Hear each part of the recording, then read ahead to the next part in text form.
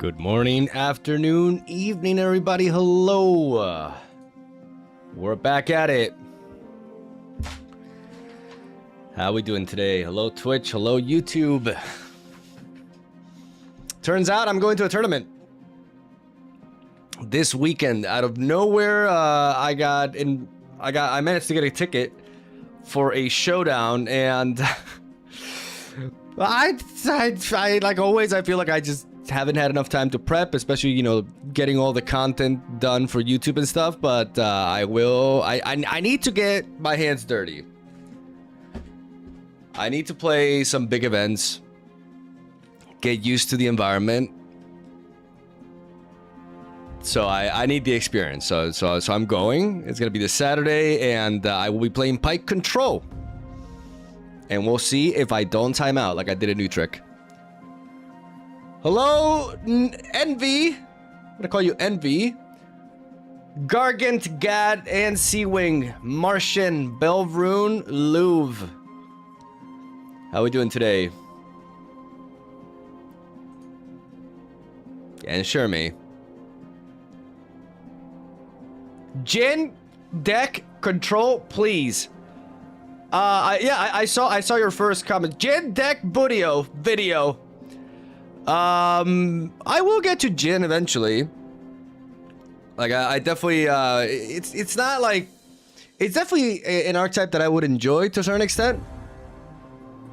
It will happen, but the reality is, like, I'm going to be prioritizing the new legends, because unless I'm mistaken, today is the last day of reveals. We do not have Viego yet, no.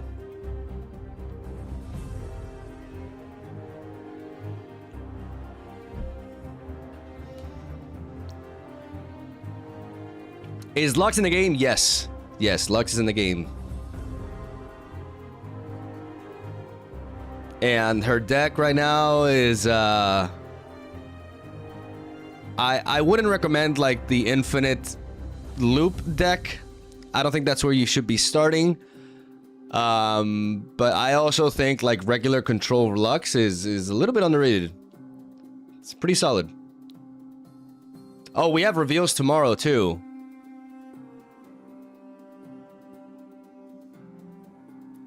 No, she's actually not. Like, the thing is, her deck is particularly problematic. It's in my opinion the only problematic deck this set. It's a very unique deck, and I say unique like in a very disgusting way. Jace's signature spell was revealed. Yes, I want to talk about some of the new reveals here, because there's been a lot. There's a lot for us to talk about from the other day. And okay, so we have reveals tomorrow too.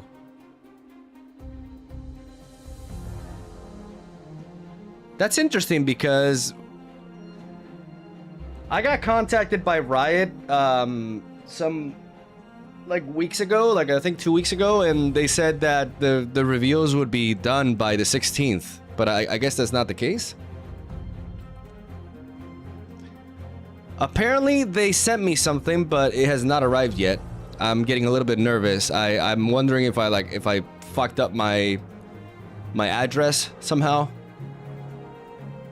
and some random Polish person is gonna get like some stuff from Riot.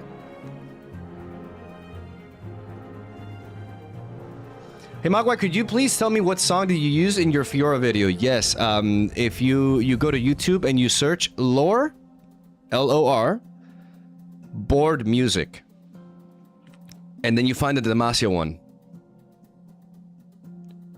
The music that I'm using for my Ripbound videos is the Legends of Runeterra board music. And, you know, yesterday I uploaded Fiora, so I used the Demacia one. Today, I'm gonna be uploading Azir. I play Azir for the first time. And I got the Shurima music, obviously. I haven't got mine, don't worry. Okay, that calms me down, okay.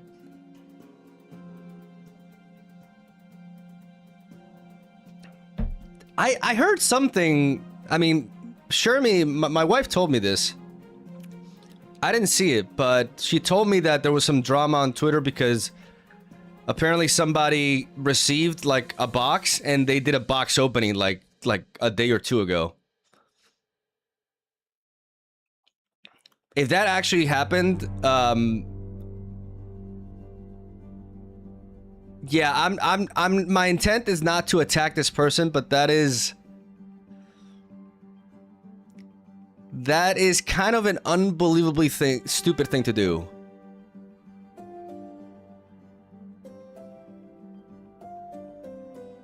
If that was sent to you by Riot. If Riot sent you that is crazy. But if it was received somewhere else, then yikes. A store sold an entire case and someone uploaded it, so Riot are currently hunting them down. If they are found, they'll get their license revoked. I mean, yeah, like, what are we doing?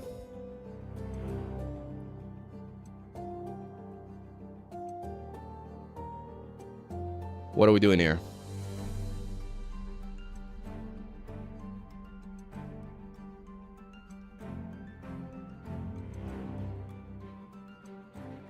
Mogwai used to watch you for Legend of Runeterra and just started playing Riftbound after watching you. Might just build a budget Rek'Sai deck or something, or maybe wait for Vendetta.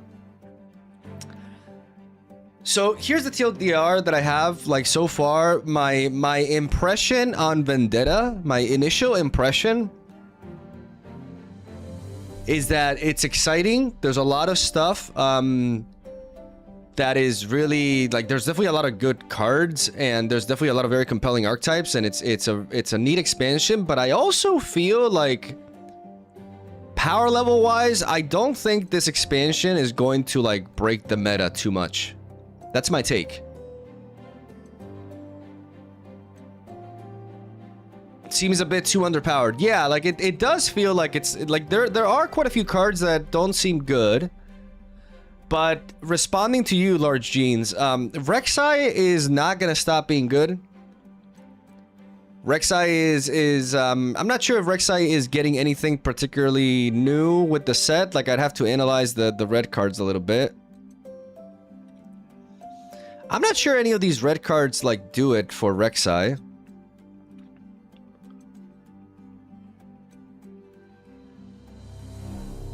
What about the yellow ones?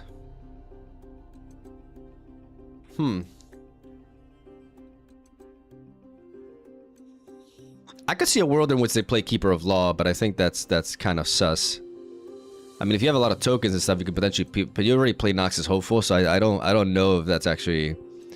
Like, maybe Escaped Greyback, actually. Maybe there's a world where you play Escaped Greyback, you kill the... Because Rek'Sai wants to conquer the battlefield after, so they can conquer with a small unit, they can eat it, and then they get to play a 3 energy 5 might unit. And maybe there's a world where the Noxian Emissary also makes it there, but I'm not convinced on that. But to respond to your question, yes, you can make a budget Rek'Sai deck, and it's not going to lose any value if that's the playstyle you like. I think Rek'Sai is actually really fun to play. I think out of the aggro decks, I find Rek'Sai to be a lot more fun than something like Victor, personally. You know, you got the slot machine factor to it. You know, when you tap your... Like, every time you conquer, you're, like, digging through your deck. I think Void Rush is a dopamine-enhancing card. You know, it's a DEP. And it's definitely a very fun deck that you're going to enjoy. Like, I have a hard time believing you're not going to enjoy that. So I think that is a worthy legend to dive into. And it is quite competitive as well. Rek'Sai actually made it to top 8 in Utrecht, which is very impressive, right? Because we're talking about a tournament with over 2,000 competitors, and there was a Rek'Sai player. I actually know this guy. He's Spanish. He's Ramikiano, and he went. I believe he went 11-1-1 with Rek'Sai. He lost in the quarterfinals to Victor, but Victor was the finalist. So because I think the Victor matchup may be quite rough, actually. but it's all in all, it's a very strong deck. You know, I actually know the guy who built the Rek'Sai deck, Extasio. And I believe the deck is also relatively cheap in the grand scheme of things. It runs a lot of common cards. So I think that is definitely something that you could dive into and you wouldn't regret it for sure. That's great. Coming from the One Piece Ring card game, every new set just completely stomps the previous one. I feel like Rek'Sai scratches a gambling itch I never had. Yeah, it's and it's a gambling itch that you have quite a bit of control over, because you can play the 2-drop that allows you to scry one card before you look at the top 2. Like, there's some cool mechanics, and it's a very out of the aggro decks, I think it's the most fun, personally.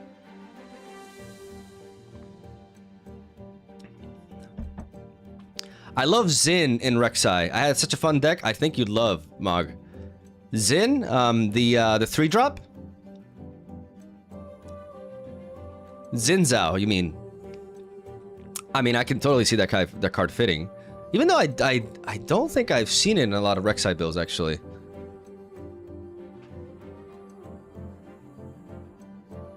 But it makes sense for it to be in it. Like, theoretically, like, it makes sense. Are you gonna do any theory crafting today? I got an idea for an Akali combo deck. I definitely wanna discuss Jace a little bit, because I think Jace is actually gonna be pretty.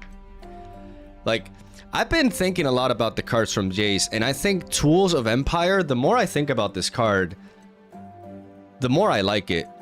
I feel like this card is pretty, and I love the signature spell. We gotta, like, guys, I am so excited. Like, I'm gonna yap a little bit about the signature spell, because it is. Jace gonna be so popular. No, don't say that. Don't say that. No, I need Jace to be edgy so I can win the metal card. Stop. Jace right now is so Aurora-ish. No, I refuse to believe that. I refuse to believe that the best Jace deck is gonna be Aurora. I do not believe that. I actually think Jace can be aggro. Not aggro, but like tempo. I think Jace can be pretty decent tempo-wise. Like, there are going to be several ways to build him. And I really, like, I think that is definitely the legend that I'm going to main, personally. And hopefully it's just me. Everybody else plays something else. And, you know, that would be great. Hi, Mogwai. What do you think? Oh, wait, before that, noob question. How does Empowered work? Okay, so Empowered, the way Empowered works, so let's take a look at an Empowered card. For example, the Punching Poro, right? So it says Empowered, discard 1. So the way Empowered is like, it's an activated ability. You can activate it during your turn. You cannot trigger Empowered during your opponent's turn. Because if you could, it would say that it's action speed or reaction speed. So you can only empower a unit during your turn. And it's basically this. Like, you can even empower the Poro the same turn you play it. You pay 2 energy, you play the Poro, you empower, and then you pay the cost. Every empower effect has a specific cost. In the case of the Punching Poro, who's actually kicking, which is ridiculous, you discard a card. And then when you discard a card, he is empowered. When a card is empowered, it stays empowered forever. Unless it has an effect that says, disempower me. So in the case of the Punching Poro, once you empower him, for as long as he remains on the board, so basically until he's bounced back to your hand, or until he dies, obviously, he has the empowered bonus. And in the case of the Punching Poro, the empowered bonus is he has one more might, so he becomes 3 might. That's it. That's how it works. And then I wanted to follow up with that. Hi, Mogwai. What do you think about Shen?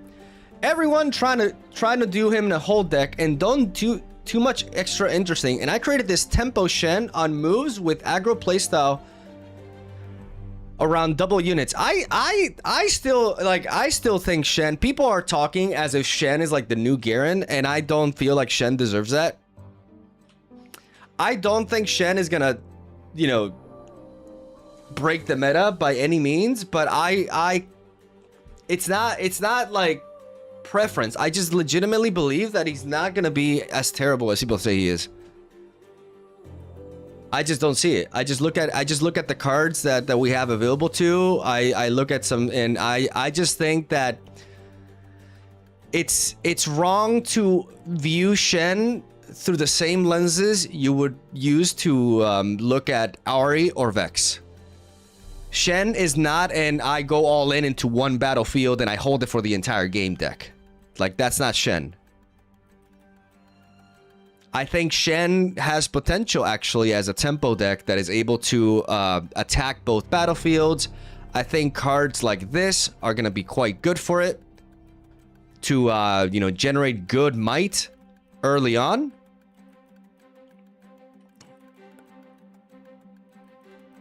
Like the Keeper of Law. I think the Keeper of Law has a requirement that's relatively easy to enable. Maybe it's harder than it seems, but I think it...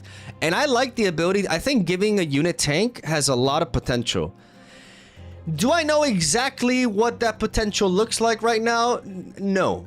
No, I have to really test. I have to sit down and like actually test the cards and see like where the true use of that lies. But I think Shen will most definitely be playable. I think Shen will probably be decent. New card is strong. There's a new card.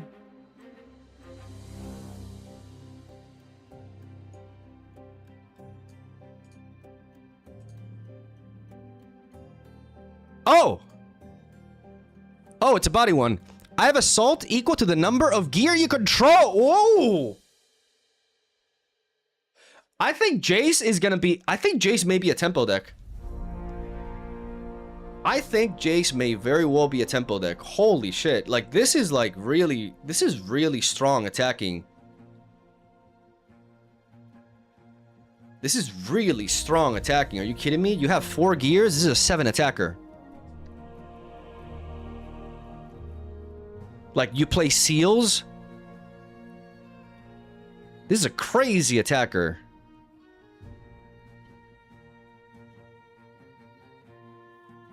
Oh my goodness.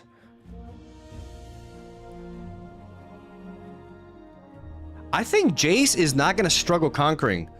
Again, I go back. I believe this card is actually kind of cracked. And I've been thinking.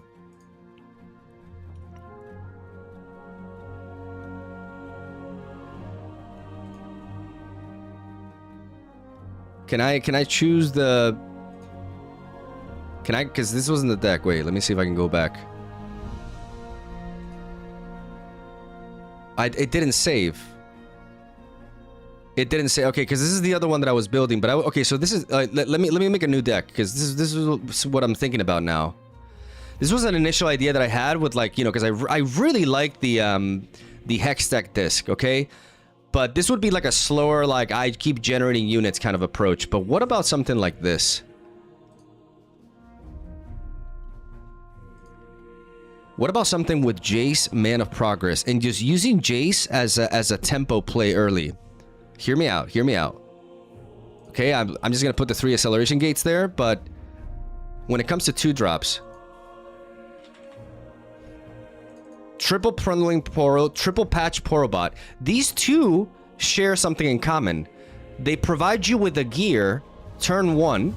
This himself, and this, if it conquers, provide you with a gear that you can then follow up on your turn 2. You can play Jace, Man of Progress, and you can drop this.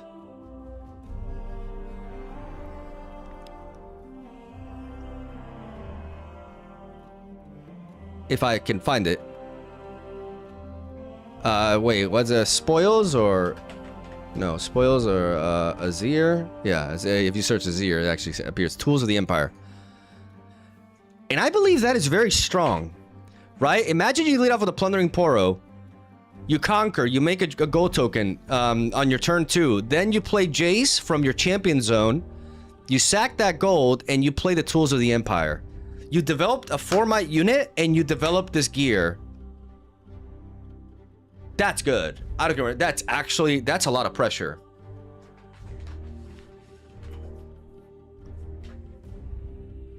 That is a lot of pressure from the get-go. Also, something you can do as well as going first is, because you can also factor in this card, right? But depends on how you want to build it. Like, I'm not sure like how much card draw you want, you know, like, but I feel like this card allows you to not run out of gas. But something you can also do, okay? You lead off with Patch Porobot. Going first. You conquer, all right? You play the Questionable Tome, and then you tap Jace, you untap the Patch Porobot, and you bring him back to base. You know, like, that's also, like, not bad, right? Like, you're setting up a draw engine, and you're keeping your 2-drop safe for later, and, you know, then the turn after, when you're at 6, you can drop 2 of the Empire. And you can tap it twice for 1 more, and then this guy can attack for 6, you know, stuff like that. While having the draw, like, you can find, like, I don't know, like, it's... And I want to discuss, like, the acceleration gate as well, why I'm so hyped about this card. I thought about the Vision Mech as well as a 2-drop. Yes, I thought about that one. Let me save this. I thought about that one. No, not this one, wait. In this kind of shell. The Forecaster. Yes, I thought about that. The Forecaster, because the Patch Porobot is a mech, and the Hextech Disc makes mechs. So, if you play this, you're able to very reliably cycle through your deck. You can run triple Seal of Strength with triple Sabotage, because Sabotage is really good in decks that are able to draw a lot. Like, that's also an idea. There's different ways to approach it. And with this 3-drop, it gets really interesting. Because dropping this turn 1 when you're going second, oh my god, like that deters your opponent from conquering early. Where is Aurora? I'm gonna go ahead and time Extasio out for 30 seconds. And we can continue the stream.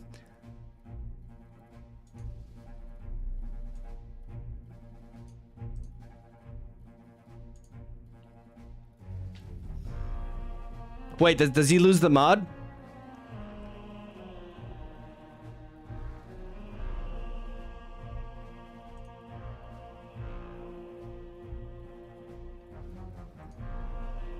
Okay, well, I'll have to mod him again. God damn it.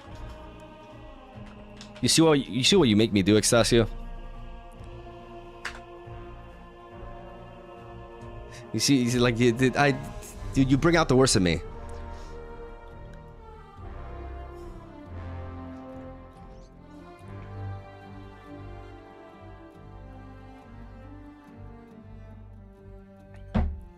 Stop with this. Like, Jace is not gonna be an Aurora deck. Stop. I refuse that.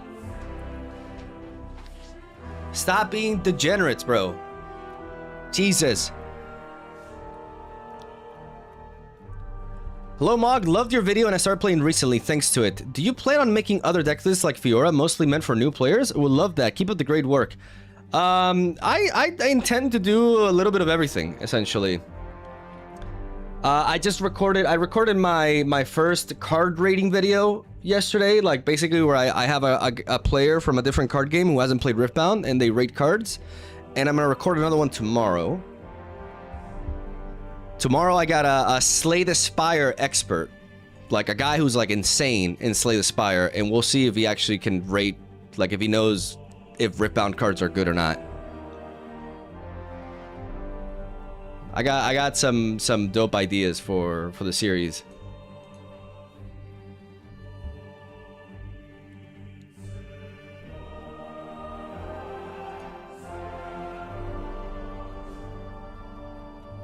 Hi Mogwai, would you say that old legends can still hold their ground against the new legends from Vendetta? Absolutely, absolutely. You don't have to worry about that.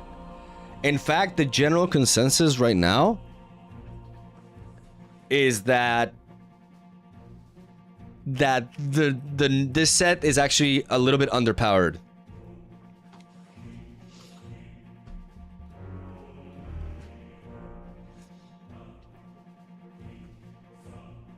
Hi Mogwai, are there some videos of how to play in Rift Atlas? Could you make it, please? I mean, you can. So in Rift Atlas, you can go to you can practice like sequencing first by just clicking on solo room. And then you can choose an epoch and you can play both, or you can just play this, and you can just click here and you can start learning how to play. See, like it's very intuitive. You know, you decide which cards to mulligan, even though I would never mulligan Fizz. No, actually, yeah, I would mulligan Fizz. And then you know, auto pay, boom, play, and then you practice and you get the hang of how to play. So you can actually practice on your own first to get the hang of the site.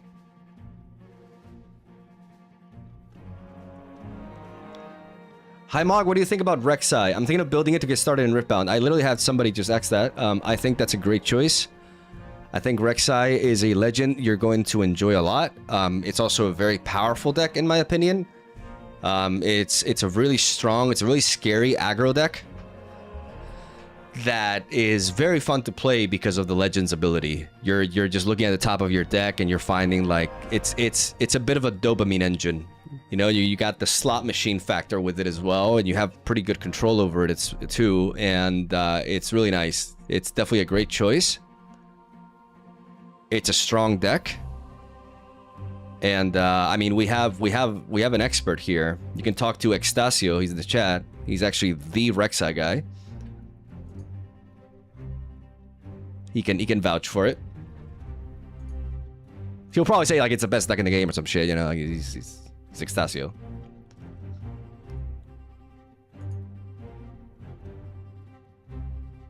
Thoughts on the Gangplank? I mean, they've already stated that the effect is only for this turn. Like, it's technically already been confirmed that that's how it works. I'm thinking about building a mid-range Jace with Camo, with G, okay. Okay, so here's my response to that. Could you like just play something else? So I don't go to Barcelona with like 20,000 Jace players and I can actually have a chance of getting the metal card. Can you do that for me? Can I be allowed some exclusivity with Jace? I don't think I'm asking for much. Thank you. Is there an Extasio deck list? Yes, Extasio even has his own. He even has a guide on Metafy, which explains everything you need to know about the deck. So he can share that here if he wants.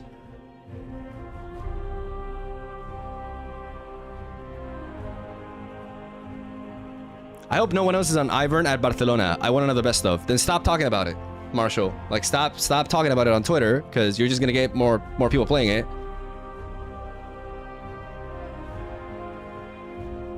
Idiot. You attract off-meta frogs, Mogwai. Yeah, that's one of the collateral aspects of what I do. Shit.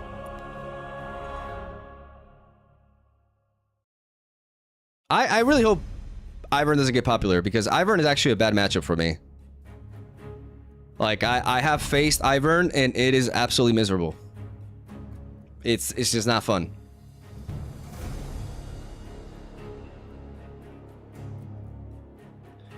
Mogwai, if I see you in Barcelona, could I ask you for a photo if you're free? Yeah, I mean, I did that in Utrecht already. I think I took like 15 photos, something like that. So I'm used to it. That's fine. That sounds very pretentious. Like I think I'm a celebrity all of a sudden. He's so famous.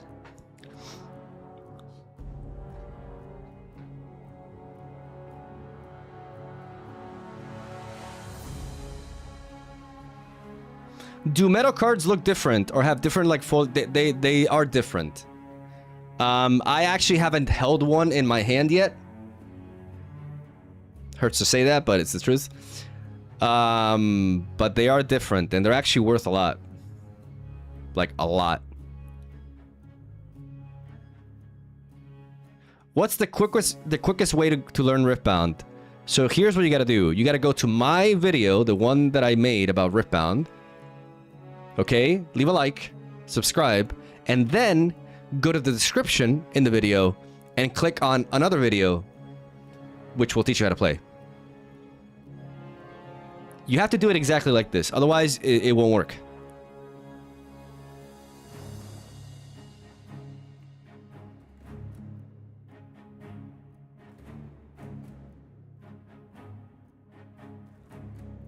Here in Asturias, you're pretty popular in our scene, considering many of us used to play lore. Oh, really?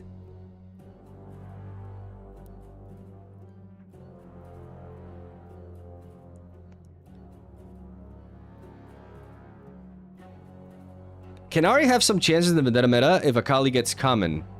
Ari, and also Draven, kind of counter Akali Legend. Honestly, I don't know. Like, I have no idea how good Akali is going to be. Like, I've seen some decks running around, and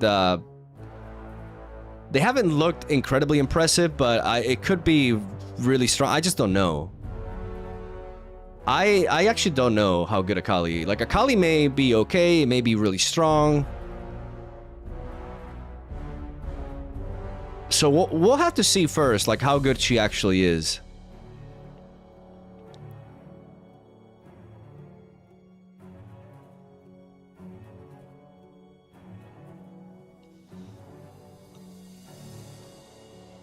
En Madrid también te conocen. I mean, I used to live in Madrid. I just didn't go to Riftbound events in Madrid. Like, I started playing when I moved to Warsaw. That's cool.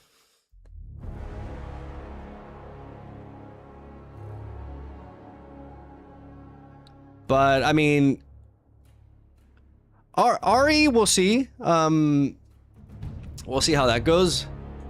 Any new cards? So we got the Decree of Unity. This... If you're killing a gear, it's just the worst salvage. If you're killing a unit, a Chaos unit, I mean... The problem with Chaos units is that a lot of them are just, like, really not that big, right? So... Killing a Fizz with this doesn't feel great, but maybe killing, like, a Rasa is decent. I don't know if this justifies a board slot, to be honest, in the sideboard. This card seems really solid, in my opinion, when going second. You play this, you play a 5-drop unit, or even maybe your chosen champion, Akali, and then you attack with this, and you ready that Akali, and you can attack with it that same turn. So, I like this card, but I like it when you're going second, and I like it early. Afterwards, it just kind of feels like a worse first mate. Because it's not even when I move. If it was when I move, it would have more utility, I think. But because it's limited to when I attack, it just feels like, it's basically like a first mate that's the opposite, right? Because it's a first mate that you want to play on curve. And then outside of that, it's a bit slow. But you can play her and then move her. And then you can ready something else, but then that's just like a lot of energy to attack. Like, it's kind of... Like, you take a turn to develop, and then the next turn you're going to have more burst power. But you're also not going to be able to attack with that unit on the same battlefield that this is attacking. So, you know, it may be alright. We'll see.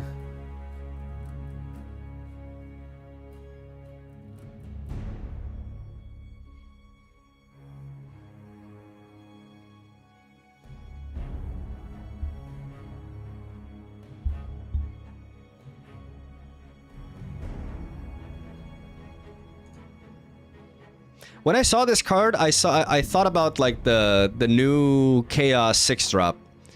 You can actually empower it with this. Is it like actually good to do that? I don't know. But you can do it at reaction speed, so there's some cool things you can do, right? If you're facing like, let's say you're facing like a deck where they have Fizz in the trash, and like they play some card, you can react with this and play Fizz at reaction speed and play a spell at react. Like there's some cool scenarios, but they all involve you playing this 6-drop and untapping with it. Like, it looks really cool on paper, but I don't know if it'll translate into practice because of this. This card seems pretty decent to me. Because it's a Void Seeker that doesn't draw you a card. In fact, it makes you discard a card, but it can deal 5 damage to a unit. Like, I think this card may be better than Void Seeker. Actually. Because the power cost in Void Seeker really sucks. And the ability to deal 5 damage to something without having to pay power, like you're discarding a card, but you're not paying power, man. Like you're like, I think this is really solid with Fizz, personally. But it also depends, right? Because you do have to discard a card, so it's an interesting card. I don't think it's bad. I think it dealing 5 damage is a pretty big deal. This is worse for like a deck like Jhin, but what I like about this card, I think it's better than the other 4 energy. I think this card is ultimately better than the other 4 energy draw options, because while you may be able to hide the Consult the Past, this allows you to draw 2, but you can like draw one turn and then draw another one after. Like you can split that draw throughout 2 turns or several turns, and I really like that.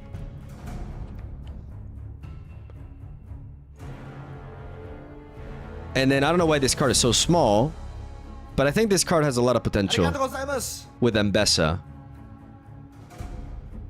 KD Games, thank you for the Prime. Thank you for helping me pay my bills. Keeping the stream alive. Thank you, buddy. The M-Bessa, like this card is actually pretty decent. I mean, you already have Sabotage, but this costs no power. This is a Sabotage that costs no power and can be a legitimate option to play. Like, this card is just straight up good against Diana.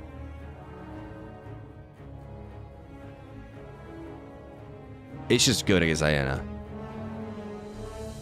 Swain, I'm a big Swain stan. I am a little bit disappointed because he costs 1 power. When I conquer, if you played a non-token unit, a non-token gear, and a spell this turn, like, holy... He has vision, which is nice, but... That's a lot. I don't think he's downright awful, but kinda.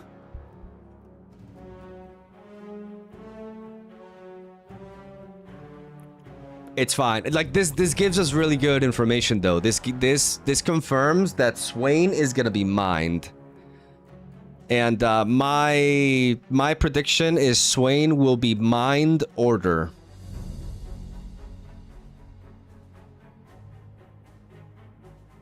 Yeah. That's my prediction. For when we get the legend. Hey, Dolphinel, how's it going, man? Mind Fury. Could be.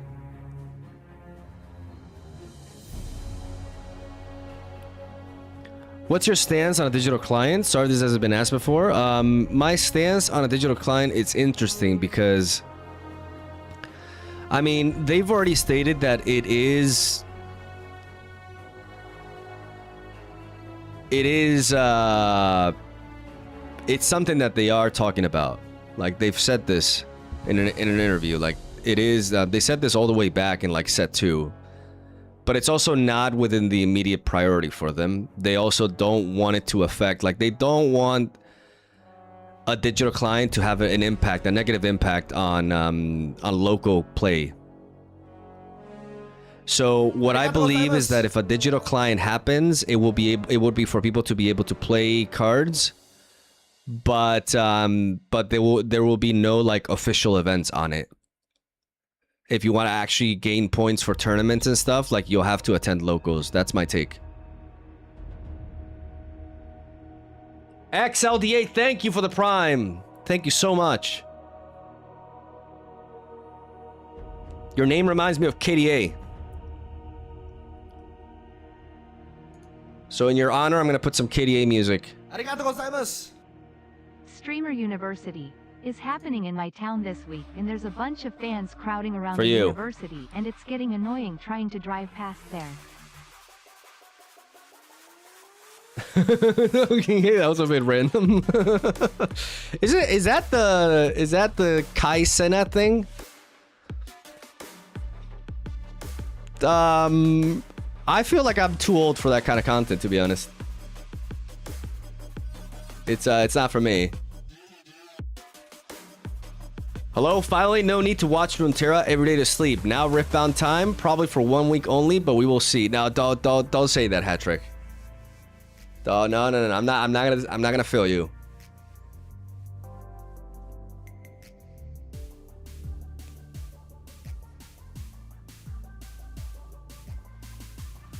Thank you for the Prime, Mecha. Thank you so much, by the way.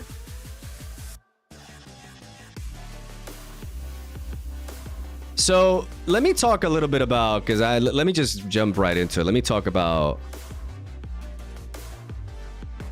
what I really want to talk about. Oh, this card. Oh my, Amadeus. Oh.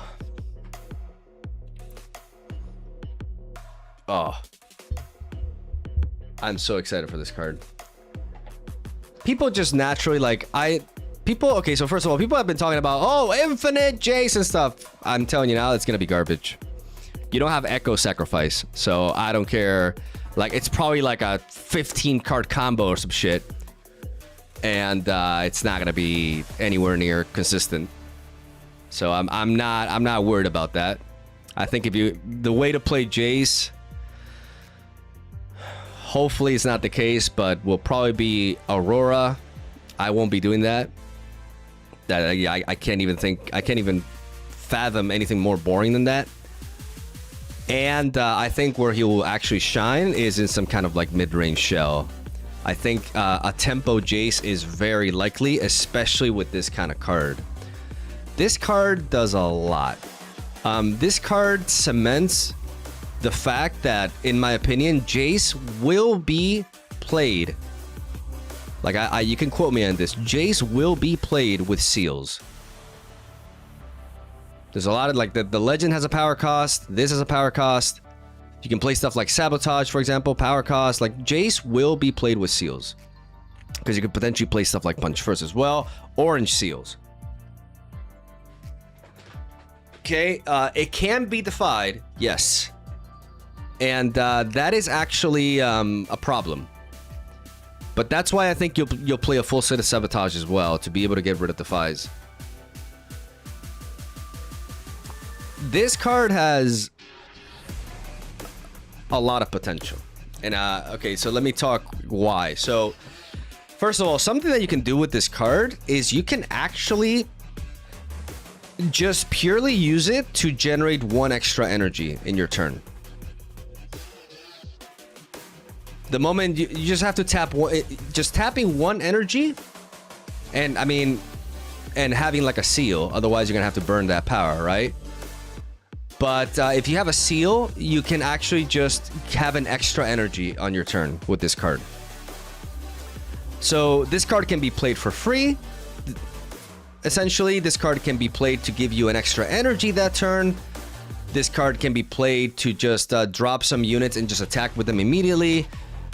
This card can untap your gears and give you like extra, like right now, even with the limited information that we have,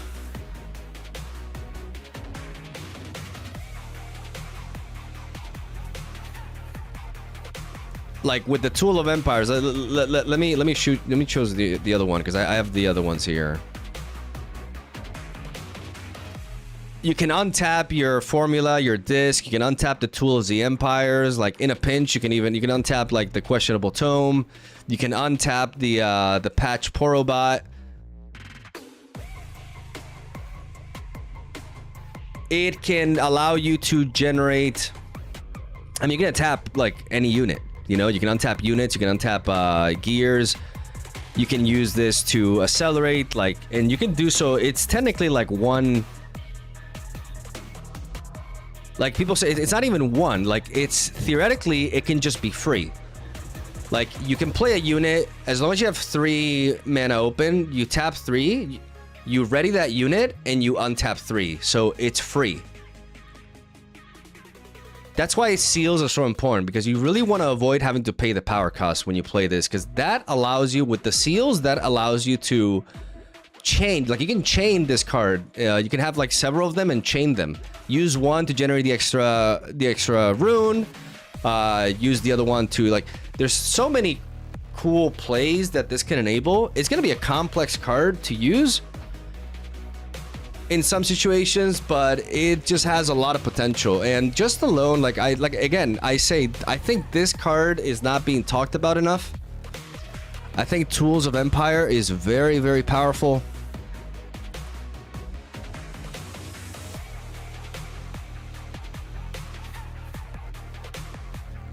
Is a reprint of the seals expected at this point? Not for Vendetta.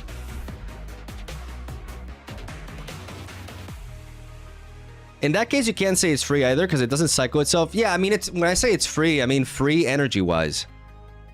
It's a free energy play. Like it's a play that, you know. So that's also why I believe that Questionable Tome may be quite important, because when I look at Jace, like, I feel like if this deck is able to draw a lot,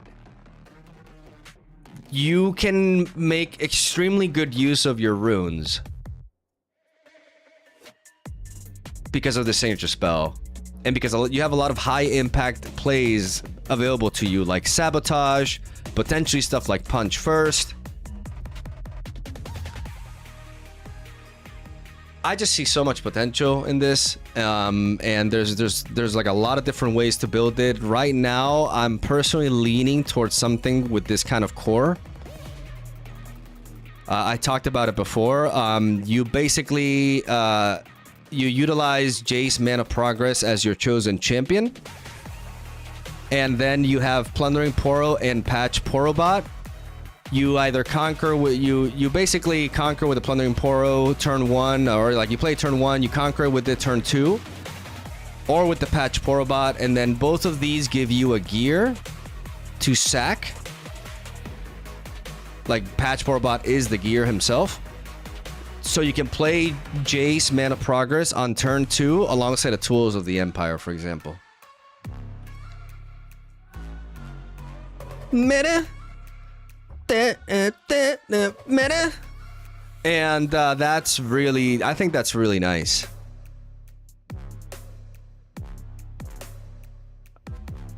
I think Jace can be quite tempo oriented potentially. Imagine Tools of the Empire with Lucian, right?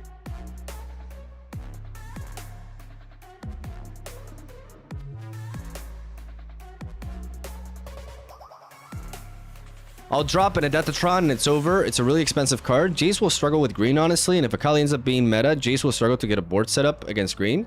I mean, that's if they draw Adetatron, and that is, you know, if they play Adetatron, then Adetatron is a huge problem for sure. But how common will Adetatron be? Like, are we gonna be like in a gear-heavy meta? Like, we'll see.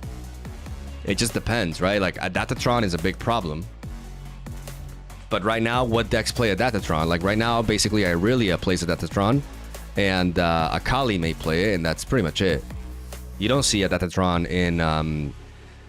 in Master Yi, for example. You see them sideboarding in the Disarming Rake instead. There are counters for sure. Brittle steel is also a problem.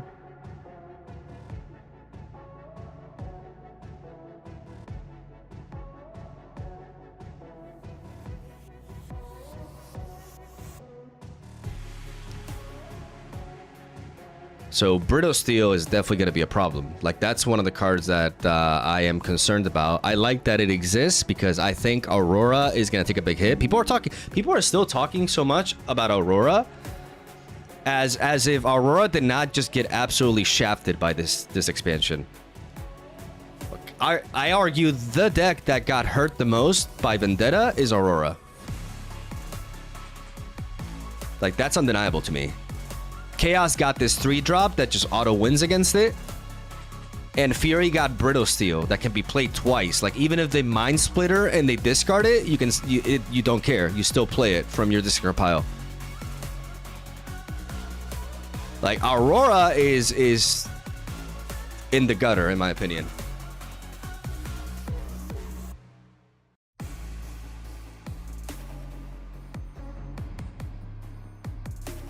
So people keep talking about it like it's not gonna, like, it's 100%, like, it's been struggling to top 8 in regionals. Like, it's not like it's been performing super well.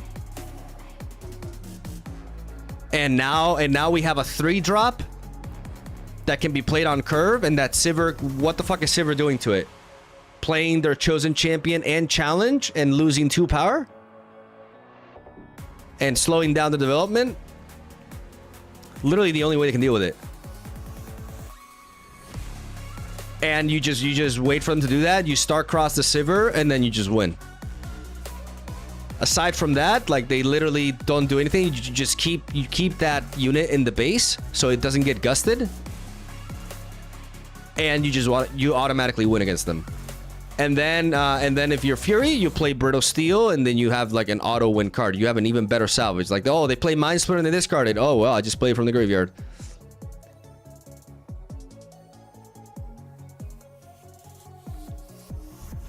Like, I would not be playing like Aurora. People say, oh, Aurora Jace is gonna be the best. There's no way Aurora Jace is the best deck.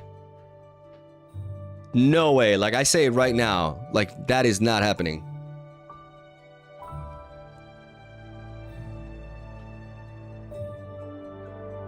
Can I get another Sivir best of with Aurora? You're not doing that, Extasio.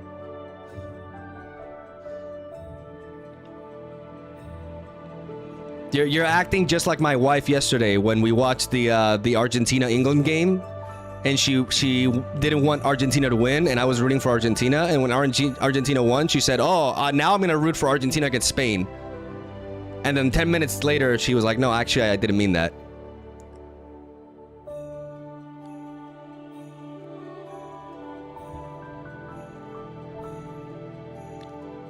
Are you gonna post vids IRL? You kind of look like Jace. I take that as a compliment.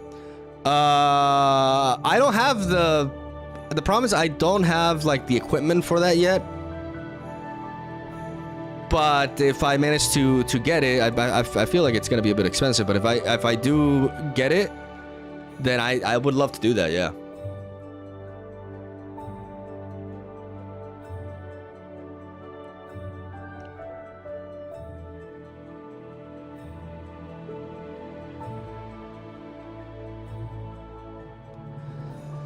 So I really like this card. When I saw it, and the more I think about it, the more it makes sense that we got this instead of like the hammer. We were all convinced that it was gonna be the hammer, and the hammer was probably gonna be like, people were saying, oh, it's gonna be a 7 energy gear, right?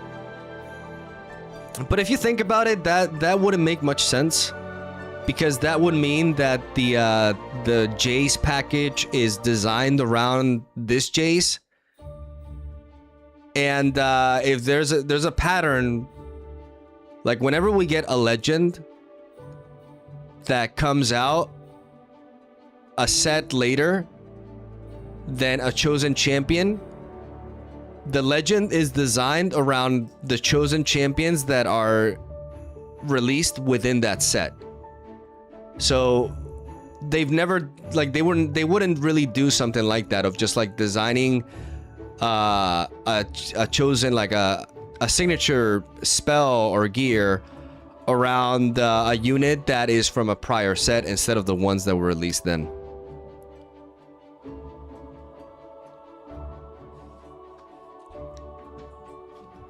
Right? Which is why, like, if we get a Swain Legend, we know he's gonna be mined in something, but we also know that it's not gonna be designed around the Swain that we got this expansion. It'll be designed around the Swains that we get in that expansion.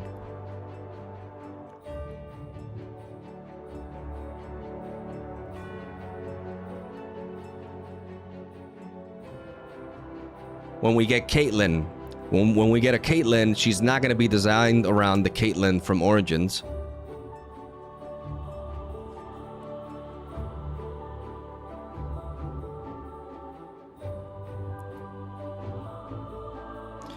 Did you buy the physical cards, or you mostly play with the online client? I do both. I have physical cards. I have 2 decks fully built. I have Ari, which I played in set 2, and I have Pike from set 3. And I'll be getting a lot of Vendetta cards.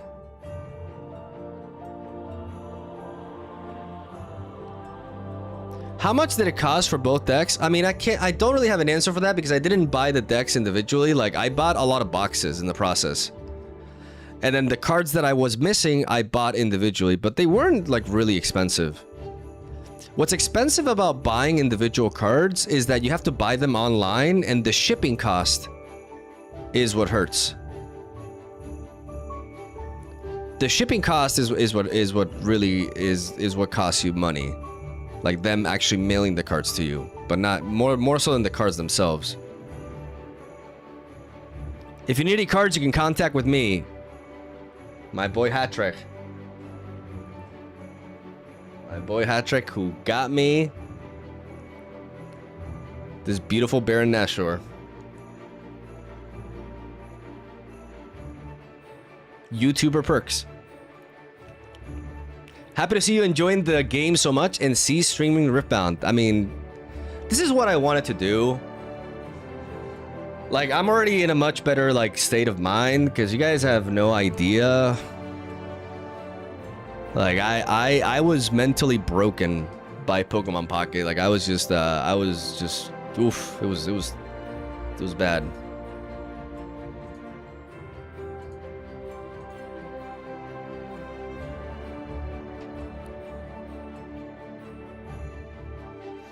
I have heard decks in Riftbound are pretty expensive compared to other trading card games. That's not true.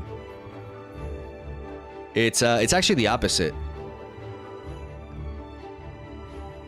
I found Riftbound to be on the cheaper side when it comes to trading card games.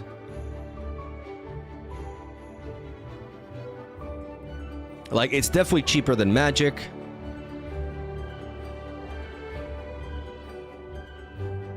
I don't know how expensive Yu-Gi-Oh is nowadays, but I know it's cheaper than Magic.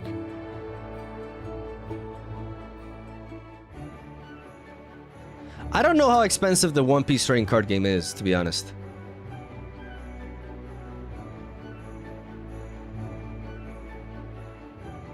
Like, I don't have that information, but like, as somebody I played card games in the past, like it is very cheap.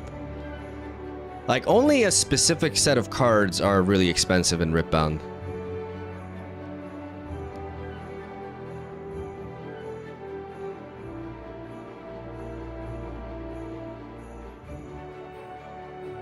Like, Kaisa is an example. Kaisa is expensive. Baron Nashor is expensive. Unless you're me.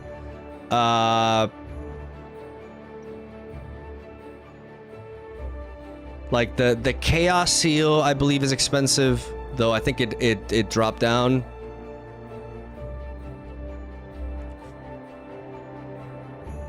Good signature cards can be expensive, but you know, when I say expensive, like, we're not talking about insane prizes, right? Like, for example, Irelia's signature spell, right, which is what was it? What am I? Irelia signature spell. What was the name? Wow, I'm drawing a blank here. Defiant Dance.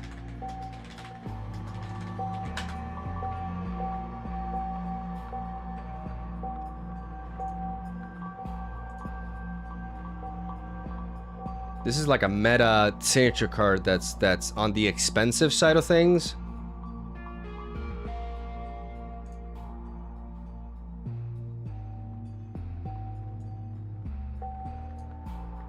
And it's like 14 euros.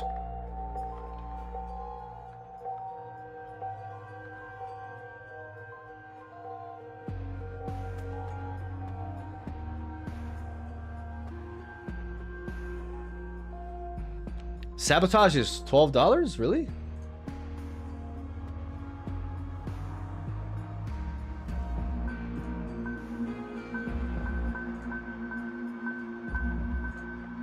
I don't recall Sabotage being that expensive at all. I got Sabotage for like...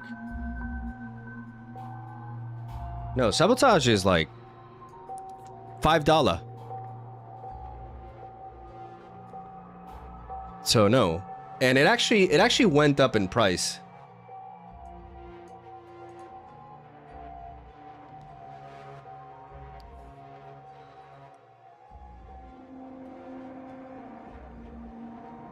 Most of the cars are cheap. The powers go up, the prices go up and down depending on the meta.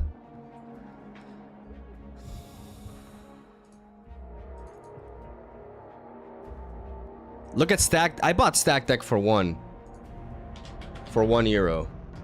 In like the regional.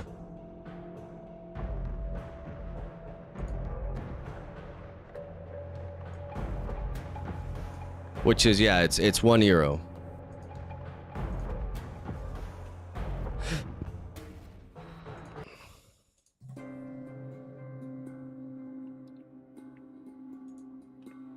You know, Kaisa is expensive. Kaisa is the case of an expensive card. But she's €35. But she's like, for some reason, she's like really expensive.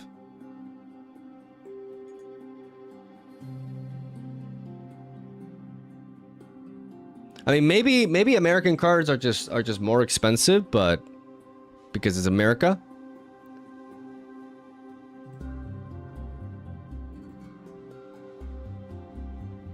Where can I send you my list of cards? You can always check if I had one you need. More than 3 copies are always for you. I appreciate that, dude. I mean, when I make my J stack and stuff, I can reach out to you.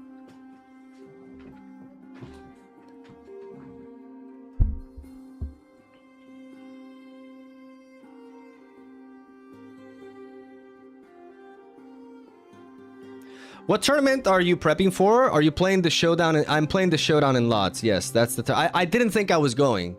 I didn't have a ticket. They sold out, and I was in the middle of like making videos and stuff. So I just didn't know it was gonna sell out so fast. So I kind of gave up on it. I was like, okay, you know, and then yesterday, Dual Fanel. Lods, yes, exactly, Lods. So Lods is where this showdown is happening. And yesterday Duofanel told me I got a ticket for you. And I'm like, okay, so I guess I'm going. And that's that. I haven't really had much time to prep, but I'm gonna be more chill about it because I went crazy for Utrecht, but I don't want to sacrifice like content, you know, like I'm gonna keep the content flowing. And I'm going for experience. I don't have like high expectations on my performance because I still think I play slow. But I'm going there mainly to get experience in like a big tournament. Like I need more of that. I need reps.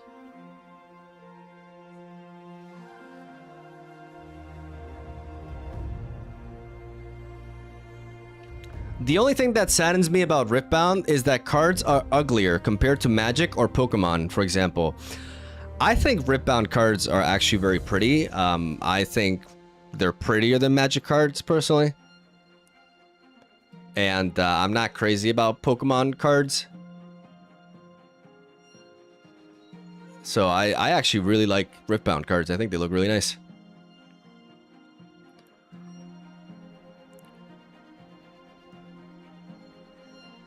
Some of the Riftbound cards are literally just the champion art ripped from the game. I mean, most Riftbound cards are Legends of Runeterra art. and I do not align with this being a problem. Because like, why do they have to, you know, anything that just makes, like, the way I see it, anything that makes their job easier to actually just like get these cards rolling. I think the Legend of Runeterra art was great, and I don't like, a lot of people take this as some kind of like personal attack. I because of Legend of Runeterra, I just don't understand that perspective. Like, I don't have a problem with it. So yeah, that's just not something that I have an issue with at all.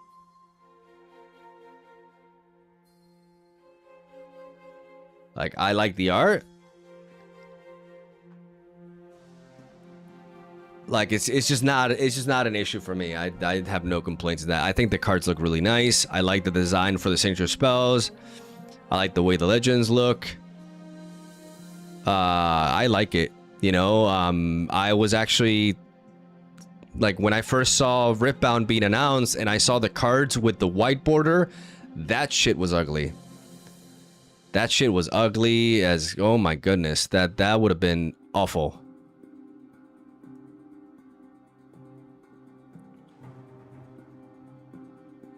Yeah, not a problem at all. It's an established IP with a long history of art already existing. Why not use the art people are familiar with? Yeah, I just sometimes I just don't know what people want, you know, because it's just like, what do you want them to have to spend more time and money when they already have access to art? Like, I just don't get it. I really don't get it.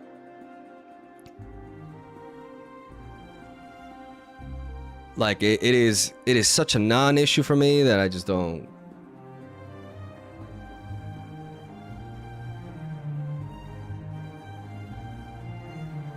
Yes, I do. Make me want to purchase your product. I mean, okay, like, yeah, I mean, you're entitled to feel that way, I guess. You know, you wanna have like new art and stuff. I can see that, but it's not like Legend of Runeterra was a card game; it was a digital card game. So it's not like people already own the cards from Legend of Runeterra physically or anything like that. Yeah, I don't know. It's yeah, you can feel that way. I just don't really care. And that's fine. We don't have to agree on that. I'll never forgive you and your team for what they did to Mbappe. That's how I call him, by the way. Mbappe. I thought it was glorious. I actually, like, I'm not a huge football fan, but all of a sudden I am.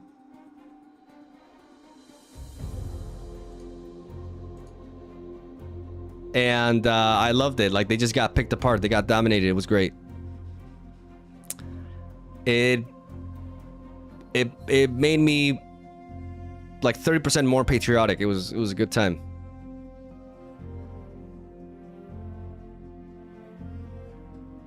Spain better win this whole damn thing. Yeah, Shermie is still recovering. Like, every time yesterday, every time Argentina, like when they were 1-0, every time Argentina was closing in for an attack, she'd be like, ah! And that went on for like 45 minutes. And I personally loved it. It was very fun. I had a great time.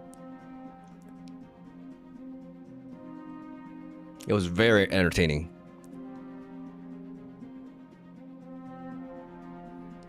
Which one is your favorite alt from the Origins now in Vendetta?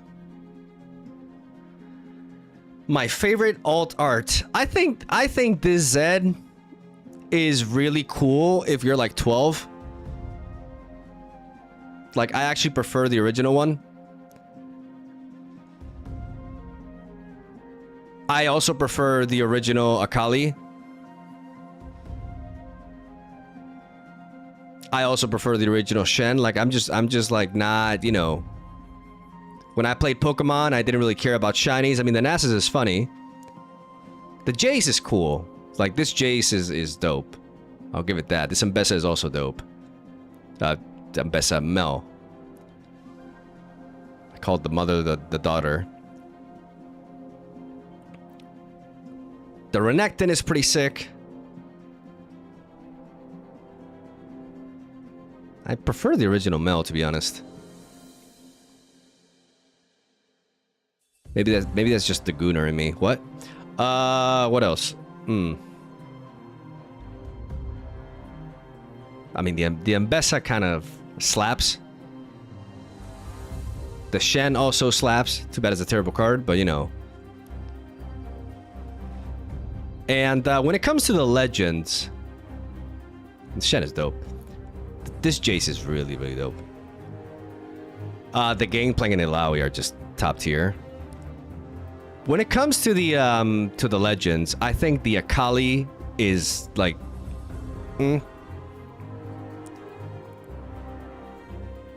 I think the Zed is amazing. I think Renekton is a disgrace. Nasus is a very interesting case because like my Twitter just kind of like imploded in a very weird way around it. I learned a lot about the Riftbound community through Nasus. Shen, I'm not really crazy about it, to be honest. Like, I mean, I get it, like shiny blue eyes, but his biceps aren't even that big. I think the no hair armpits are actually a little bit weird. The flowers and stuff, like, you know, I mean, sure. Sure, I think, I mean, I don't know, maybe like Twilight fans will be into it, I don't know. The Jace, yeah. The Jace, definitely, yeah. But I also like the original one, too. Mel, really, really good. Like, very good. Really like it. Mbessa, pretty cool. I just don't care too much about the character, to be honest, or the color combination, but pretty cool. And Kennen is awesome. But out of the legends, if I had to pick, I would say, you know, Akali, Zed, Jace, and Mel are my favorites. I mean, Kennen kind of too, you know, like...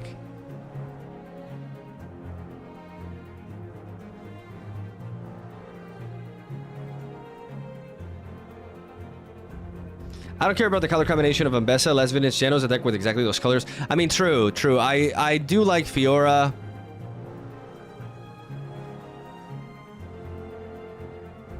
Yeah, I mean, I'm just not... It's not my favorite color combination. Like, I enjoy Fiora, but that's pretty much the only thing that I like from that color combination.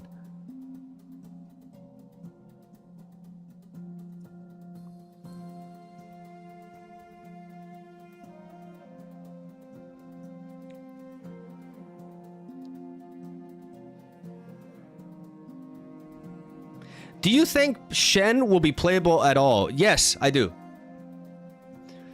I think we got a bit of like an echo chamber going on with Shen. People are talking about Shen as he was like the biggest disgrace ever made for Ripbound, and I just don't see it. I think Shen will definitely be playable. I don't think he's gonna break the meta, but I definitely believe he's gonna be a lot better than people say he is. People talk about him like he's like a Garen or something, and that's just not true.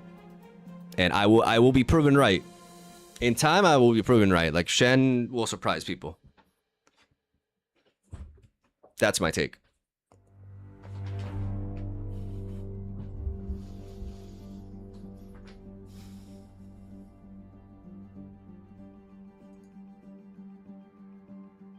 Oh, the 6 all... Yeah, no, okay, yeah, these are fire. No, these are absolutely fire. Sona, like, I need this Sona.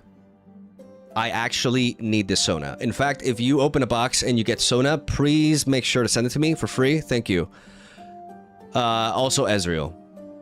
Sona and Ezreal are just... They're like so anime. I love it. Shen looks playable, but I think you need to play him as a conquer deck, not holding. Breaking math with tank doesn't work on defend. Yeah, I agree. I want Set.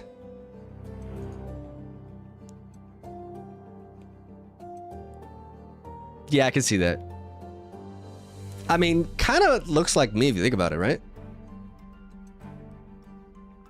It's like looking at a mirror. Yeah.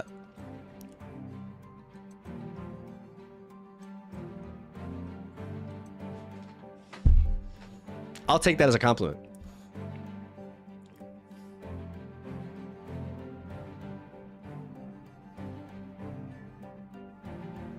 Is he meant to be for holding strategies? I think Shen will shine more as a tempo kind of deck. I think Shen is not Ari or Vex. Shen is not like I go into a battlefield and my entire game revolves around controlling that one battlefield. Shen will want to spread out. Shen will want to try to apply pressure to both battlefields and make good use of like the 2 unit on a battlefield rule. But it should also be a deck that, you know, if you lose a battlefield with like 2 units and stuff, like it's not bad. Like it's like okay, like you want to force your opponent to work to get those battlefields, and potentially like be a bit of a mid-range deck that can really like deplete opposing mid-range decks. That's how I see Shen functioning. Like, people talk as if he's, like, awful, and I just don't see it because there's a lot of very interesting tools. I think this card is phenomenal in Shen. I think Shen may actually end up playing something like Stellarcorn, potentially, as well. If not, I wonder if this card will be any good. The Affectionate Poro. Like, theoretically, playing this on your turn 1 when going second with Shen is quite promising.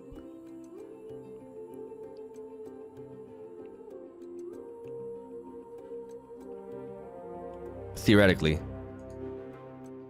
But this 2-drop is great. There's potential to use the Hand Hammer with Shen. And even run units like the Unsung Hero and giving it tank, you know, like there's some potential there. I think Resonating Strike can have some good use in Shen. But this card really indicates that Shen is not meant to just like have all their stuff. Like Shen is meant to spread out.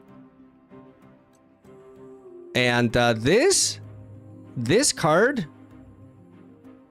this is, guys, like this is a Tide Turner. This is the spell version of a Tide Turner that gives +2 might. It's not exactly that because, I mean, it kind of is, but it's a bit more restricted when hidden, but it's very similar. And it's giving +2 might. Like, this card is pretty nice, if you ask me. In Shen. The Chosen Champions, we'll see. We'll see where that goes. I think right now you're just kind of compelled to play this one. I don't think this is an awful card, to be honest, in a vacuum. Like, 6 might for 5 energy, like, it's pretty thick. But I don't know, we'll see. We'll see what you do. Because the problem with the original Shen is that he just doesn't really synergize at all with Shen. Because your Shen is, or your Legend is already giving tank. So you have this unit that the perk of it is that it has tank and shield, right? So we'll see. We'll see. Like, I don't know. Like, the Chosen Champion is one of the big question marks for me with Shen. Stellarcorn will get banned later today, unfortunately. I don't understand the logic behind this statement. Because what meta deck plays Stellarcorn right now? Irelia. The data just doesn't align with that. Yes, Stellarcorn is a crazy card in a vacuum, but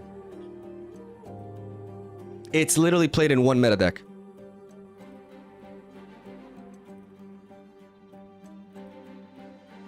My prediction for the ban list is the following. At best, there's a chance that nothing gets banned. First of all, I think there's a strong chance that happens. But if things do get banned, the first thing that I would see on the list is Echo. Echo. And then, if there are other things being banned, it's going to be the arena's greatest, and potentially Aspirin's Climb. I actually think Aspirin's Climb may not be banned. I think the arena's greatest is more likely to be banned, but I think if they ban the arena's greatest and they don't ban Aspirin's Climb, that can enrage the community a little bit.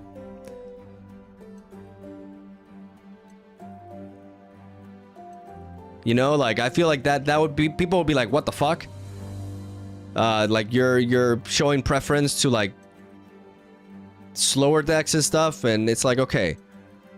So if the battlefields are banned, both of the likely scenario is both of them are banned. And that's it. Like, this whole argument about Starcrossed needing to be banned. Like, I'm sorry, is Chaos, like, dominating the meta? Like, Diana is a strong deck, but Diana is not. I repeat, Diana is not an oppressive deck. By any means. Why are we taking out a card from Diana and not from Master Yi? Like, in what planet does that make sense? It doesn't. It makes no sense. I also say that people who want Fizz to be banned are people who don't play Fizz and don't understand that playing Fizz is nowhere near like a free thing to do. Fizz is a very power-hungry play. It's a good card. It's a great card, but it's not like warping.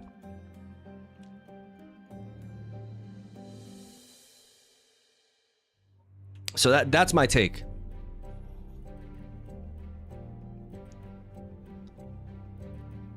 Are banned cards permanently removed, or can they come back? It must suck for people who have bought them and can't use them. Yeah, no, they're banned from competitive play. Yes.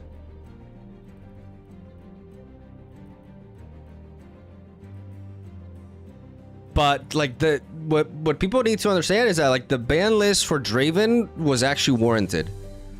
Cause like the game was not in a good state. Like Draven was we had a lot of events where the top 8 was like more than half of the decks were Draven. I think there was an event where like the top 8 was literally 5 Dravens. Like that was a problem. This metagame is amazing. And I think people, I think wanting to ban stuff like Starcross and such is just like, it's the kind of attitude that is basically like, I'm always gonna want the best cards in a meta banned. And I do not believe that is the correct way to balance a card game. Starcrossed is not actually oppressive in the sense that you need to give decks the ability to answer big units. We don't want to be in a metagame where playing big units is very hard to deal with. Strong does not equal unhealthy, exactly. I would be shocked. I would be downright shocked if at this point Stellarcorn and Starcross were banned. That would shock me.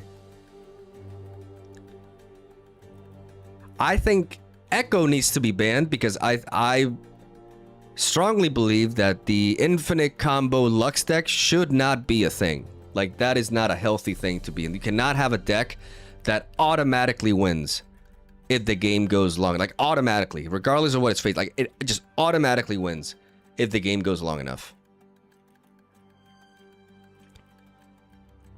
It's not a healthy thing for the game. And it's not because it's absolutely like the argument that, well, it's not dominating the game and stuff. Like, the mere fact that that deck exists is a problem. It is just fundamentally a problem. And that is my only gripe with the meta right now. I also agree that the arena's greatest is very sus, because it does lead to a lot of situations where, like, okay, now they go first, they have arena's greatest, they just auto win unless they break massively.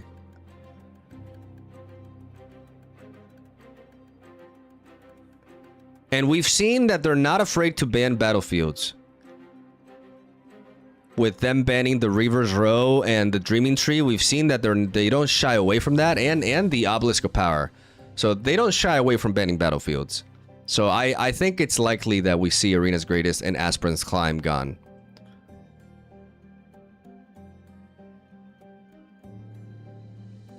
But banning Fizz, Starcrossed, or Stellacorn makes little sense to me.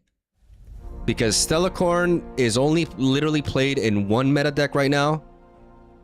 So the data is just not behind that. And Starcrossed is a very good card, but we are not in a situation where Chaos is dominating the game. Like, we're not there anymore. And attacking Starcrossed and not hitting Master Yi would be egregious.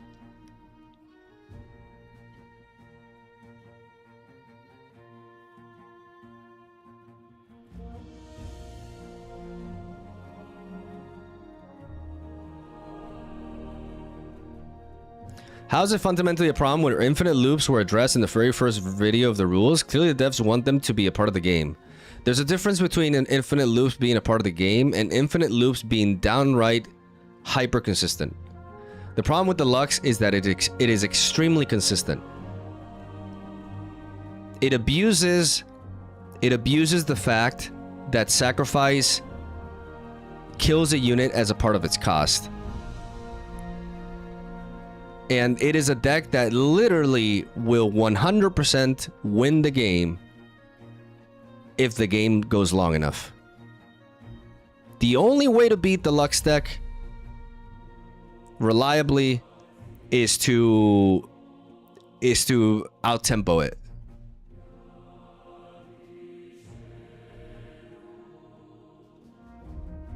It's very unhealthy.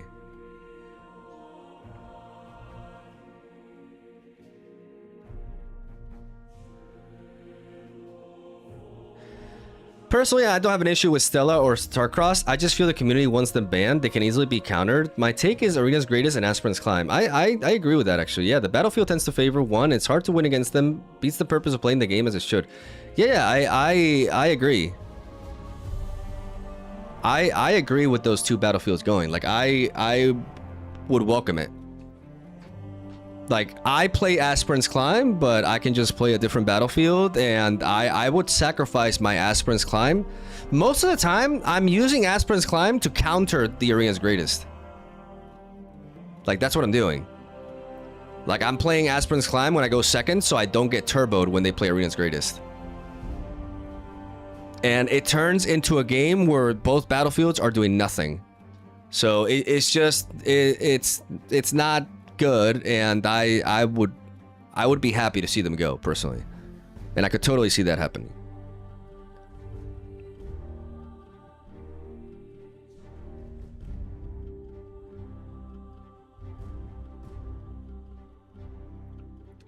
Abandoned Hall is also an issue. It's very powerful. It's definitely very powerful, especially when you compare it to other battlefields that have like a similar kind of effect. It's like a might boosting effect. Abandoned Hall is really strong.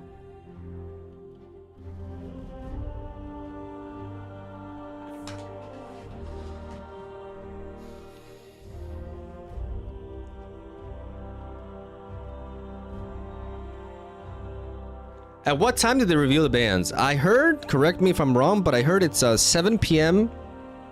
Eastern, which is like 1 in the morning for me.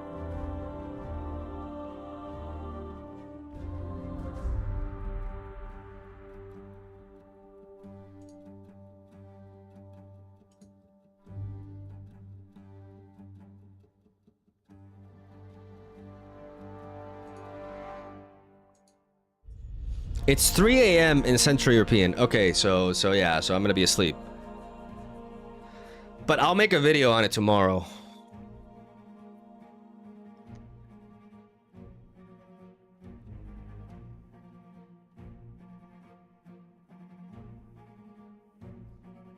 Stella ban is so overrated. People act like moving in the game more than one time a turn doesn't cost a card.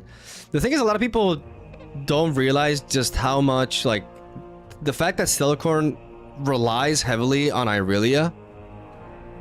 Like, it's just the fact that Stellacorn synergizes extremely well with Irelia that it makes it feel insane. But if you see Stellacorn in any other green deck, she's like not that crazy at all.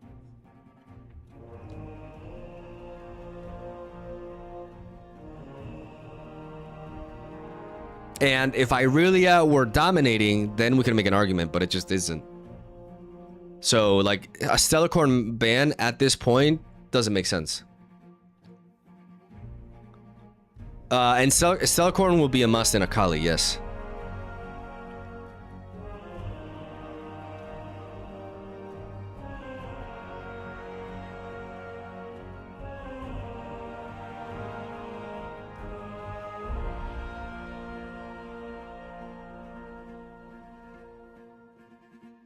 Thoughts on Nasus in general? I don't have a strong opinion on Nasus yet. Even though we've seen most of the cards for like green and blue, right? I think this card is just kind of weird. Because it's also actively hurting you as a Nasus player, I think.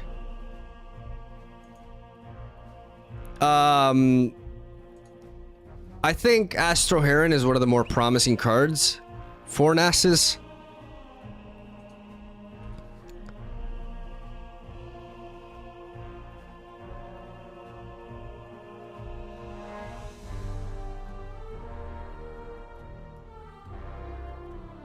I'm not sure what the Nasus deck is gonna look like. I think it has to play like Thousand-Tailed Watcher. It can play the Fey Folk, like the Tasty Fey Folk. But right now it's a deck that is just like, okay, you have these big plays, and then you get to untap the runes, and then you kind of compare that to Annie, and you're like, okay, what's going on here?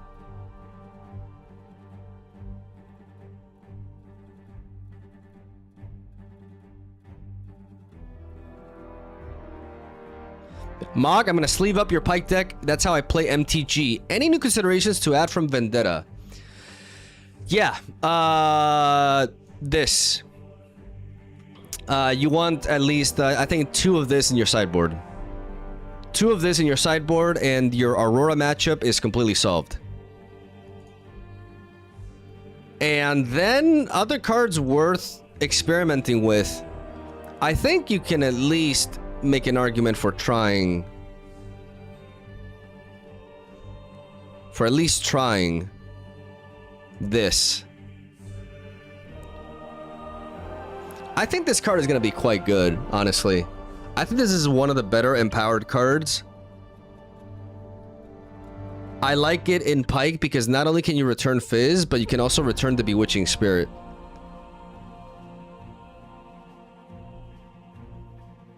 The question is, like, what are you taking out for it? And that's where I'm not so sure. Especially because I don't know if this is good for Pike, because you're bouncing the Fizz most of the time. Like, most of the time the problem is not having access to Fizz. So I actually think this card won't be good in Pike. I think this card will be good in other purple decks.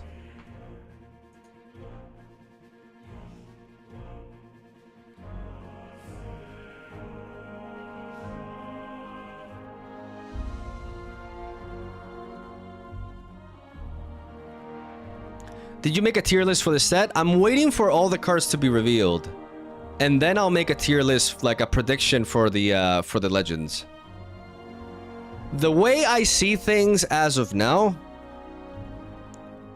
the way I would rate the legends as of right now,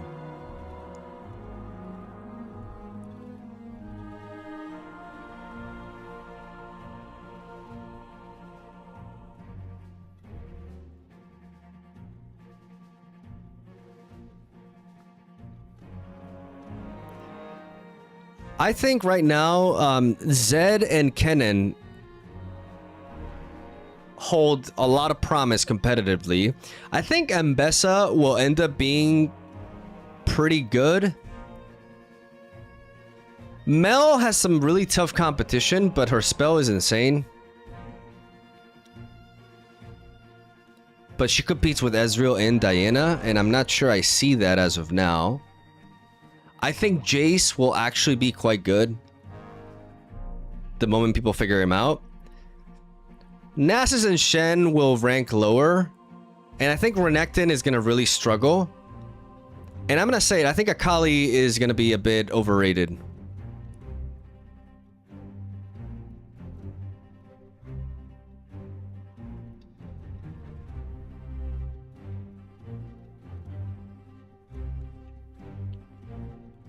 Ocean Dragon is interesting for Pyke.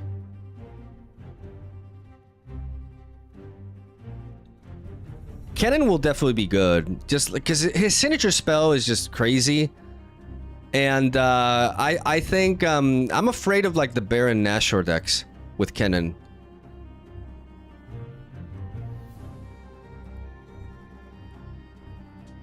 Renekton I'm just not convinced with as of now. I think a signature spell is awful. I think you don't play a signature spell. It just does not align well with the meta. It's just so expensive. It's just weird. Yeah, Kennen does feel like it's a safe pick for the meta, but I also think Zed will be quite good. I think there's some, like, you don't have to go all in with the synergy with Zed. Like, you can just like run some miracle stuff with him. You can make use of his signature spell to you know, really fill up your trash. I think the 4-drop Zed is very promising. I mean reggaeton, yeah, reggaeton. Mel is in. I think Mel will be. It just depends. Like I saw Alan saying that she needs like a 2-drop that can empower and disempower itself. And I think that's easier said than done. I feel like her requirement, like right now, from what we see right now, is just like what are we empowering with Mel?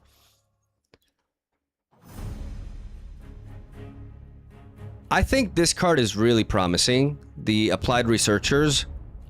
It's a 4/4. I think empowering it for 3 and then just being able to play. The problem is, like, you got to be very careful with the issue with this is you really want to avoid it getting removed, right?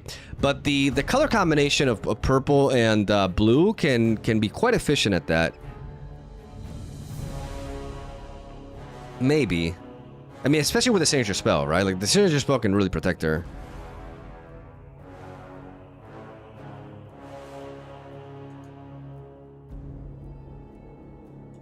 I think this card is pretty decent, yeah. It has a cheap empower cost, like you empower, you predict 2, you give +1, and then you trigger your Mel. Seems a bit fair, but it's not awful. But I do think she's lacking more ways to just empower stuff.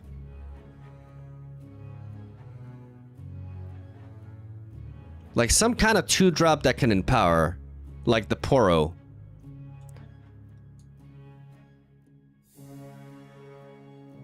And there's a potential we do get something like that. We'll see.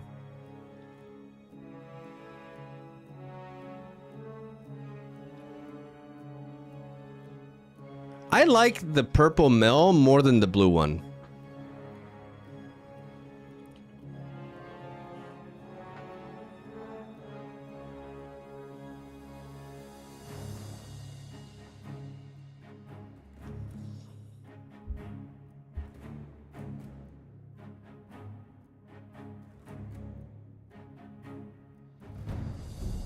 I think she'll be alright.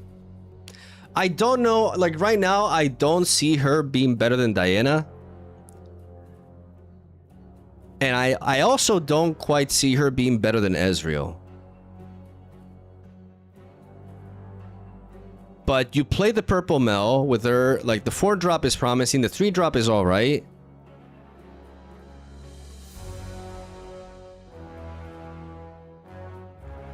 One of the issues is like you're giving units -2, but you lack damage spells from red, right? So what? How are you like?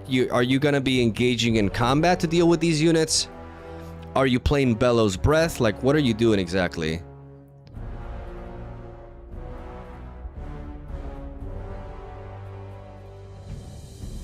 So I wouldn't rank Mel super high, but I also wouldn't rank her lower. Kennen and Zed are the ones that I feel will be better. I also think Mbessa could potentially be quite strong. Though I'm not sure. Like she's the one that I've like looked into the least, to be honest. I have high hopes for Jace, but I'm biased. Nasus has not convinced me.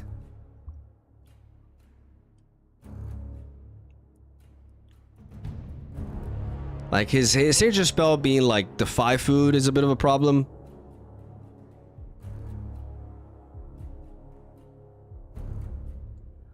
And I think Shen will be better than people say it is, but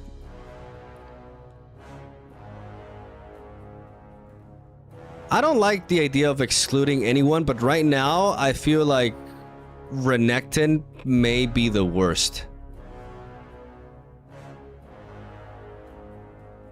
It's actually really hard. Like I don't know.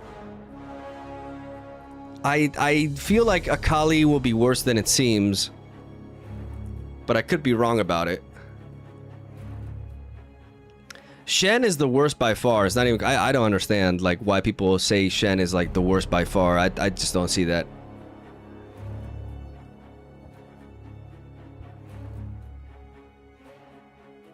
Why is Shen worse than the Nasus?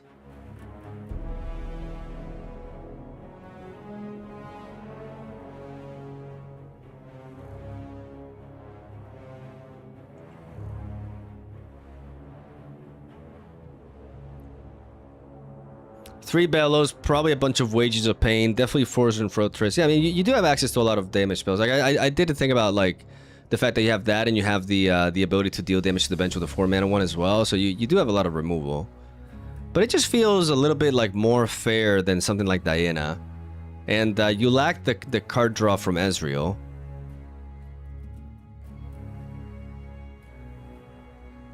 But then you get this insane signature spell.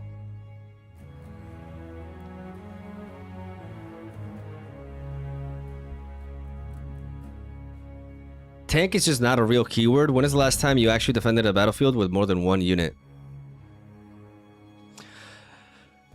I mean, with access to green and yellow, you have, like, I think Key Barrier is actually a pretty damn good card. And this card cares a lot about tank.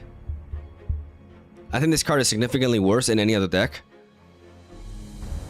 This card definitely cares about tank, and as somebody who played Ahri in set 2, tank is actually quite relevant.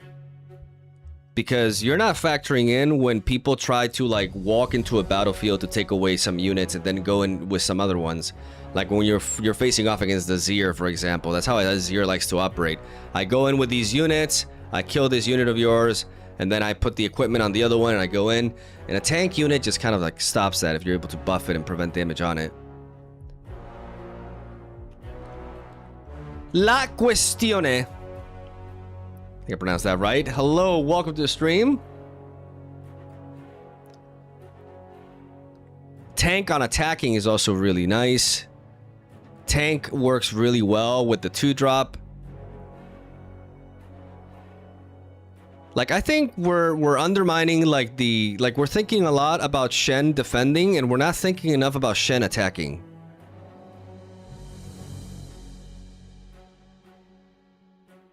Like, saying that tank is not a real keyword is just something that I disagree with heavily.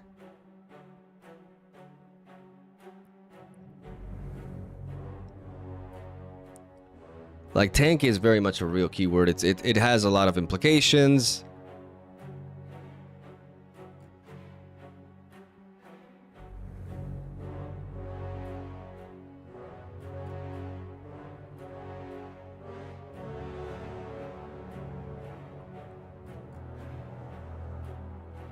Some new cards for Pyke. I think I basically this one for the sideboard.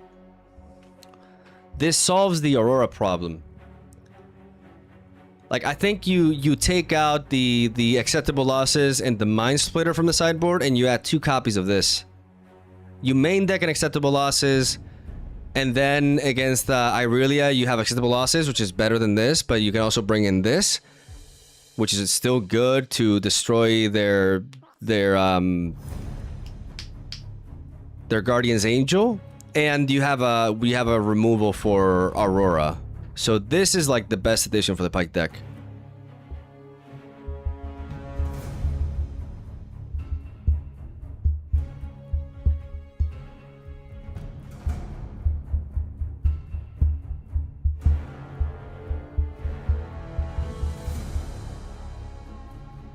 I'm not saying Shen is like really good or like, I'm not even saying it's good. I just don't think it's like dog water like people were saying it is. I believe in him.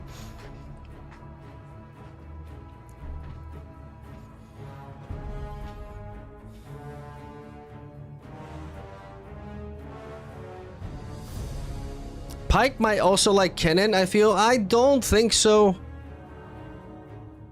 Because you already play Fizz.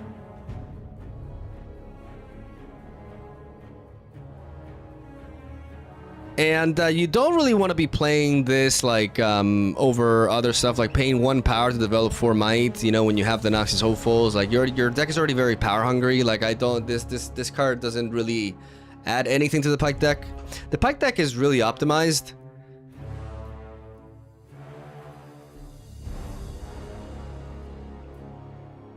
Also, the Tentacles 3 costs 2 token with flow. I also don't see that in Pike. Pike doesn't want to spend their energy. I'm talking about control Pike. It doesn't really want to spend their energy to generate tokens. That's not what Pike is really caring about.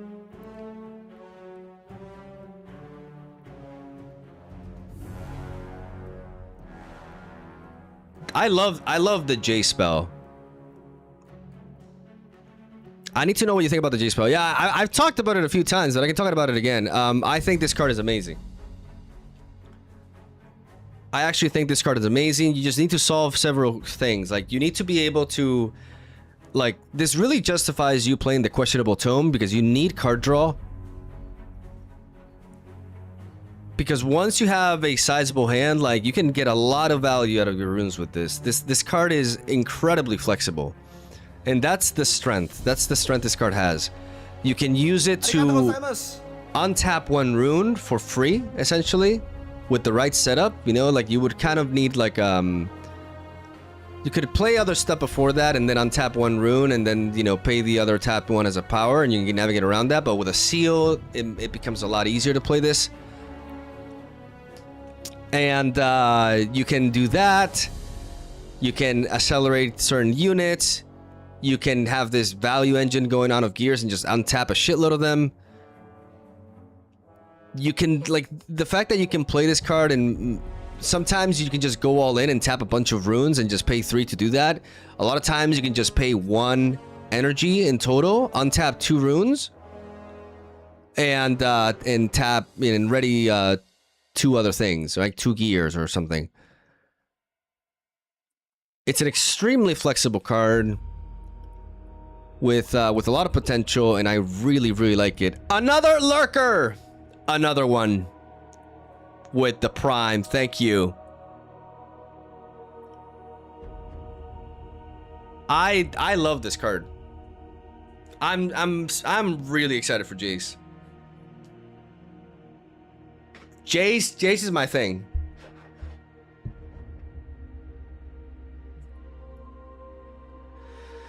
I played yesterday your Pike version and against Rek'Sai. It was pretty rough. It's a matchup where you want the Angler Beast. And it can be scary. Like, you need to be able to but it is very winnable. You just need to not get overrun. But sometimes Rek'Sai just kind of like high rolls and it can be tough, especially if they go first. I think Zed has potential to be a lot of different things. I think Zed is actually a very flexible champion. And one of the more promising ones, in my opinion. Can I ask you a quick rules question? For Zed, Master of Shadows, does he start the game empowered already? I'm confused by the line of text that says I become empowered if I'm not already. Wait, which Z is this?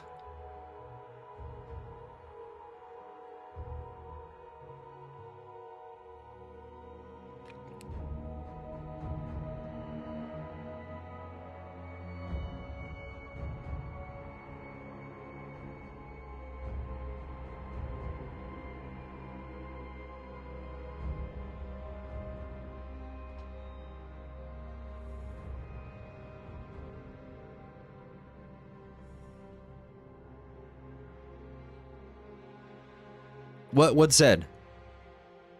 Oh, the legend. Oh, wait. When you banish a card you own, empower me. What is your question?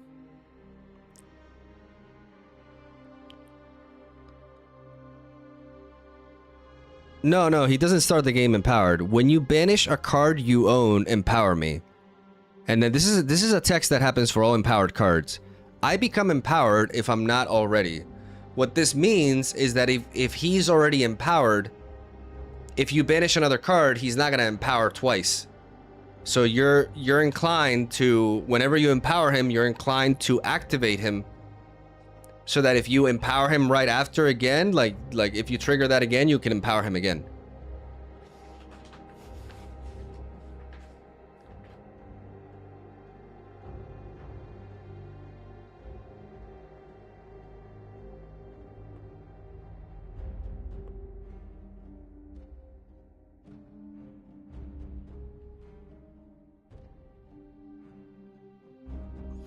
Pike might also want Ruthless Strike. It competes with Voidgate, but in a lot of situations, it's better than Voidgate. The thing is, Voidgate drawing you a card is really nice, but the power cost sucks. Like, the power cost from Voidgate, it just feels rough, right? And being able to play a Voidgate that costs no power, and then be able to fizz it for no power, you're missing the draw, which is a big deal. But you can also hit units for 5. I don't know how relevant the 5 damage is, because in most cases, the relevant things you want to hit with Voidgate are 4 might, like Vex. But the cool thing is, like, Ruthless Strike, you discard a card, you consume 1 power, and you hit Vex. Did I say Voidgate? I mean, I always confuse it, but Void Seeker. Any new spoilers? Ah, this.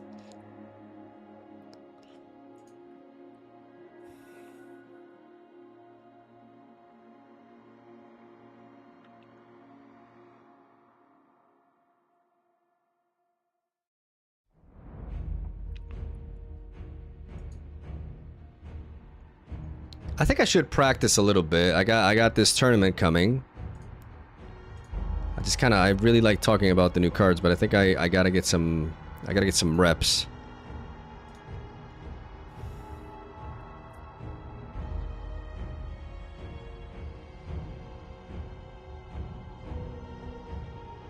I have a showdown I'm going to this weekend. I really don't like that we don't have cards that disempower to keep triggering Mel Legend. You have the Tome. Okay, Master Yi. This is a really important matchup to grind. I love that we're getting this. I'm going to lead off with the Forbidding Waste. That goes second, okay? Okay, so we have... okay, what is my mulligan looking like here? We have Stack Deck and Scryer's Bloom. Treasure Trove and Void Seeker. I'm not crazy about Void Seeker against Master Yi because it gets defied. I think I'm going to drop these two and I'm going to keep the Scryer's Bloom and that so I can find my pieces.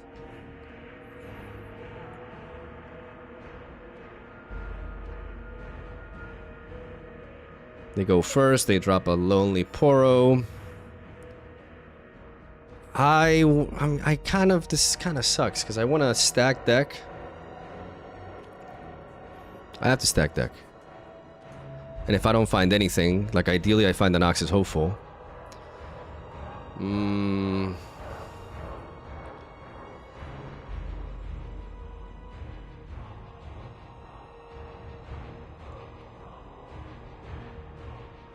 Do I want some board presence, or do I want to set up the Scryer's Bloom?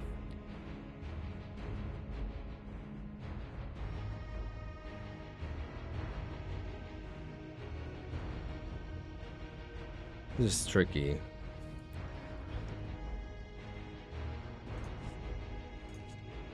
I think I'll take the merchant.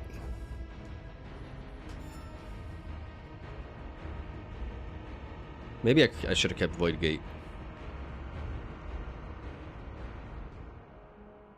I think maybe I should have dropped the Scryer's Bloom.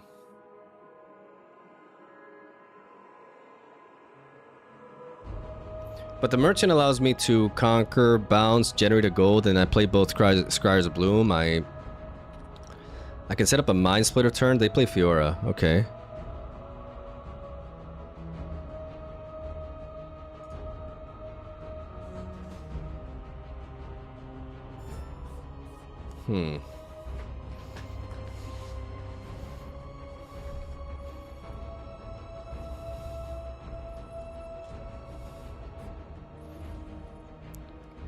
So what if I play Pike, they are 2. They're gonna be a 2. If I drop that, I can at least trade these 2. What am I discard? If I do that, then I bounce you, I can only play one of these. So I discard one of the Scryer's Bloom. I kind of want to try to prevent their points, so I'm gonna play the list.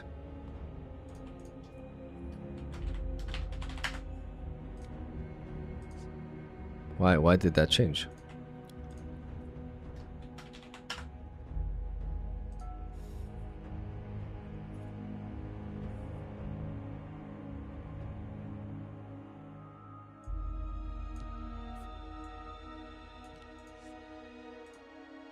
That cleave is interesting.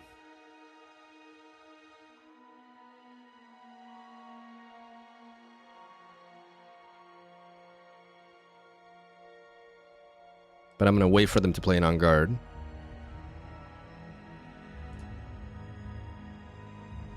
So he's at 2.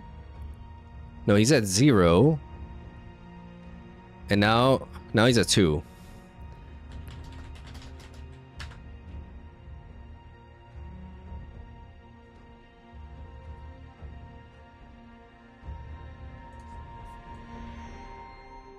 I mean, how important is it for me to preserve this? If I bounce this, I mean, I generate the gold, which is nice. I could make use of the to what? To preserve this?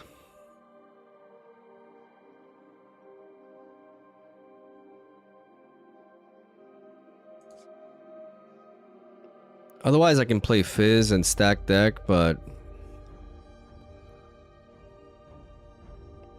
nah, I'm gonna play this, I think. Cleave.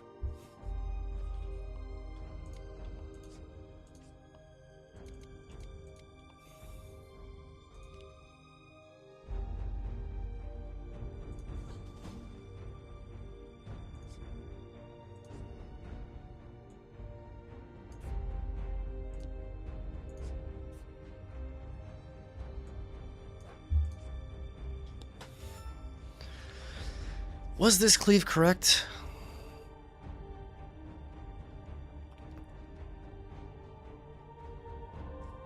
Because I would have killed that anyways.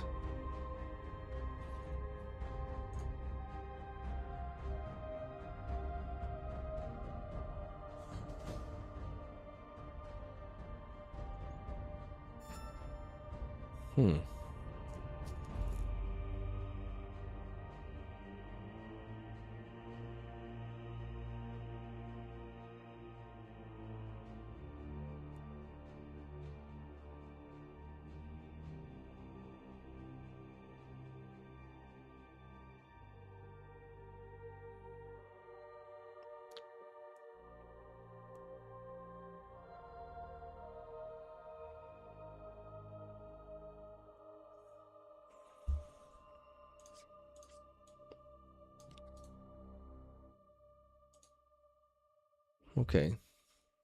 I don't think I need 2 falling stars, but I think I'll take 1.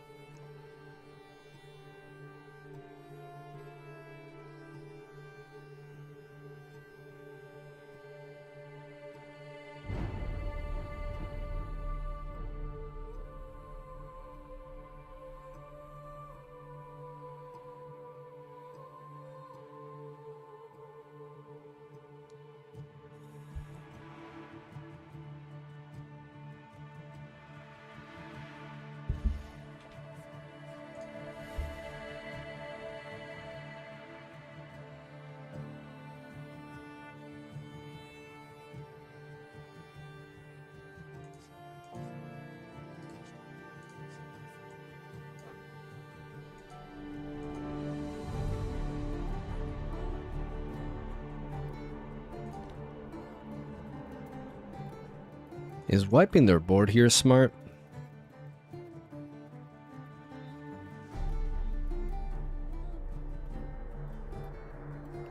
Or does it cost us too much tempo?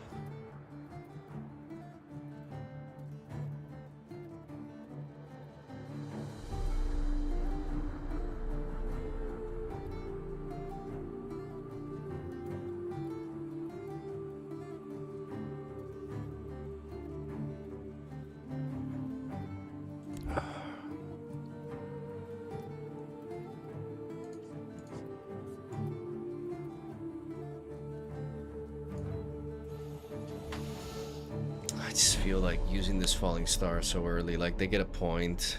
I would slow them down considerably, but I feel like I can do a lot more with this. I don't want to blow out my runes just yet. I want to have resources. Okay, so they're going to get rid of it.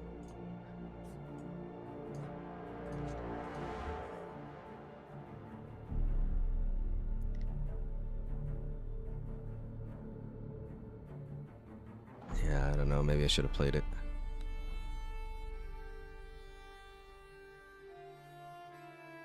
That was a bit of a sus turn.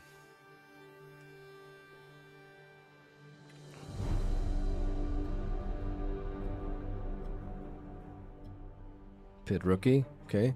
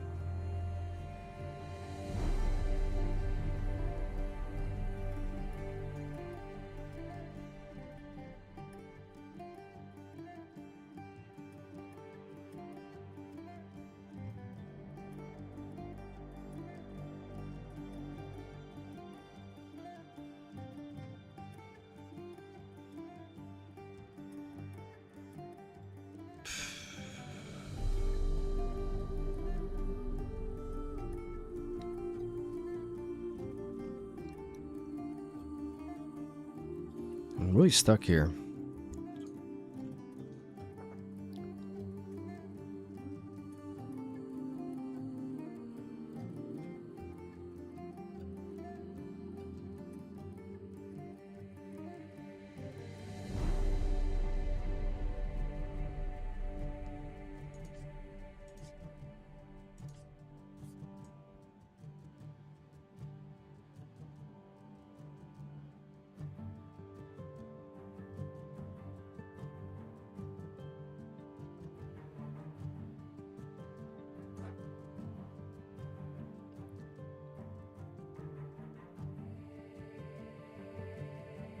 Because I don't want to discard anything.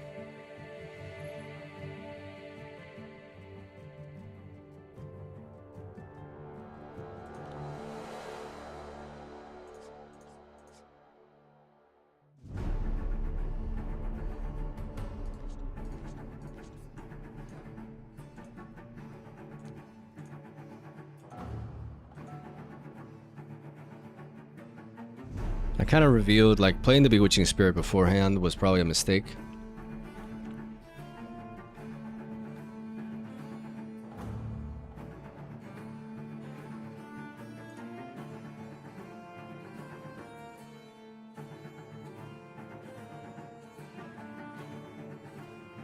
Okay, thank God. I don't want to discard this Mind Splitter, though.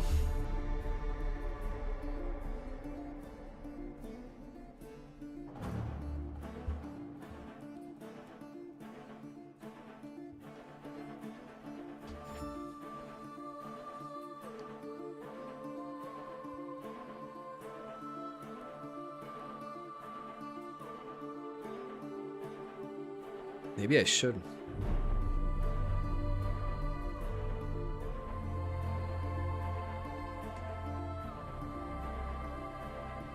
Playing suboptimally here.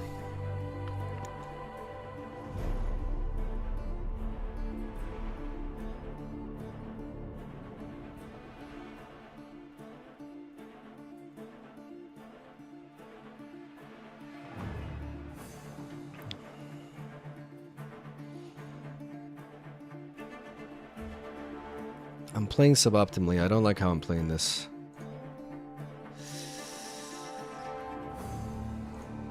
I definitely could have sequenced differently. I think using the cleave was a mistake early. I should have just taken the trade.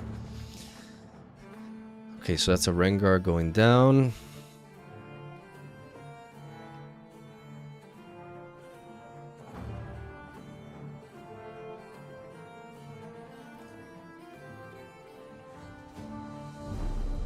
We may see a charm go down.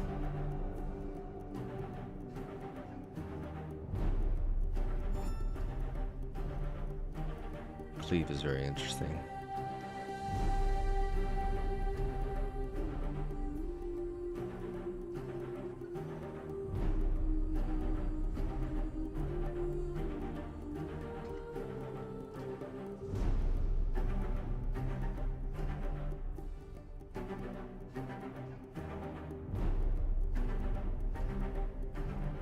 Drop the punch first. Do they have another one? They clearly don't have any more reaction speed spells. They could have another punch first, and that could blow me out.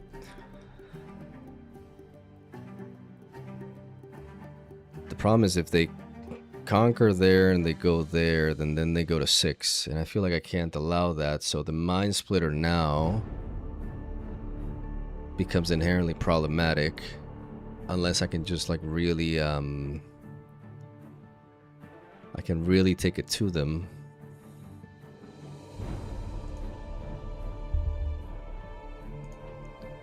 If I attack and bounce the spirit, I can take away a hand, but that's just quite slow. I feel like at this point I need hand information, right?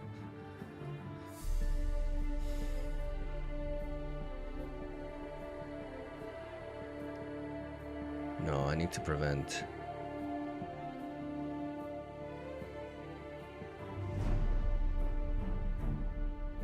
So this has 4 might, but that has 9. If I trigger this, 6, 8, no, I just can't break through it. If they have a punch first, I walk right into it. I need hand information. Fuck it.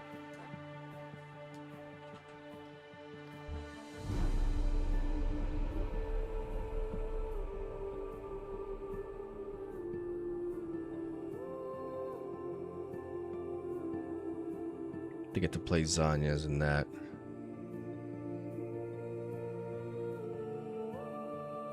So if I take away the charm,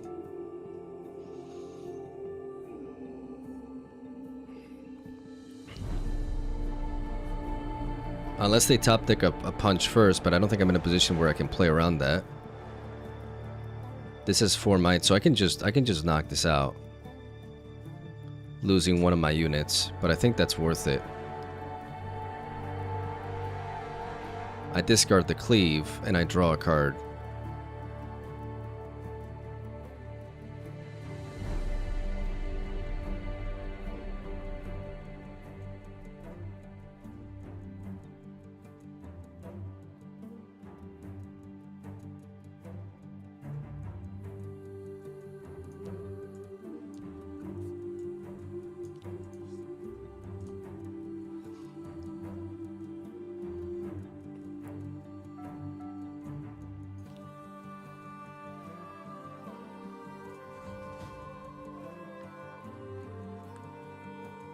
I could hide Pike to deter them from attacking with this. That's a play that costs a lot. So I don't think I'm going to do it.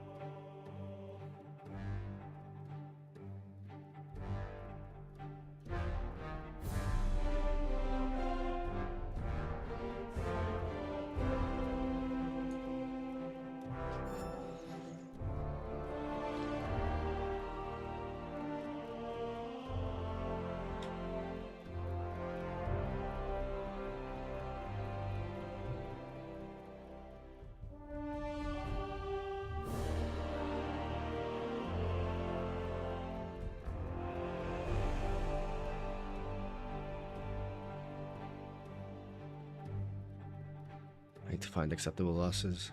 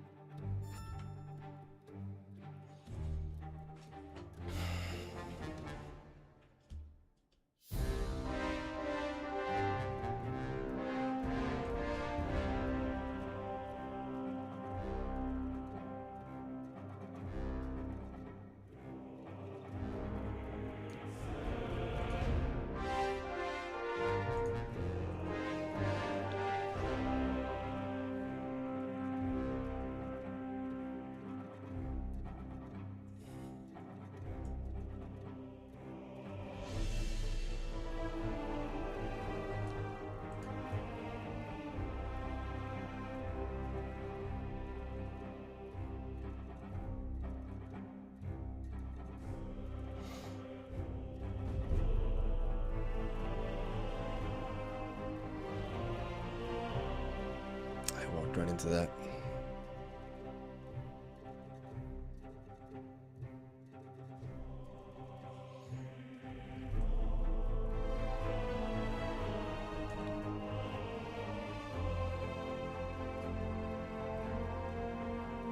All because I didn't want to, okay.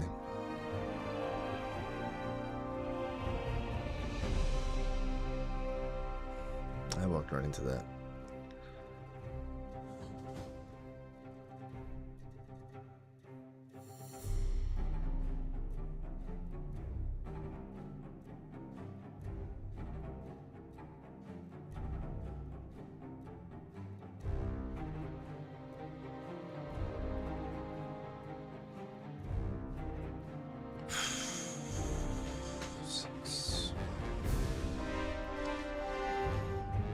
I fucked up, and I know the other. I can't draw into Falling Star. Okay, big mistake. Big mistake. I should have factored that in because I wanted to bounce this, but I should have just bounced my spirit, forcing them to play it here.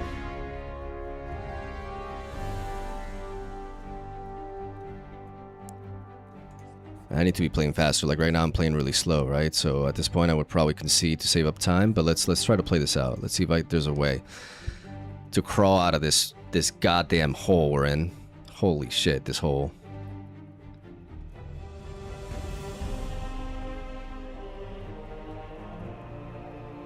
This black hole we're in here.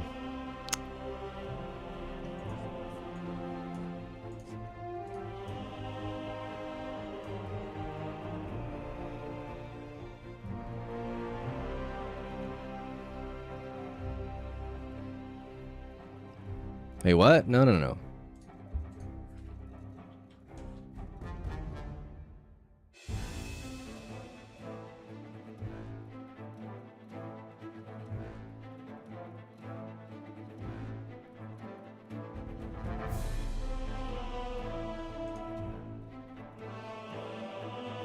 So he's at 5.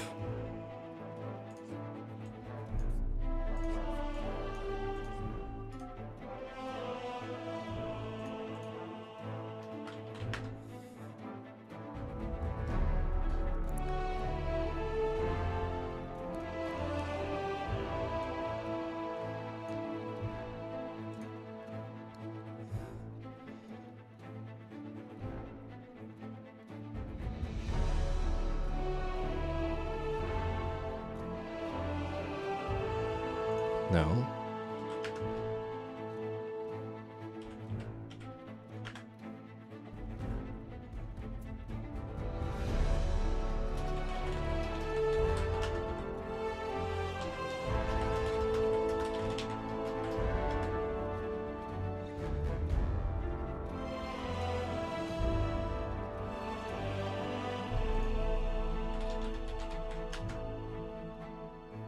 Oh no, it doesn't.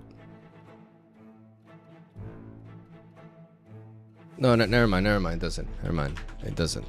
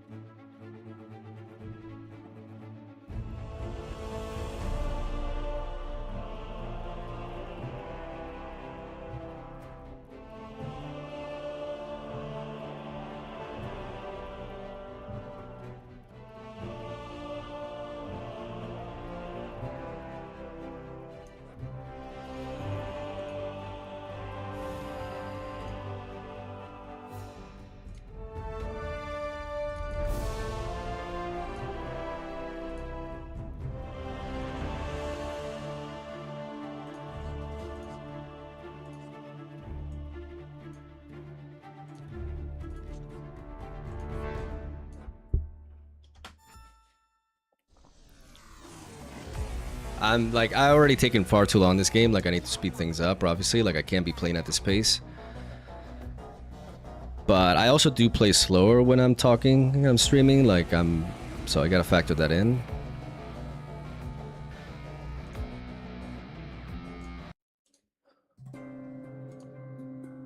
They draw a card.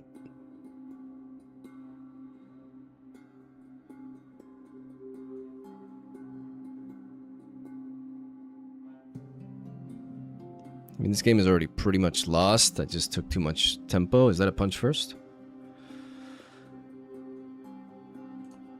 Okay, so that's 8. 8, 10 versus 10.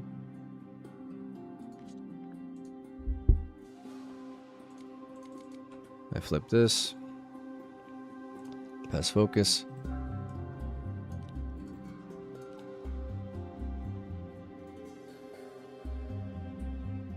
Another rain guard does it.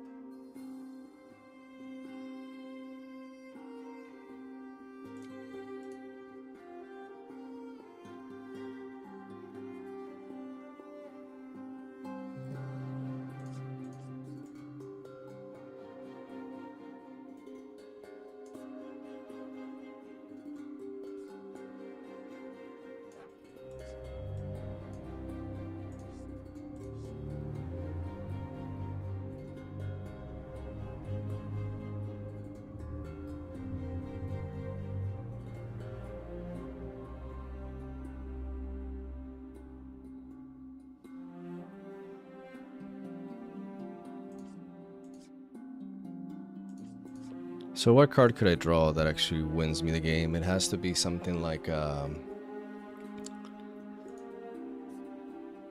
wins me the game, that gets me out of the situation. It has to be something crazy. I mean, if I bounce you, I play you, I get to play for 4, but that's just not enough.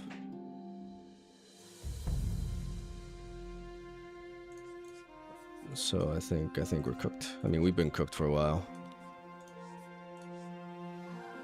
Gee. I played this one bad though. I played this one bad for sure. Let's bring in the text though. I gotta look back at this game and be like, okay, what could I have done better? We're going first, so we probably want the merchants. I do like the acceptable losses to deal with that, but I still kind of want it as a one-off. What am I taking out here? I don't know how important it is for me to have the merchant, though.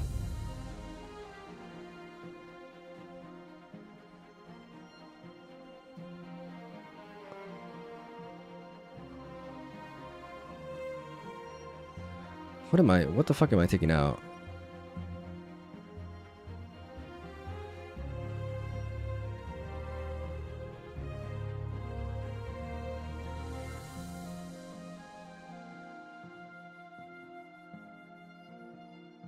Maybe a merchant for the Darius and then a spell for the Temptation.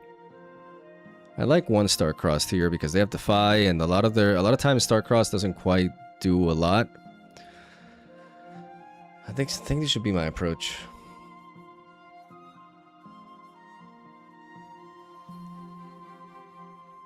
So I think I'd rather see Treasure Trove early so I can start generating some advantage.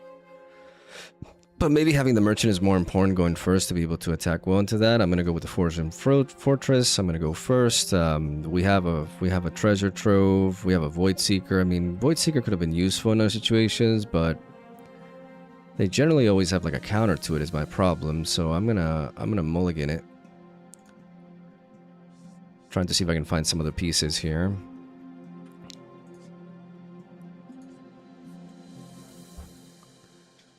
And I'm just going to drop a Treasure Trove, I think. Get that in there. Let's play a little bit faster. I think we lead off with the Treasure Trove here. Like, over the Scryer's Bloom. Okay.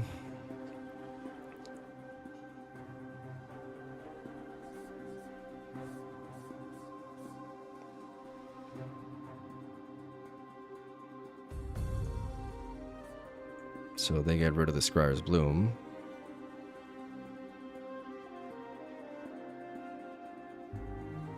Why can't I recycle this?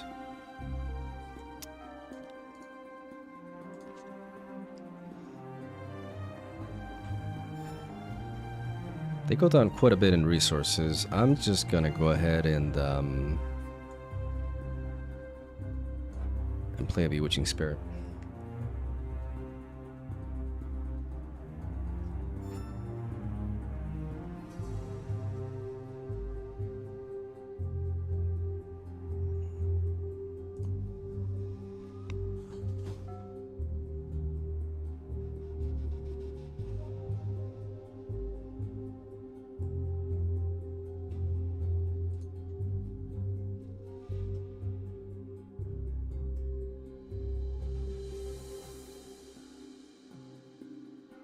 They may want to charm me here. That indicates they have a charm.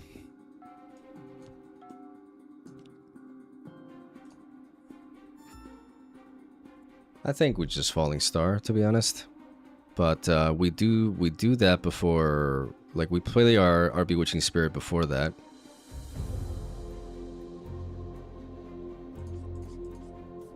To not give them the extra information, because that could affect the decision. So we just drop this and we clear these two bodies. It doesn't feel great, but we need to slow them down.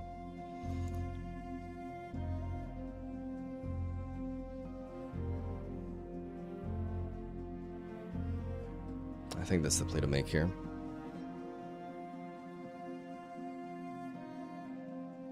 Makes it harder for them too, and then we'll have 6 energy next turn, which means we can balance the spirit.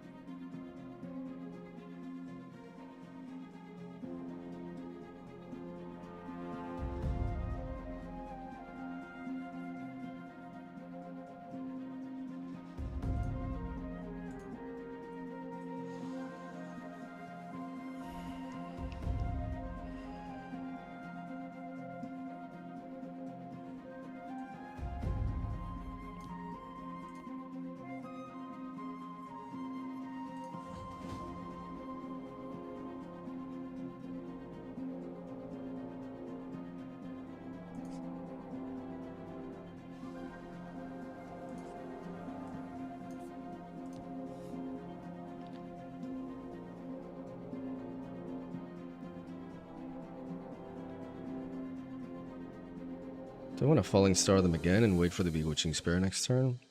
If I do so, I go down in 2 runes again, and I can't bounce it back and back, and I'm just losing a lot of momentum here.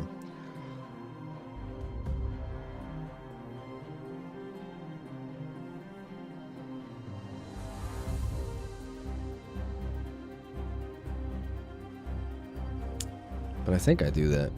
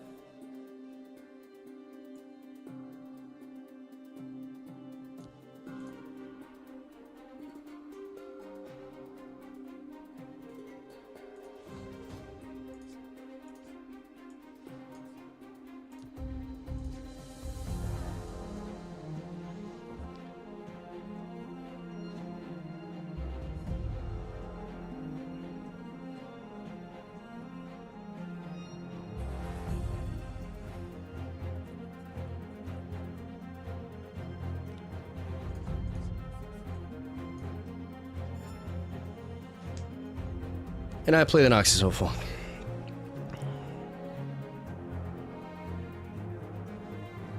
Now I have 2 gold built up. I can make use of it with Falling Star potentially, and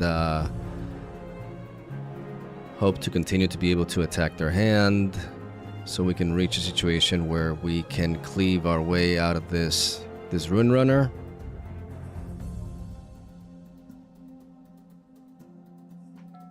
Okay.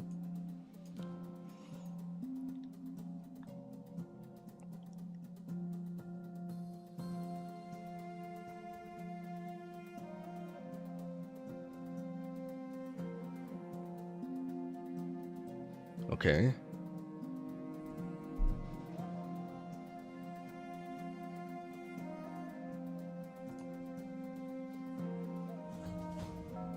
Mm-hmm.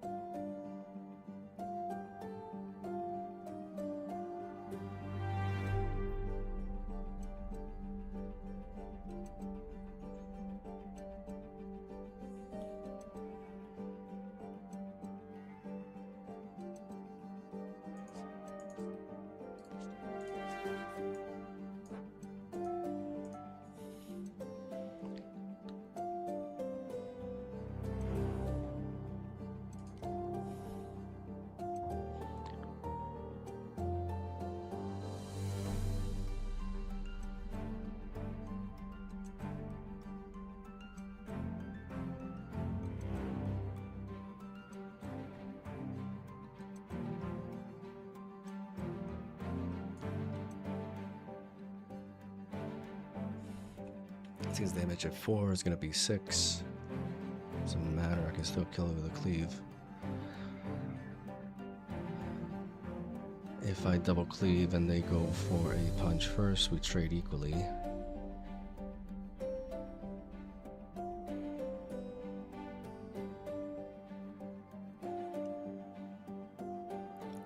Maybe I just want to trade that and then bounce that. Get rid of this body.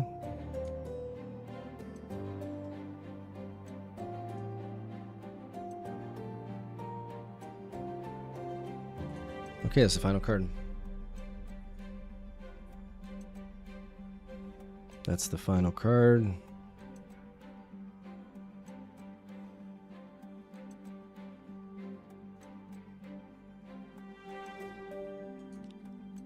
Which means now we stack deck.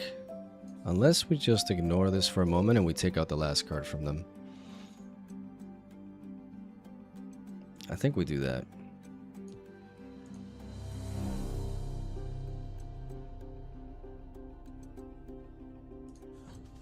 Strip away their value. Not using the Emperor's Daze because that welcomes a Ringar. We just take away that Disarming Rake.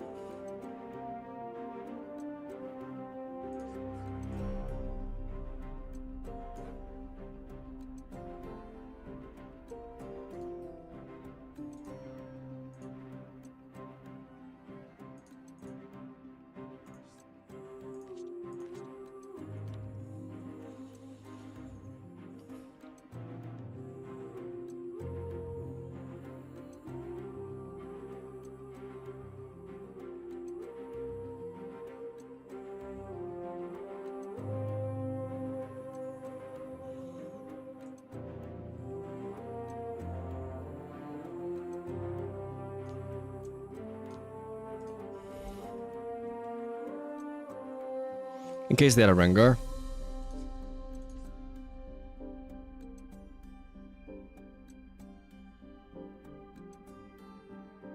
Ah, but what if they... Wait.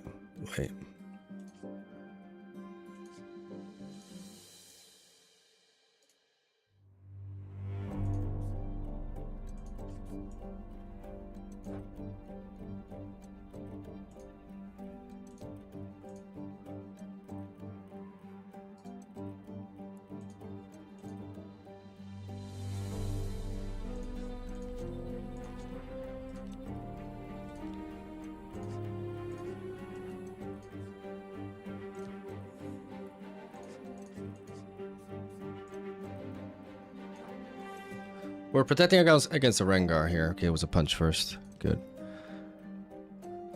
And then if this comes in, we have 7 might. If that's a Rengar, if that's a punch first, whatever it is, we have to hide the pike.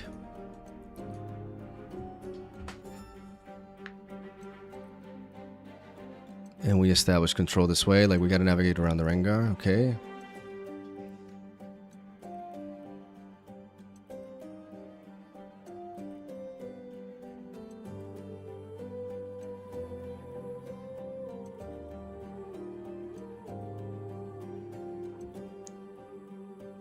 Okay. All right, and now going second. All right.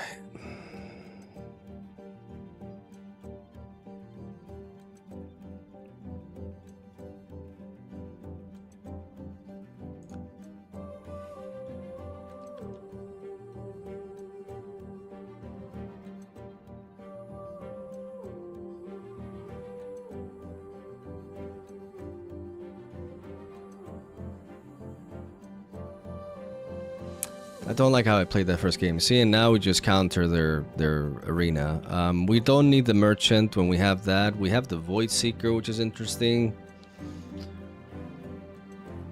But I don't like that it just gets defied.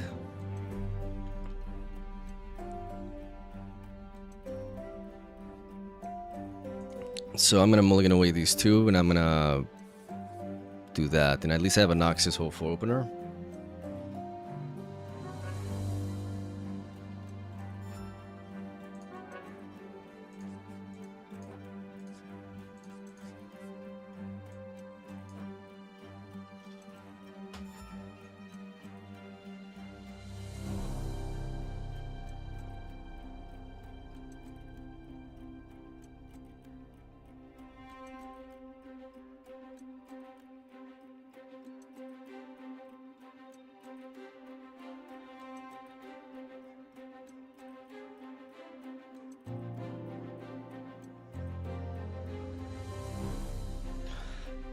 They may have Disarming Rake, and they may just want to pop that.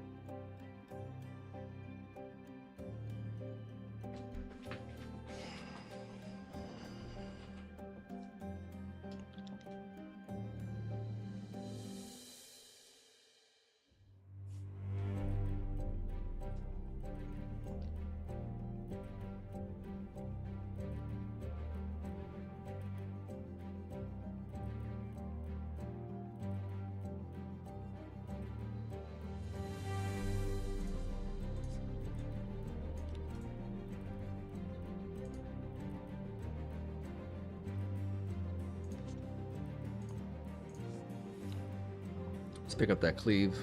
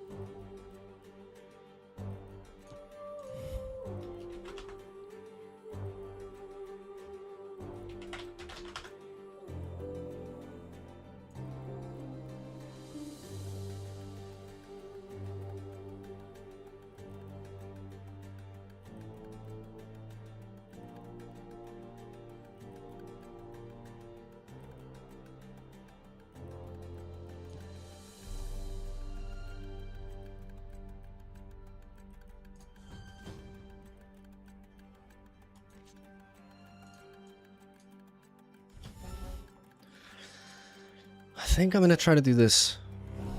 Because they're gonna want to use this turn to get rid of this, so this slows them down. It's just not easy for them to deal with this.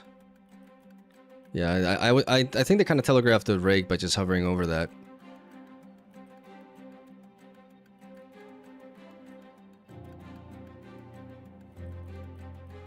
And I can just slow them down if it's just for a turn. Charm, okay.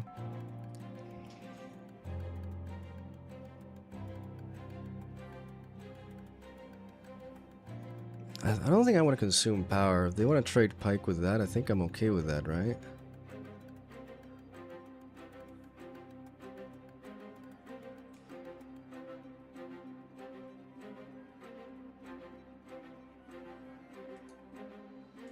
I kind of want to deal with their units.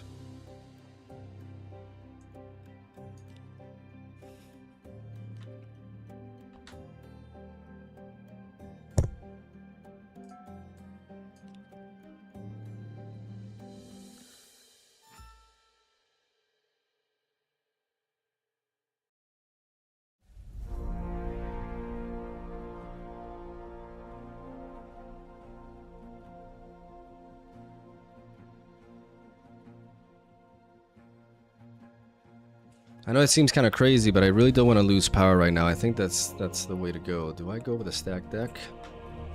I have this Darius that I can bomb them after, but I feel like a falling star can go a long way. I can lead off with a stack deck. I could just bop this with Darius, but then I just lose that burst that I probably will need later.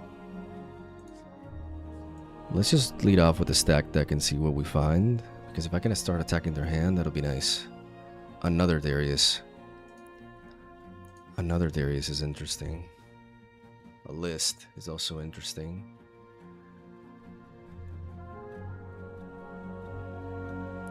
But isn't there just having access to Darius important, like double Darius? Maybe I can just clear this. The problem is I can just play it and bounce it.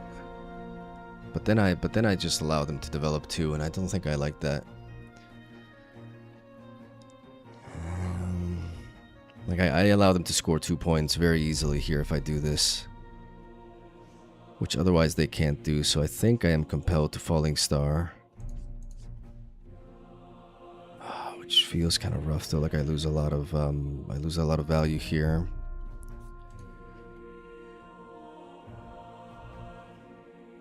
Maybe getting a secondary is a mistake. Maybe I should have, maybe let me rewind that.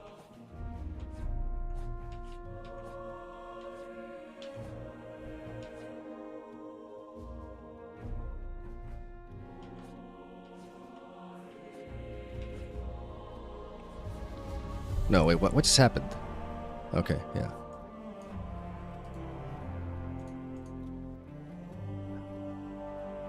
No, there just isn't a better pickup, right? I mean, the list can be good.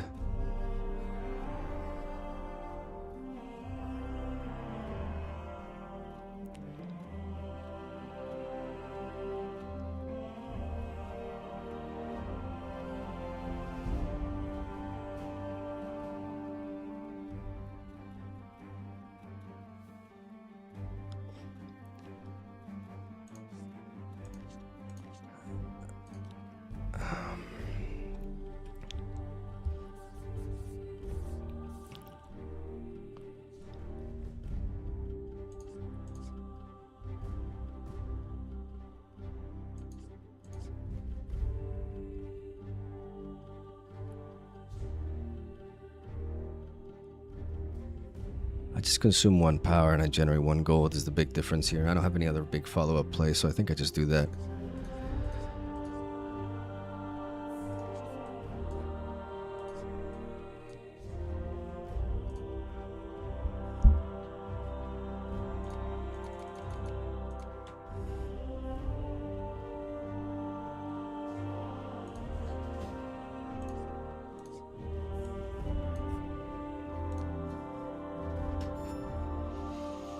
I don't know.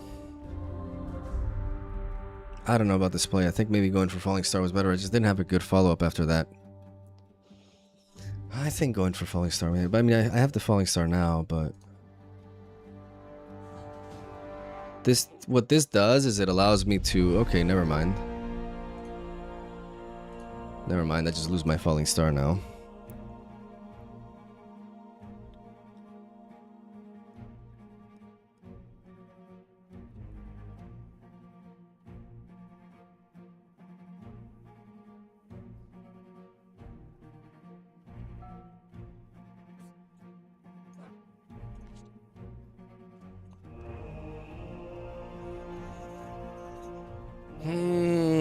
I need more. I need more reps, man. Like, I'm not ready for this tournament.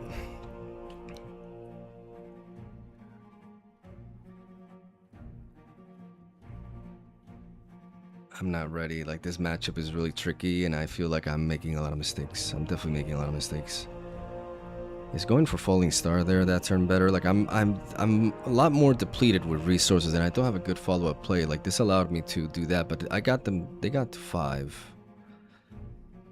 And them getting to 5 is not a good sign. Like, if they play, like, Rengar, I have the ability to prevent that.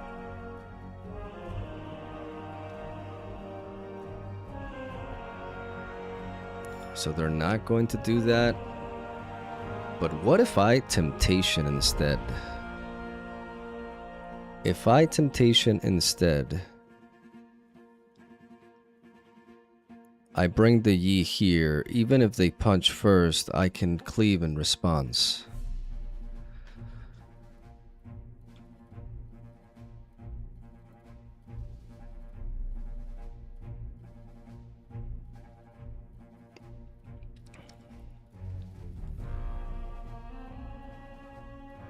They could defy here.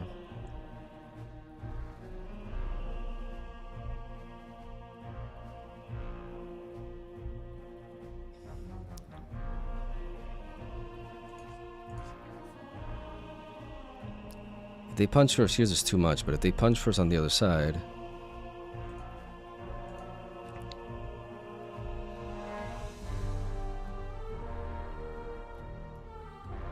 Actually, I don't have Falling Star anymore because I lost it.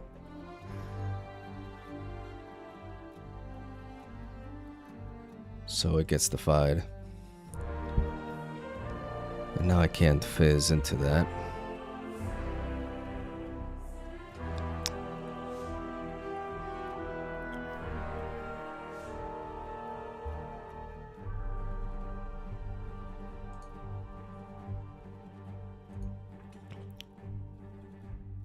Do I need to fizz to try to find another Falling Star? Is that my way out of this?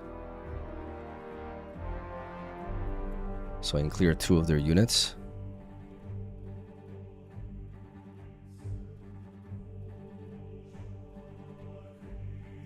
Because right now, playing Darius just to clear this and bouncing it doesn't really accomplish anything.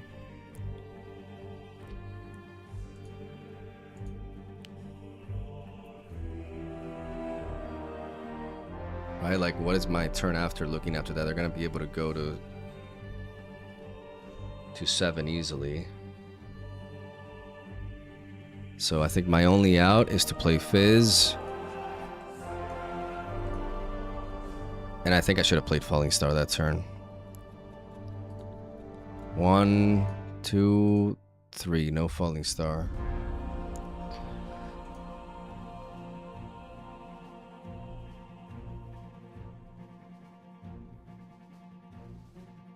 I'm cooked, aren't I?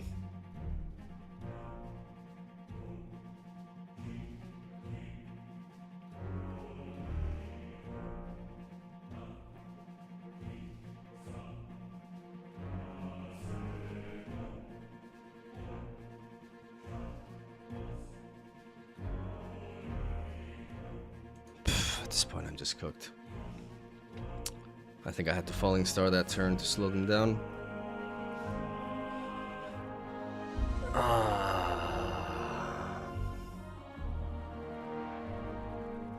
I mean, I could have Darius and I could have tried a Temptation the turn after to really get the best of them, so maybe that was the play. Yeah, looking back, like, I think I should have taken that approach. God, this matchup is so fucking hard. It's hard to know what to do, but the deck is just fucking hard. Pack of Wonders.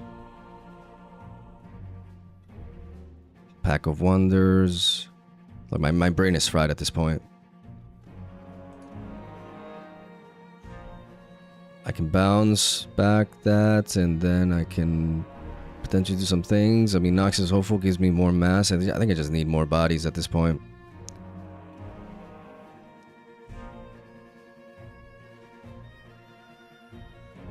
Bro, I just don't know. I just don't fucking know. I just don't fucking know. I'm sorry. I'm taking forever.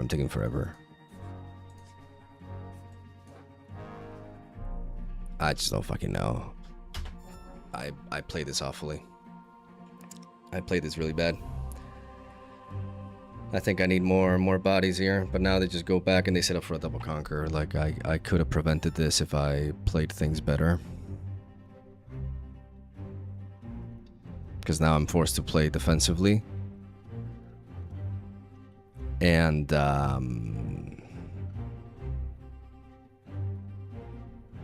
and we're just cooked. We're just cooked. GG.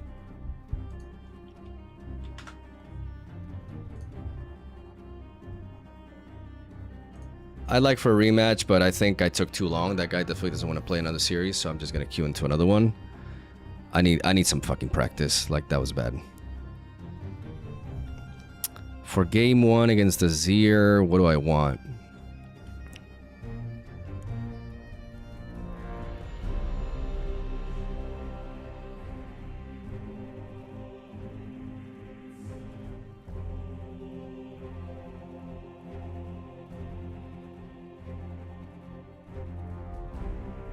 My game improves a lot after, so I'm gonna go with the Aspirant's Climb because I think it gives me a best chance at game 1.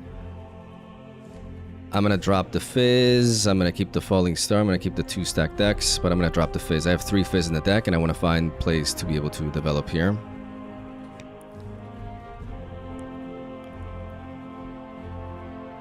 I need to play faster, I need to play better. Like, it's a lot. I need to do a lot. I don't think Azir main decks. I don't think Azir main decks.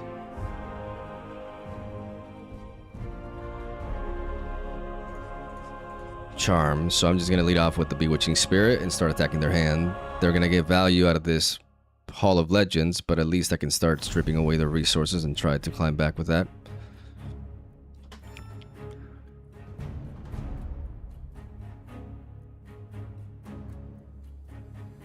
Because now they're able to, they have to spend the mana to generate another token, but they're able to do that.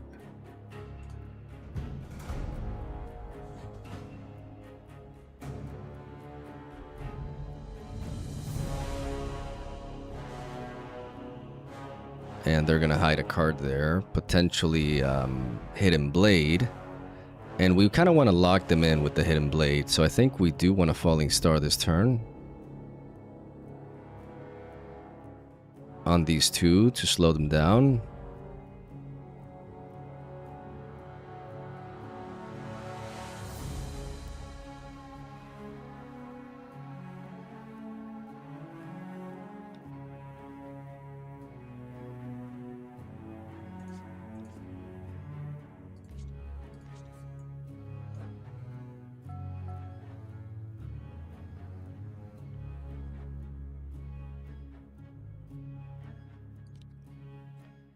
We go here.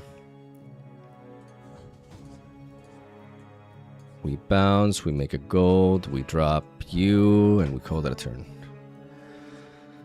Because this way they don't get to conquer easily on the other side, and I get to bounce the spirit anyways. I lose a lot of energy in the process. But, you know, they can play guards. And they can tempo me, for sure.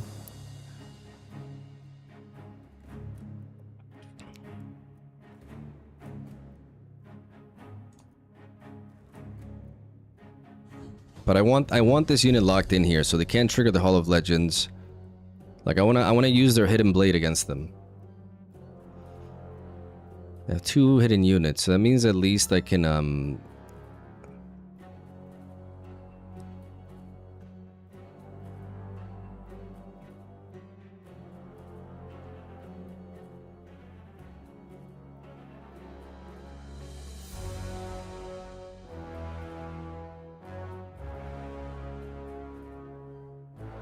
kind of need to find the cleave. I don't know what that could be.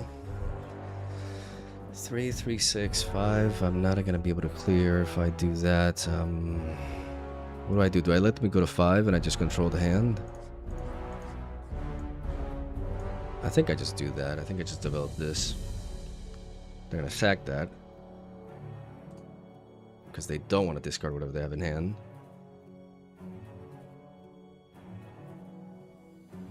Get rid of a sword, okay. And then we're gonna play stack deck.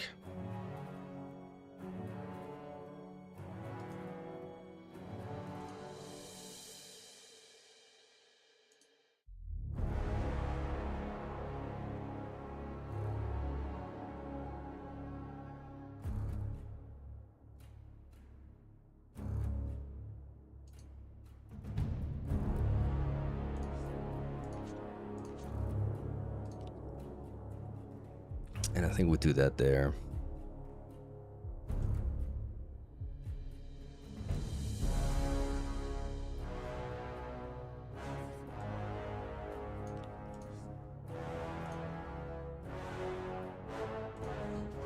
We find another Bewitching Spirit, surprisingly.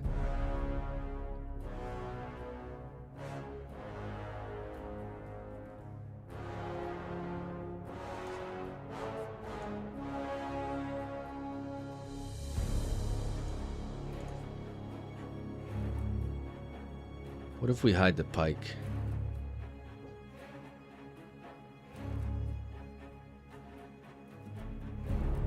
Make use of the power. We hide the pike. They can accelerate the Azir next turn, but that would be all that they could do, and then they would have we would at least be able to kill a lot of their units.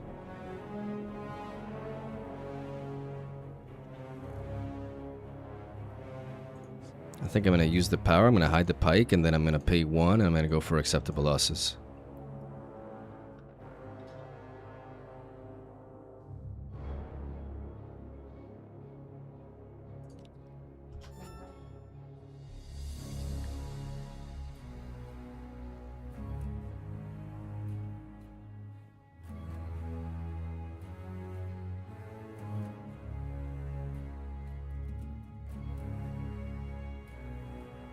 Okay.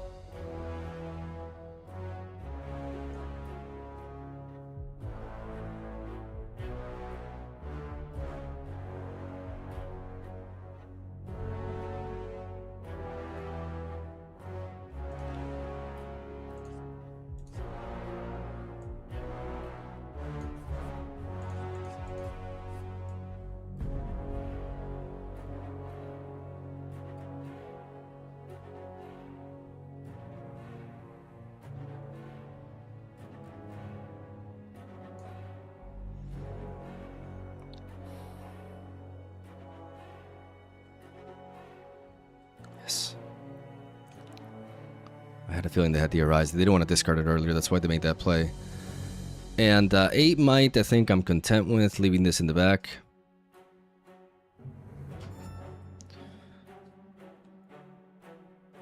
I can deal with a good chunk of their units.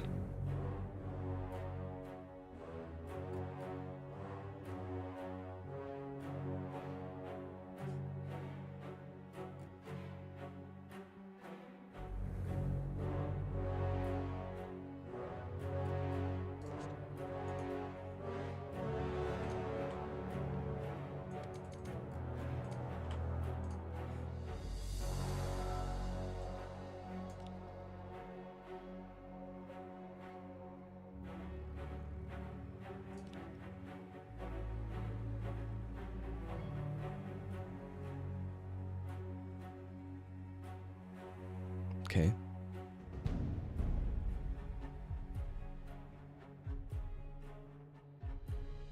Okay, so they could have done that, so maybe that was a mistake.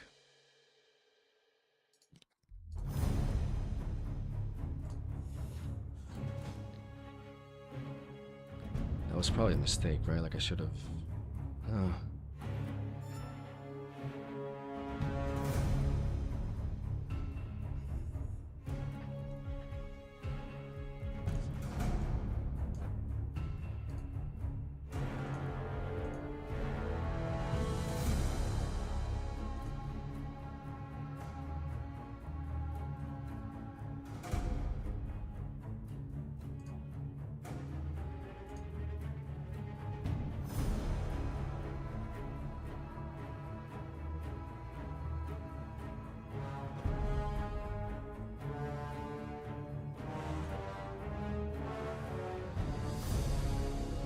Yeah, I think just letting my pike die like that was sus.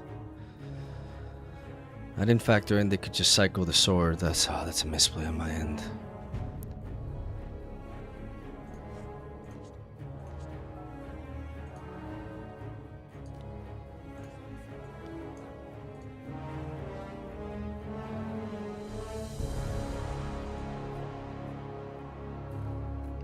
Darius is too late.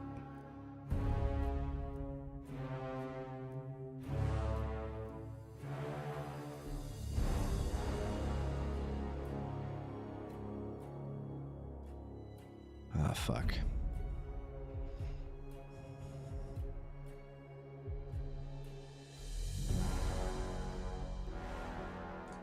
At this point, I'm gonna take it just because.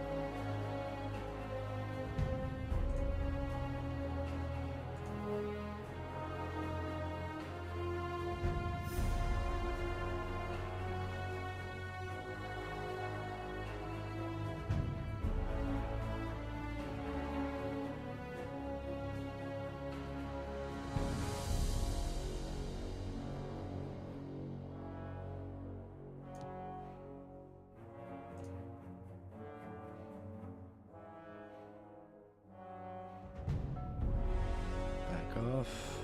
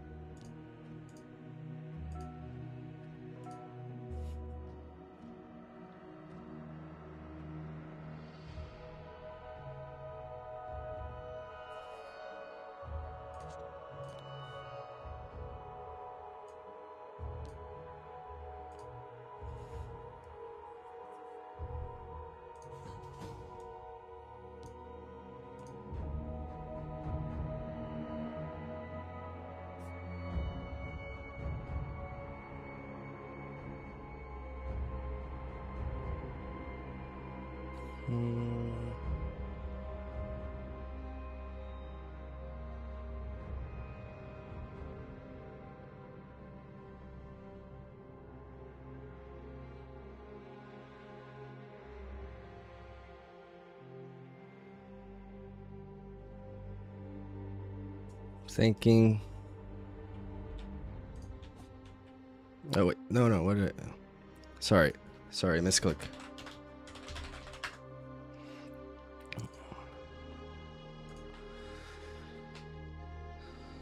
Do I star-cross this? I mean, or do I just let this draw me 2 cards? I just let this draw me 2 cards, right? I just let this draw me 2 cards first.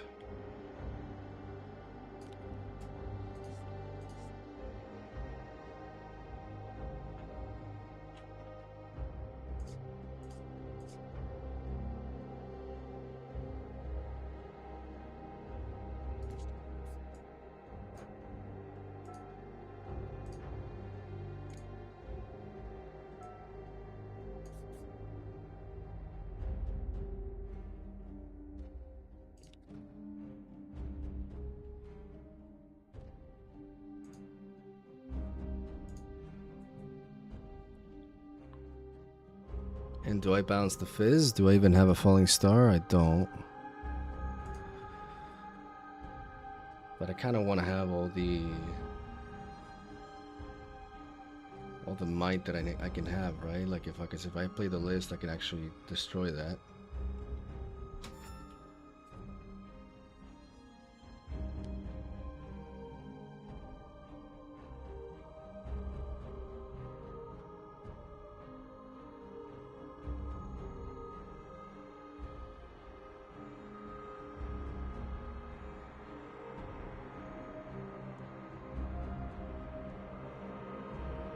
I'm really focused because right now I'm focusing more, guys, on like actually playing well. So I'm trying to okay, so they accelerated back. Doesn't feel good, but I had to, otherwise I lose. So they go double that, all the might, yeah. They can't equip the Eye of the Herald, which is nice. So this thing has 8.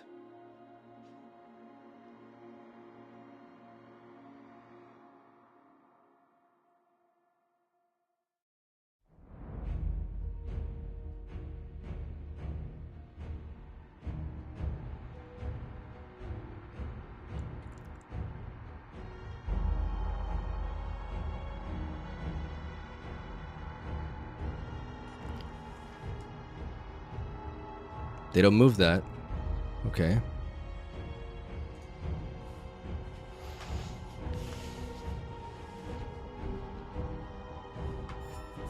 No hitting card, nice.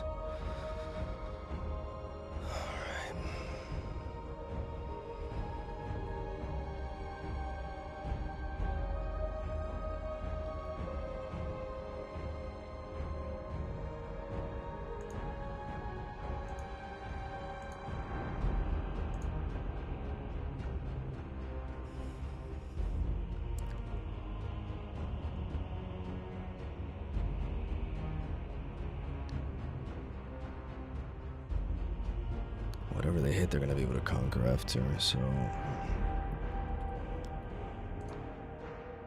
I have no means to deal with this. I just have to kill that.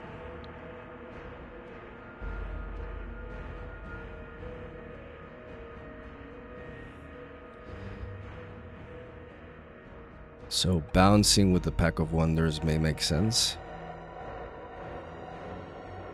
because dropping this down to 6 is all I need. So maybe I should play this. Unless I want to play that in Mind Splitter. No, I want to play this. I want to bounce this back. I want to draw a card, see what I get. I get another Noxious Hopeful, okay.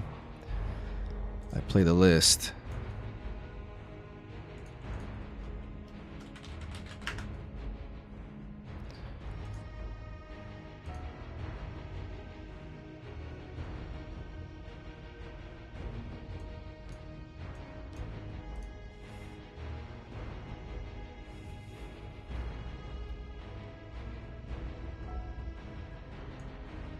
I have to lose Fizz.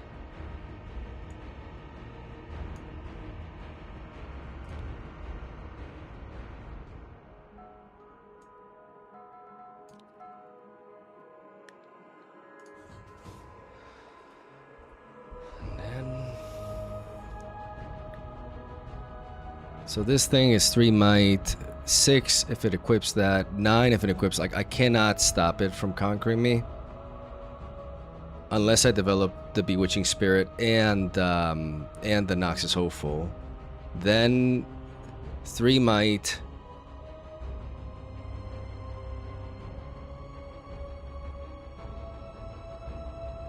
I just have to hope they have no way to accelerate, to be honest.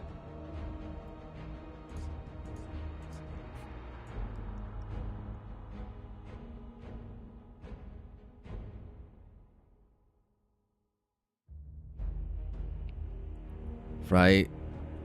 Because any sort of buff or anything would just completely blow me out.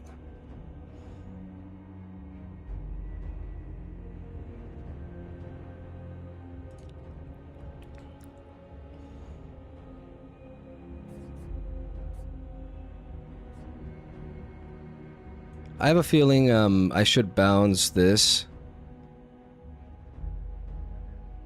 And then I should play...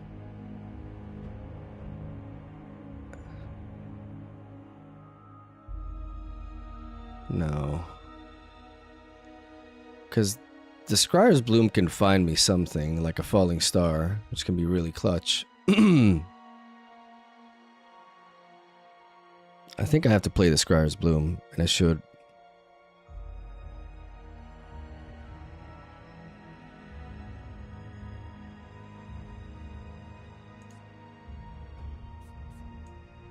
My instinct tells me I gotta play this. And I gotta bounce here to make a gold.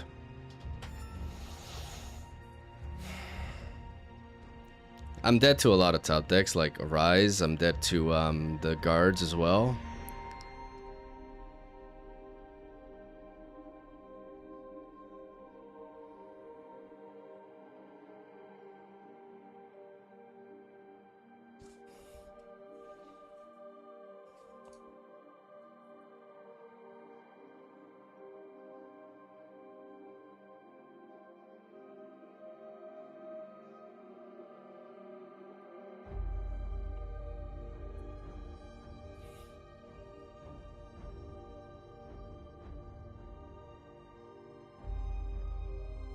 GG.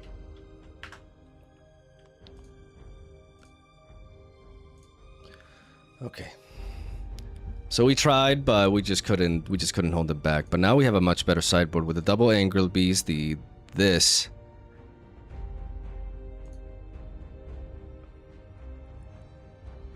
We have much better tools against them. I don't like Starcrossed against Azir. Like, it was clutch there, but it's very specific scenarios where it's clutch.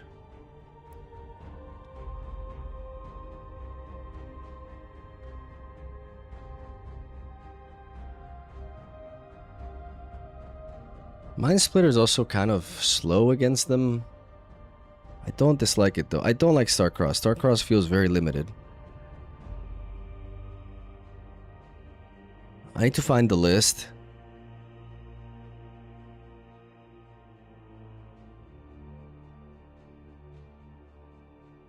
Maybe drop the Mind Splitter, to be honest. It's just very slow. I mean, it allows me to hit the... But I can do that with, like, Bewitching Spirit.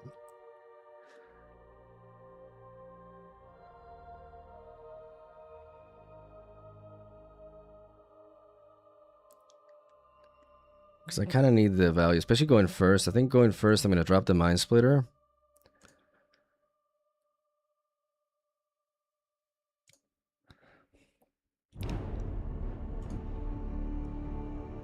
Okay, so we keep the Pack of Wonders, we keep the list. We keep this hand as a whole. This hand, everything is about this hand is nice.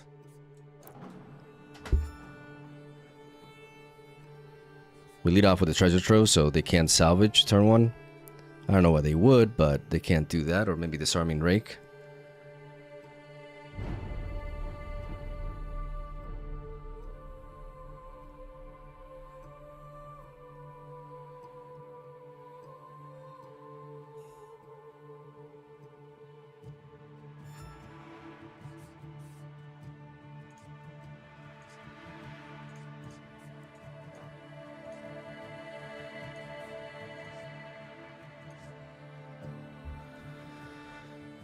Now the question is, do I stack deck or do I just set up the treasure trove again and I just get that advantage? I think I do that.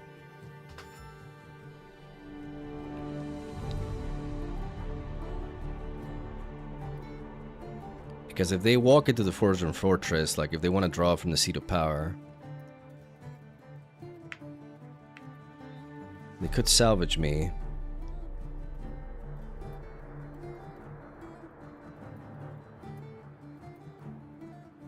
Ash? Ash.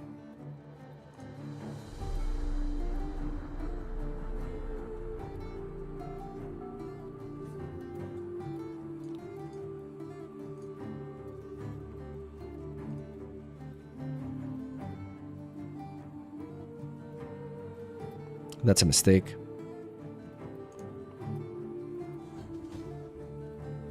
That we're gonna punish.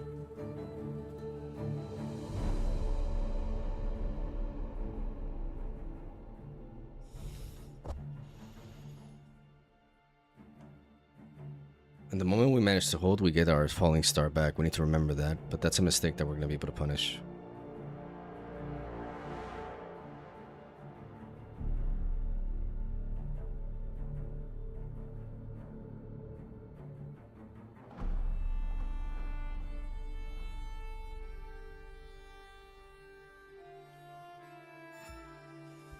Nice.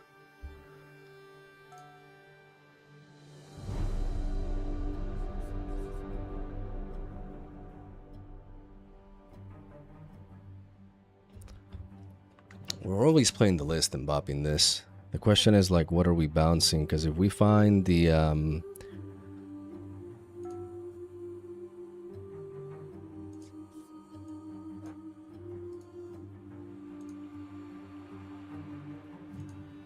I think Angler Beast is important to have. I feel like we should just stack deck this turn.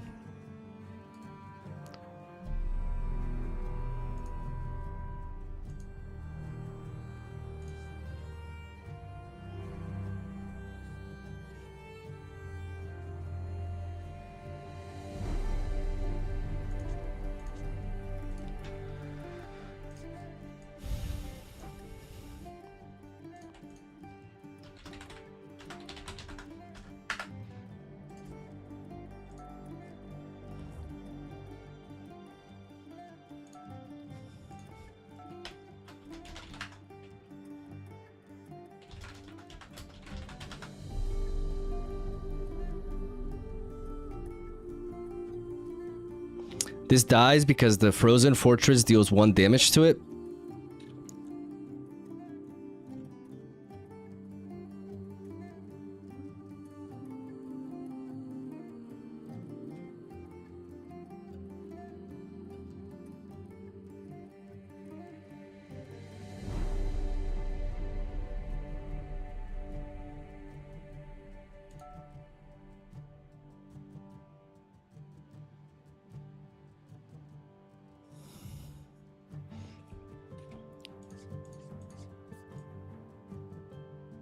I should have played this first or not, because now they have more information.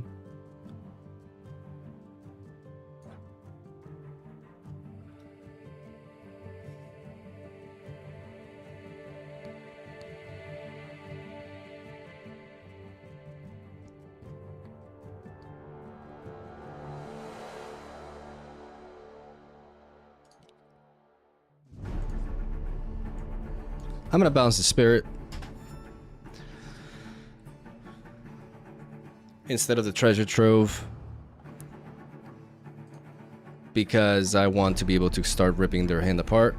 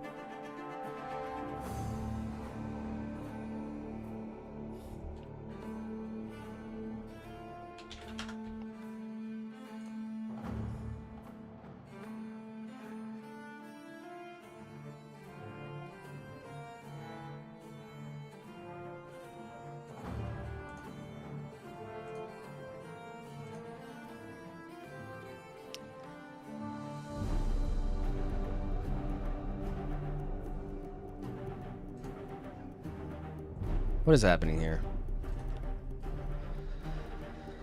I thought they wanted to show my hand. I don't know what the fuck that was.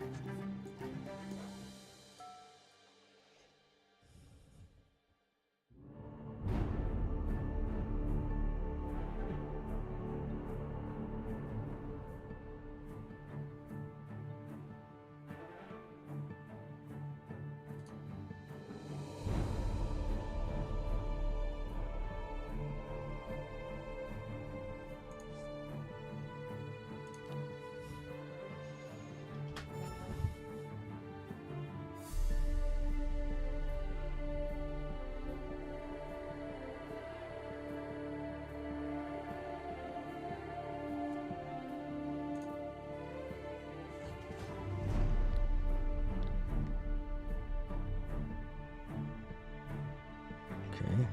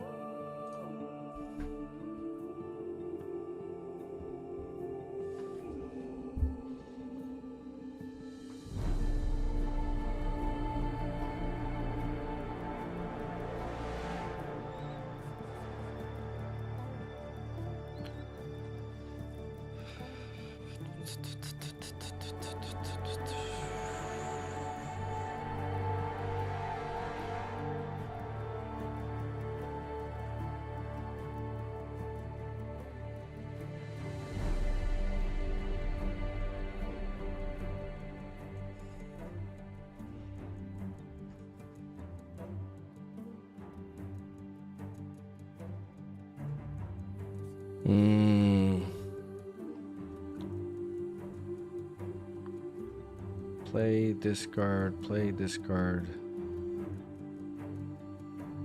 This takes a total of 7. 7.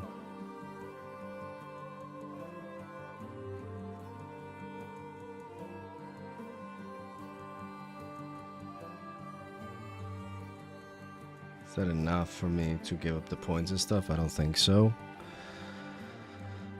I don't think so. So I can hit this, and I can just play the angler beast to just delete this.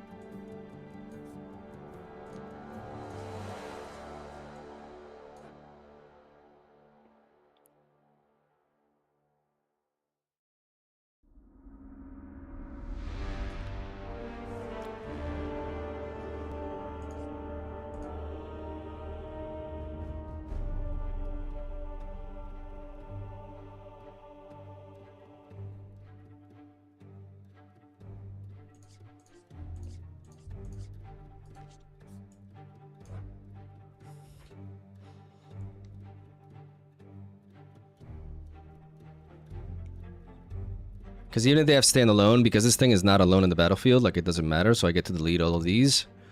Return my spirit to my hand. And then I get to bounce the treasure to draw a card. Oh, fuck, I'm still revealing. And then I get to play 1.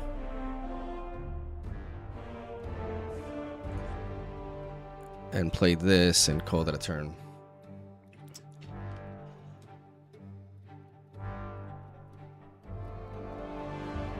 Angler.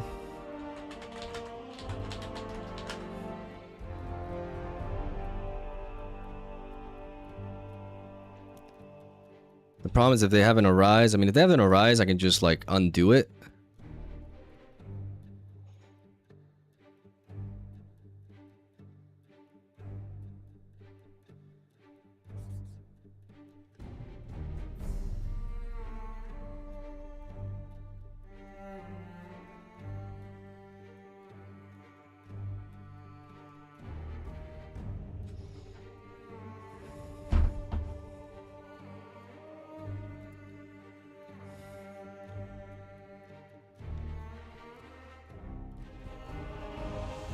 Does it? Yeah, I'll read chat after games. I'm just like hyper focusing. I'm a little bit. I'm gonna salty run back. Yeah, I'm sorry. Like I've been hyper focused on the games. I'm sorry. Like I'm trying to prep, and I'm beginning to realize that I needed more prep because I'm just not playing fast enough. I'm not happy. I'm not happy with how I played in the in that game. Okay. Interesting. I'm going to go ahead and just play a spirit.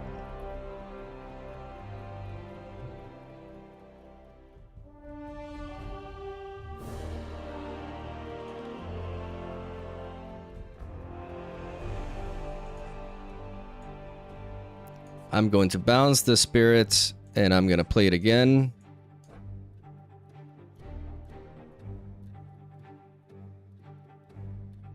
Bye. To be expected. So now they have 10 might there.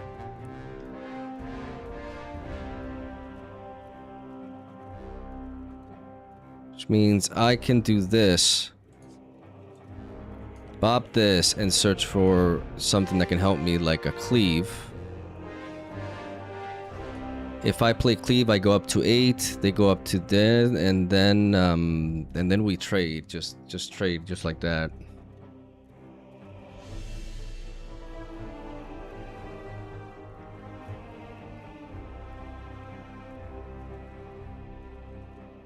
I think that's what I have to take here.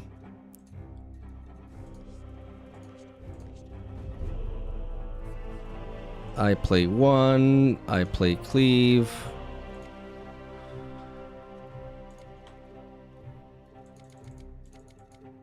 Because I have another one in hand. I hit this for 2. Oh. Oh shit. My bad. It was the second card. Sorry. I derped. But it... okay, I can rewind that.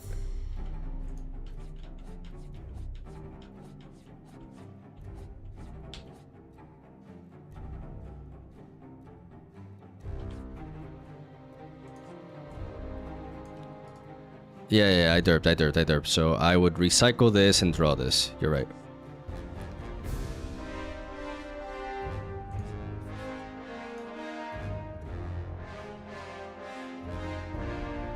That happens sometimes. I forget it's not a stacked deck.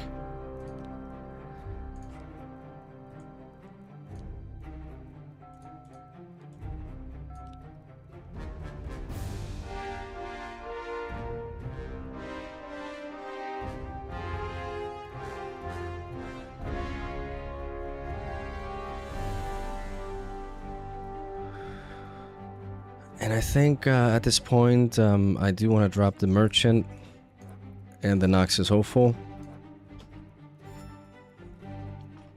You say Porco Dio? Porco Dio! He's Italian, I think. I think he called me a pig. So they're keeping that in hand, whatever it is. So we're just going to...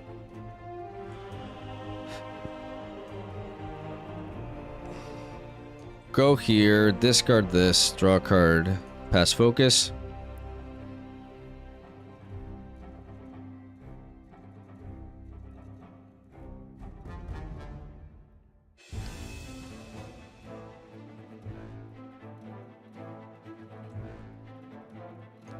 Go here, but I don't think there's nothing that they can do here.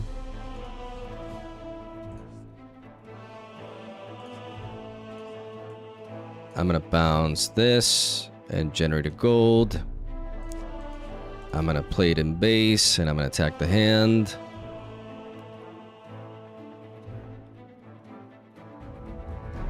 Get rid of the defy.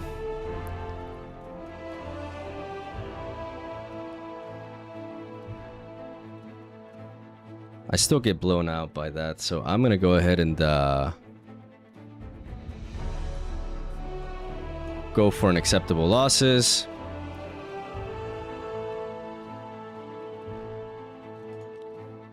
Get rid of one of that. I'm going to play the treasure. Bounce it. Draw a card.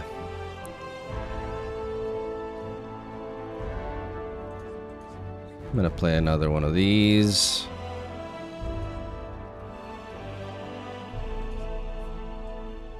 Another one of these, and I'm going to bounce it again just to keep on drawing. And then I'm gonna play the stack deck. And I'm gonna get my boy Fizz. About goddamn time. I mean, I would like, but if they have any way to accelerate, like... Otherwise, I get back my Falling Star, but we're in a position where we're very, very comfortable at this point. That's an Arise top deck. No, that's not an Arise top deck. That's just a Zir.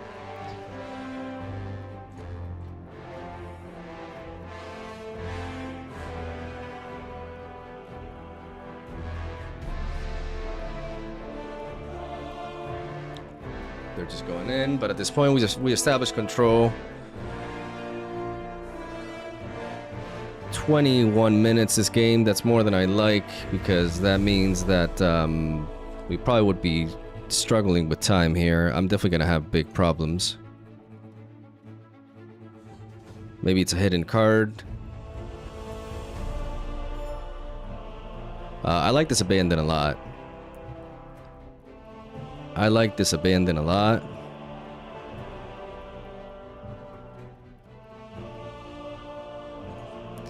I'm just gonna bounce here. I'm gonna play the spirit again, attack their hand. Approve, yeah. Stand alone, okay.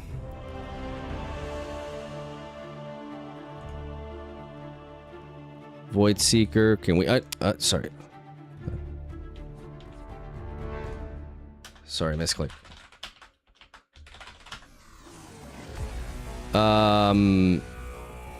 I can... So this is at 9. Can we drop that down? We can drop it down 4. So we drop it down to 8. And then 1 cleave will be enough to do it.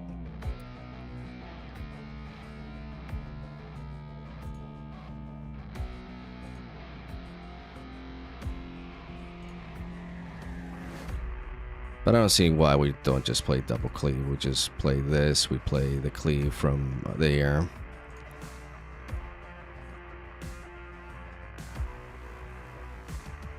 We just go... What the fuck?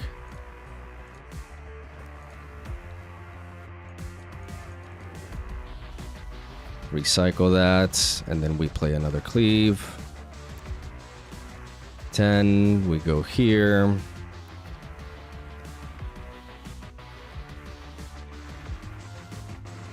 We conquer here.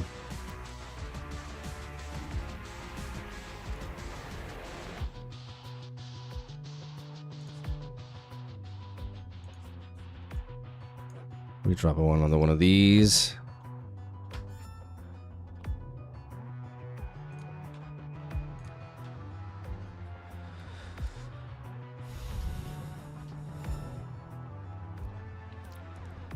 We score there. We go here. Discard you. Draw a card.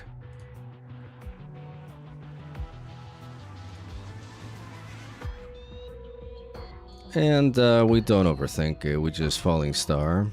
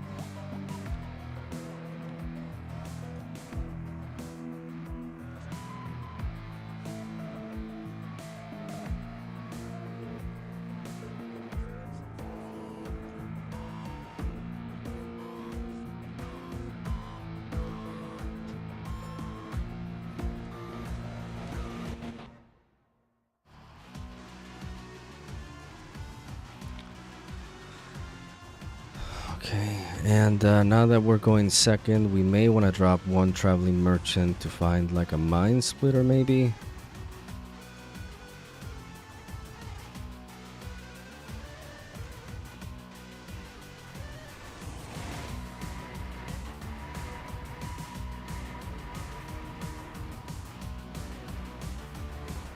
I think we'll just keep this.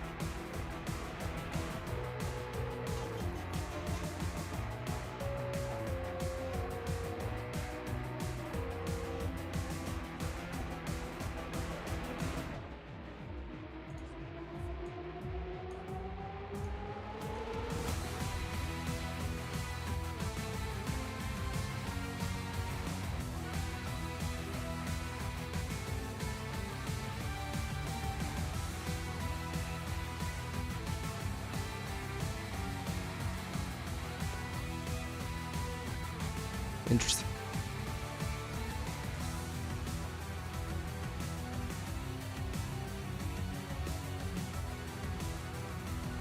I'm gonna go for the cleave because if they were to play a discipline, I could follow it up with a pike to clear. But now that I have the cleave, things change.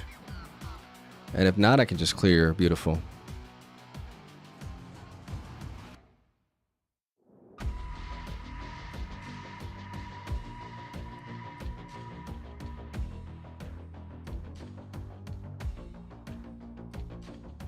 They attack with Vi and that's a lot. Like, no matter what.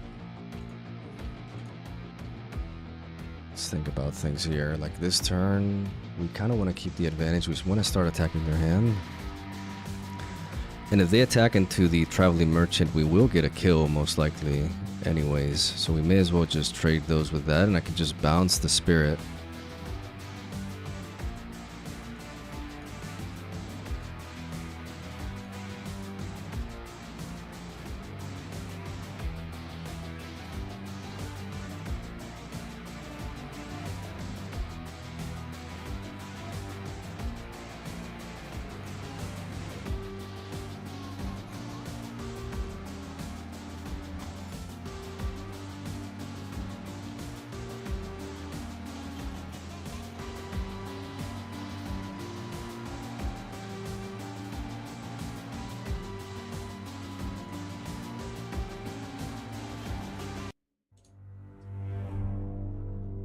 So they consume a power there.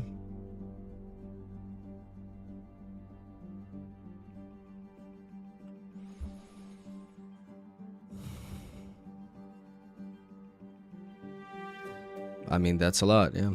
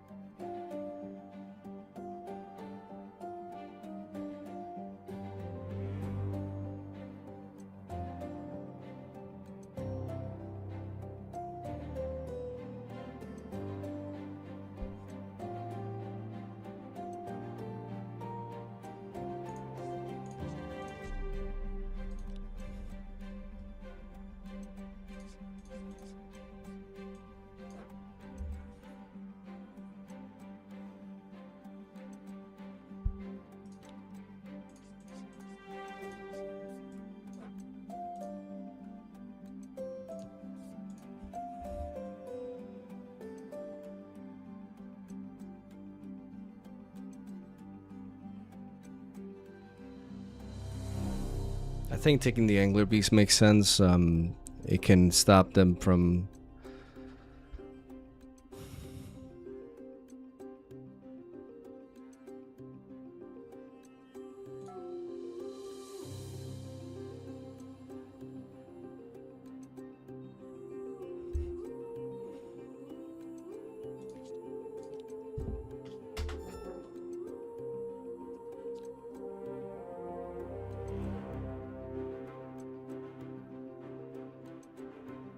Maybe picking up the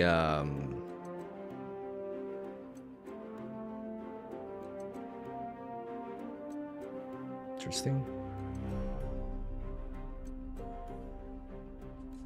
Yeah, because the Forbidding Way stops them from just being able to conquer easily on that lane, and we really need that.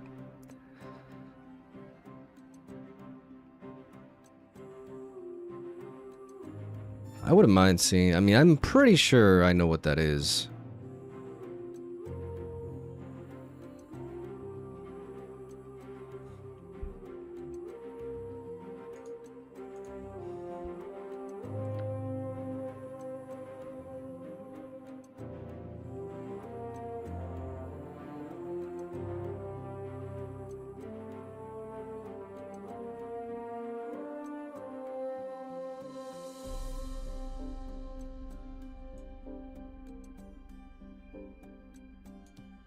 This could be like an Arise. It's risky to just send in Fizz like that. I need to take my sweet time. I need to go here. I need to bounce.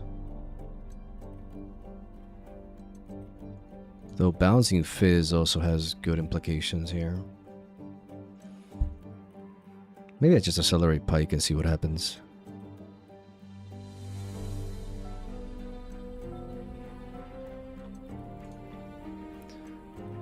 Right? Attacking the hand is nice here.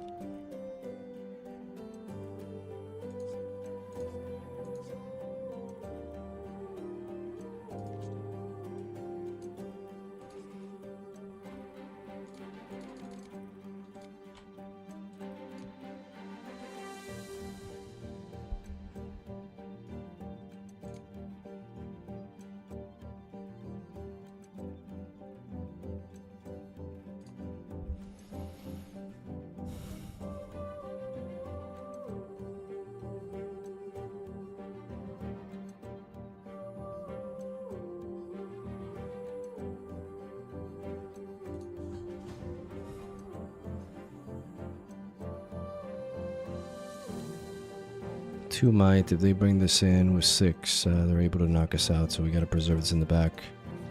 Let's just drop this.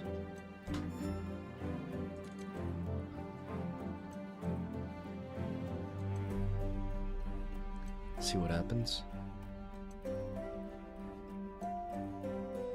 I'd rather lose Pike than lose Fizz here.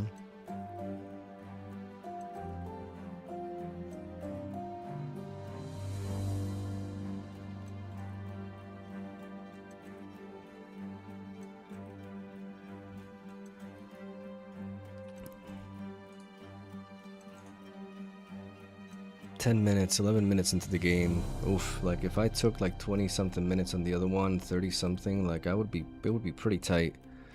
I definitely need to play faster, like I need to make my decisions faster. Did they disconnect? Did they rage quit?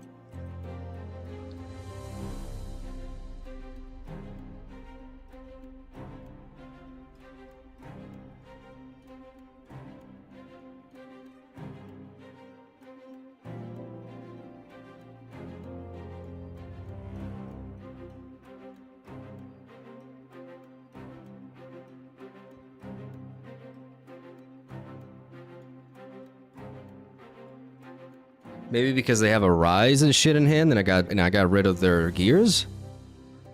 Because if they accelerate the Azir, then it's just vulnerable to me killing it after. I think they rage quit. I think we won. I'm not happy with my play though. That first game was sus as hell. Because I did not play around like them accelerating with Azir and using the sword and like that. I really and the matchup against Master Yi as well. Like I know that can be played better. It's hard. I spent a lot of time on the stack deck.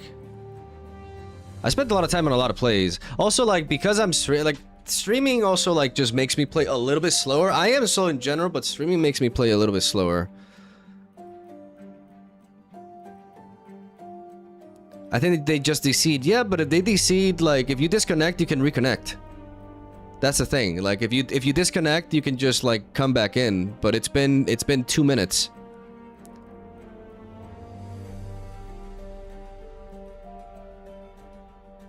I am using Rift Atlas. Sorry for like the lack of interaction. I was just on a salty run back after like I was really upset how I played that Master Yi series. I think that was winnable, and that's the kind of matchup that I need to be able to play properly. But I didn't know I was going for this tournament is the problem. Otherwise, I would have grinded more.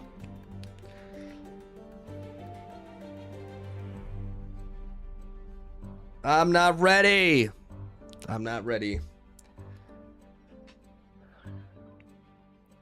Okay, so it's safe to assume that they disconnected. We were gonna top deck a Scryer's Bloom. I mean, that's not great. But we would bounce Fizz. We would attempt to bounce Fizz to replay stack deck. And then we had Falling Star to clear their development if Angular Beast doesn't do it. But we would likely pick up Falling Star here, and then let's say we do that, and then we bop the treasure at this point to draw another card, another stack deck, another acceptable losses, another spirit. Okay, this turn was gonna be pretty fire. This turn was gonna be pretty good. Like we were gonna be able to like really put in the work here. For sure. But this was definitely the turn not to bounce the spirit, but to bounce the Fizz to get this going.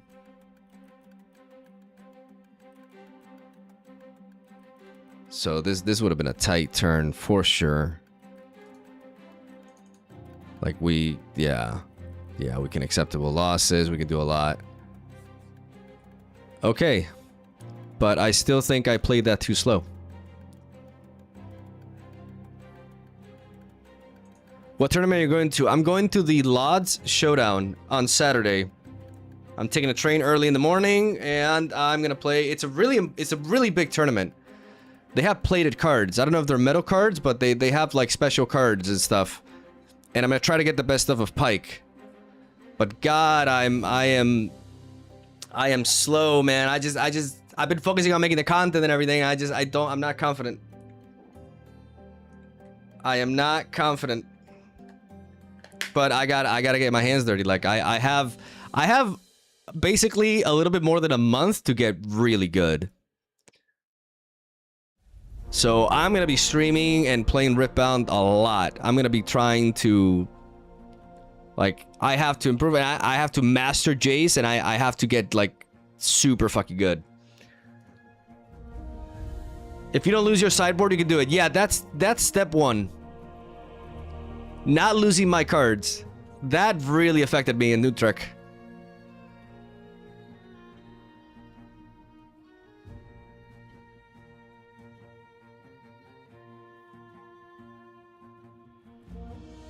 Game 2, when you use double cleave, when you could have used a single cleave from hand and then double listed to a 0 to 6 might for the hopeful kill. I can see that. I can see how I could have done that. I think I wanted to use my Pack of Wonders for something else, but I don't know if I even use it. I have to look back into the games. Like, I'm pretty sure there were a lot of misplays. But we were able to take it in games 2 and 3. I feel more confident against this year post sideboard because I get the second acceptable losses, and more than anything, I bring in the double Angler Beast. And the Abandon also really helps countering the Arise. They generally can't play Arise twice in a turn, so being able to counter Arise is really nice. And Angler Beast is MVP there because with the list, I can just wipe them. Like, Angler Beast was super important in game 2.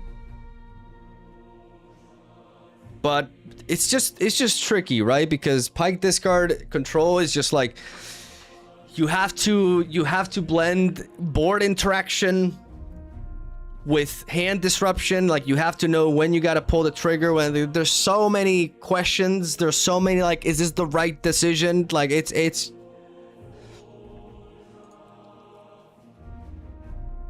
I'm kind of over it. I really like it, but I'm just kind of over it. Earlier, you said you want to take the tourney chill and as a learning experience. Yeah, I mean, I'm not going to stress too much. I do want to do decently, but I definitely... What's important about this tournament is I need experience playing in, like, big tournaments. I need to get my hands dirty. Like, I need to get my ass kicked. Like, I need to get into the fray. So it's good that I'm doing it. In tournament, the rules for time is that you play for 1 hour, and then when the hour is done, you get, basically, there's like 3 turns. And in those 3 turns, whoever is leading the game by 2 points wins. If not, it's a draw. I am tryharding with Pike, but I am going to switch to Jace with the new set. I think we got some new reveals. I think it's about time, like, we got some new... No? Vendetta errata. Wait, what?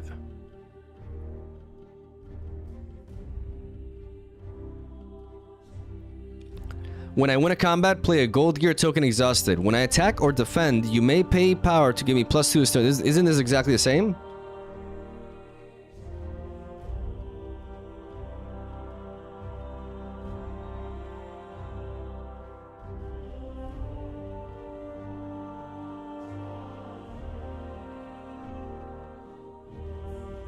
Yeah, Huey, yeah. Yeah, this is banned, but I'm not sure what changed in the text.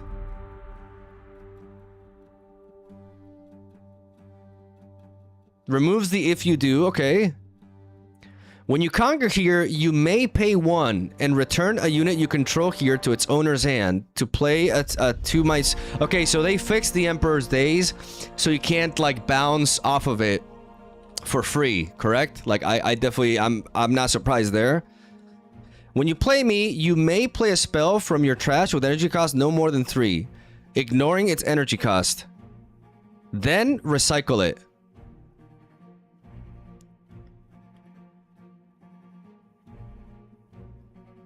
instead of recycle that spell after you play it. What changes here? Is it just more clear or what?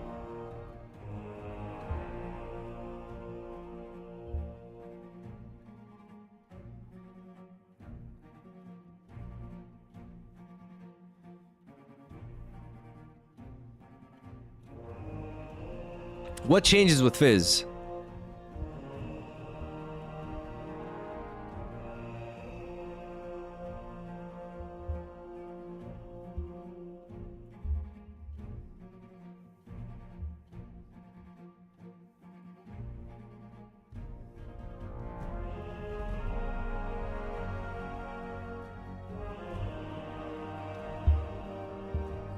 So if the spell gets countered, it still gets recycled?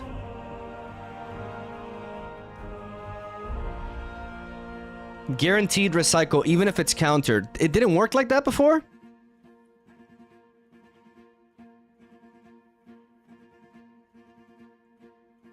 It did, right? I'm confused.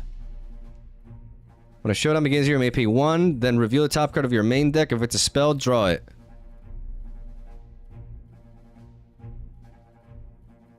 If you do, predict.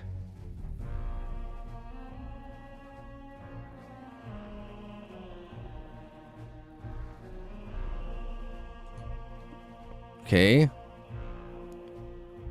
As a additional cost to play me, kill a bird, cat, dog, or poor you control. You may ambush me to its battlefield, even if you don't have other units there. They just took away the parenthesis. When you play your first card each turn, if I'm at a battlefield, the next card you play this turn costs 2 less.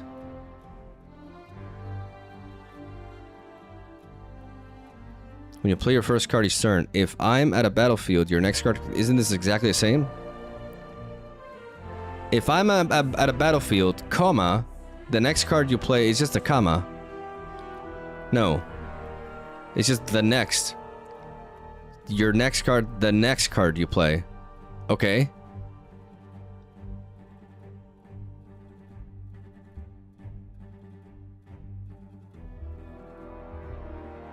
Oh, the next card you played this turn. Okay, I'm stupid. This turn. Okay. I mean, it was pretty clear that that was the case. That you weren't like floating. You can't like that. It wasn't floating for the next turn. Okay, that's okay. They clarified that. I already thought that that's how that worked, but.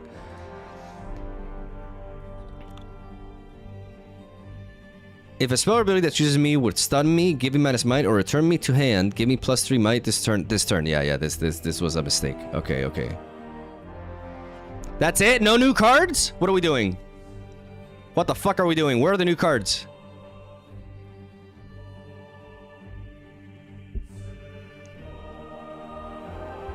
Have you seen Rossum's list on the new tourney on Pittsburgh? I saw it. Like it's similar to the one I think I saw it. I think. Maybe I'm wrong. I did look at Jesus' signature spell. I gotta pee real quick, but I'll be right back. I'm pissing myself.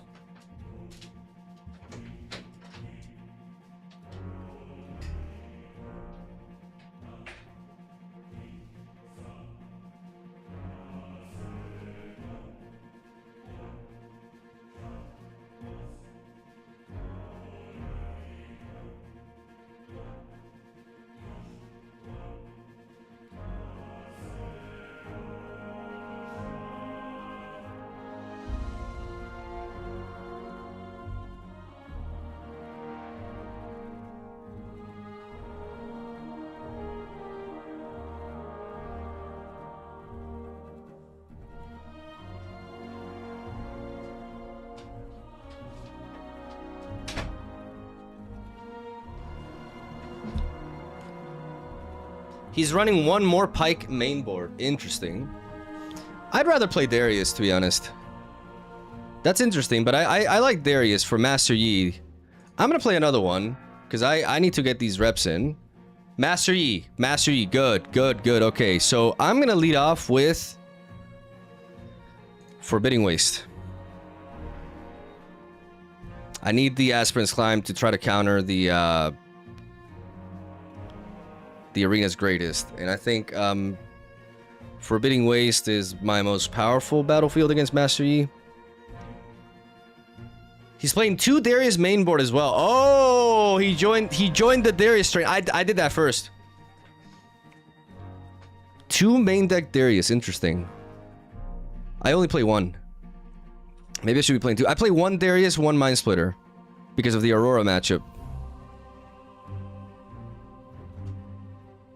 But to be honest, like once Brittle Steel is released, like I think you just drop the Mind Splitter.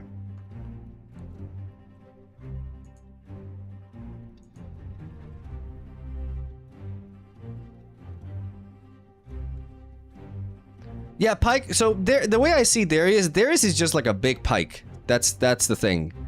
I don't like playing stuff like Kaisa in Pike because Kaisa is just like a different variation of Pike. So you kind of like. But Darius is like just a bigger, and Darius hitting 7 might allows you to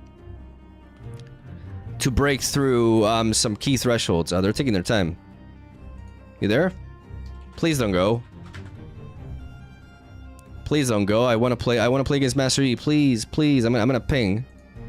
I can't ping. No, no, no. I need this practice. I need this practice, please.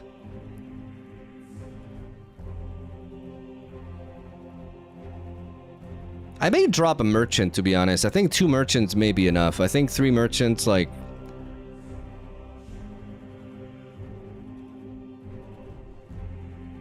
It's nice when you find it, but a lot of times, like, it's just also kind of like...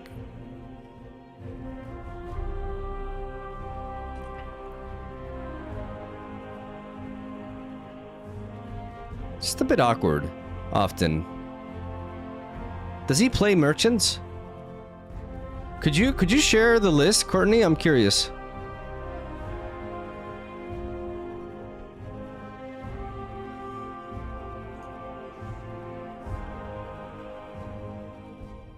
So he does play 3 merchants. He plays 2 Fizz instead of 3. 1 main deck Pike. 2 Darius and 1 Mind Splitter. He plays only 2 Scryer's Bloom. I can see that. 2 lists, 3 pack of 1. I mean, Scryer's Bloom is excessive a lot of times. 1 acceptable losses, 3 cleave. I was already playing 2 Void Seekers instead of 3. Like I changed that as well. So it's very similar to my list.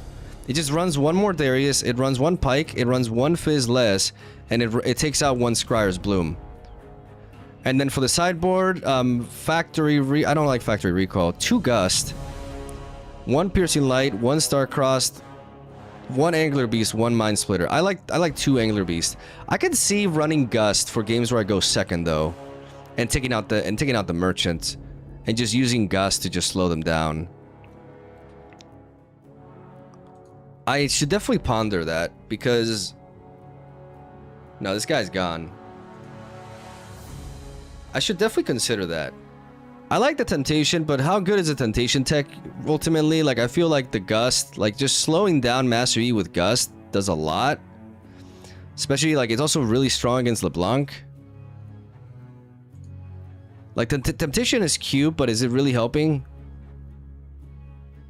I do like the 2 Darius. Only 2 Fizz. How do I feel about only running 2 Fizz? Do I like double traveling? Look, do I like 3 traveling merchants?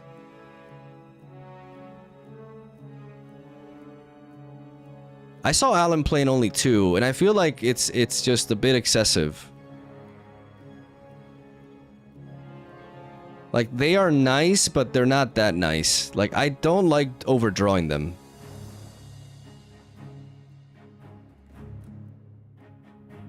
Only 2 Scryer Blooms is interesting, but first I want to see if I just take out 1 merchant for a 2nd Darius main deck. Like, having 2 Darius main deck gives me a lot of burst, which I like. And then the other change that he made is he took out a Scryer's Bloom.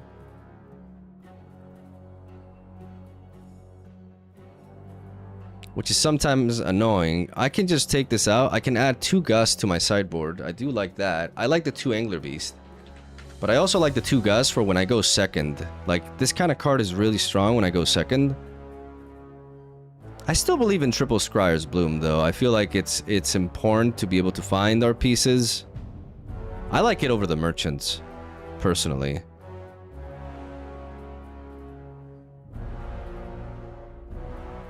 And I do like the abandon.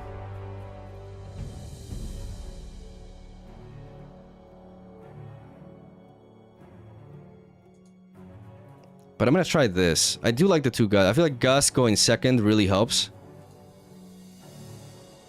Like I can literally take out. But I like the Scryer's Bloom. Okay, so what is this? I don't even know. Oh, Annie. Against Annie, what do I do?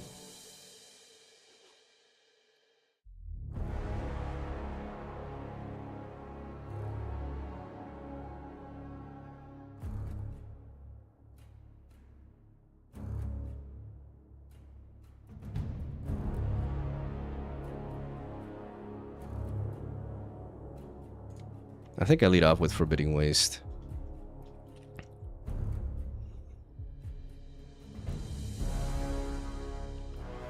I drop the Star-Crossed, I keep everything else.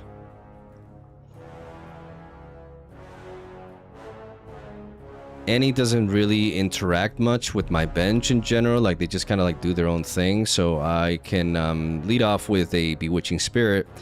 I can work to bounce it, and I can play Treasure Trove with this. No turn one play. That is absolutely huge. I'm gonna play the Bewitching Spirit. Get rid of their cleave. They play Kaisa. Kaisa can draw them a lot. I don't like that.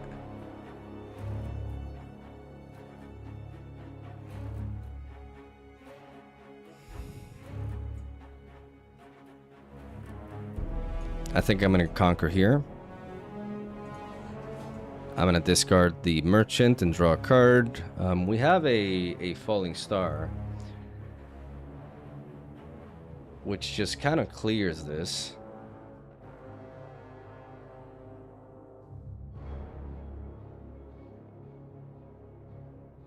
And then we can use the Treasure Trove after. I feel like I do want to clear that. They can't, like... They could have Abandon or something, or that, but I think I just go with that.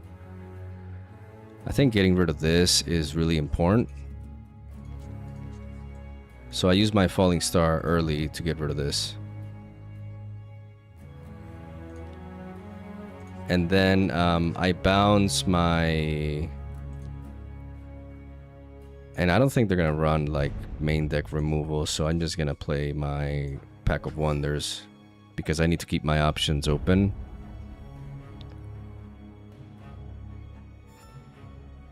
Oof.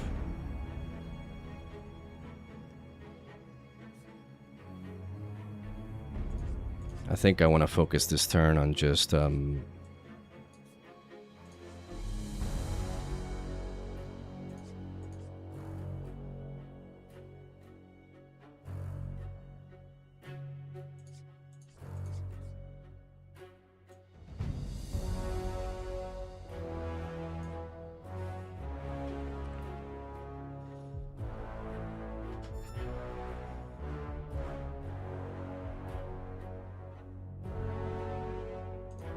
they can return cleave.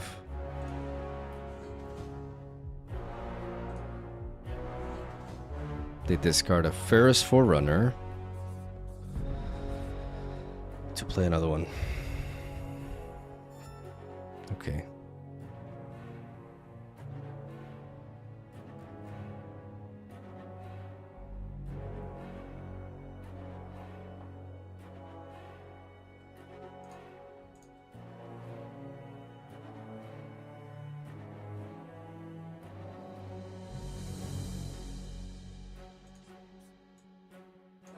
I'm gonna play stack deck.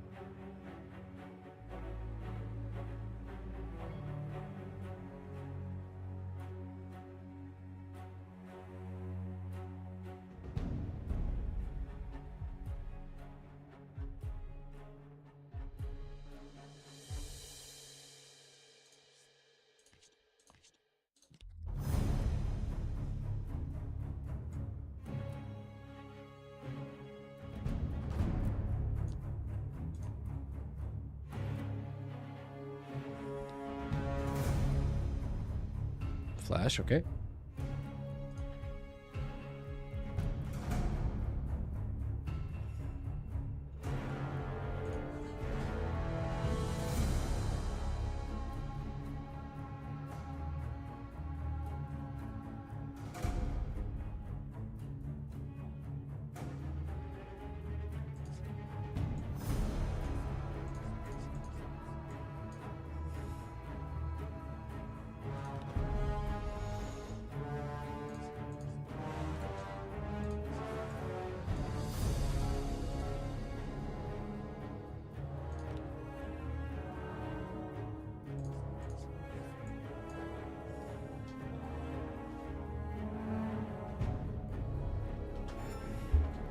I think I'm gonna do this.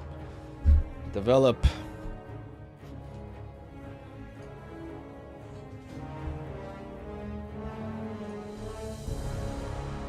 Two flash, two cleave. This Annie doesn't really have good value right now. But they're gonna play it anyways to get the flash, okay.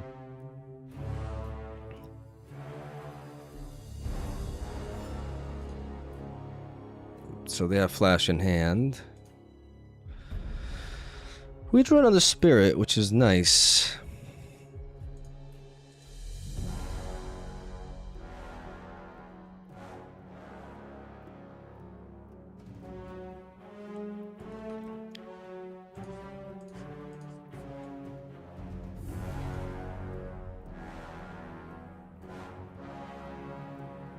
Force him to play it. Nope, okay.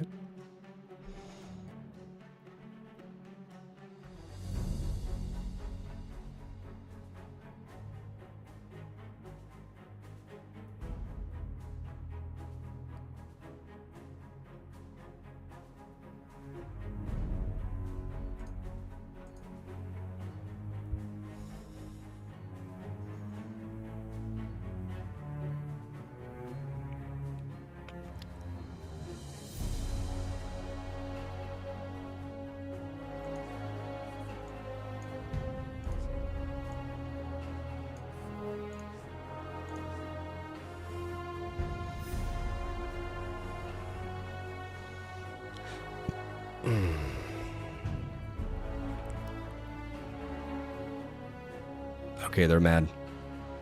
Guys are mad. They are mad. I'm just kind of gonna ignore them a little bit. Let's say, like, I'm just gonna do my thing. But they are very, very angry.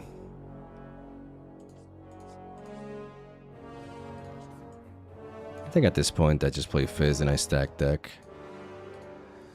Try to find some key cards here, like Void Seeker is nice. Cleave is very nice though.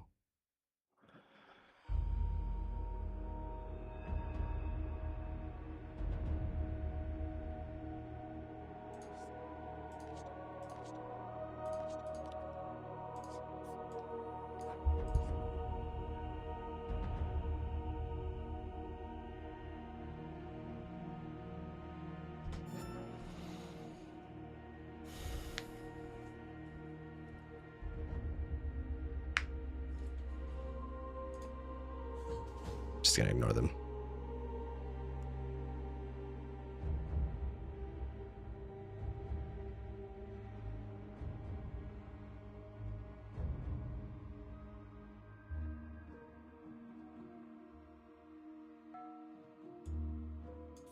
Okay.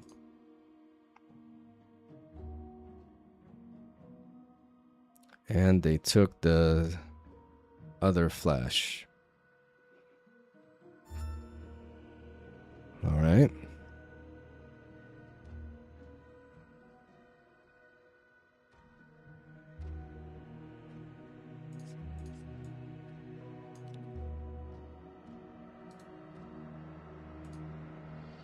There it is.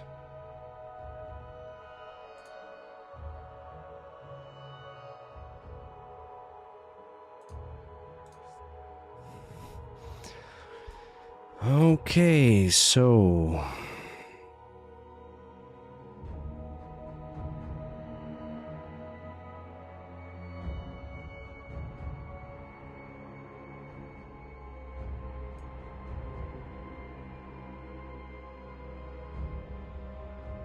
What am I discarding here? The treasure?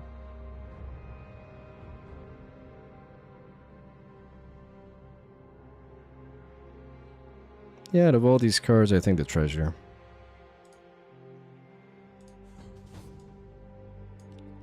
I have more than enough fuel at this point. I want to keep these losses for like a longsword.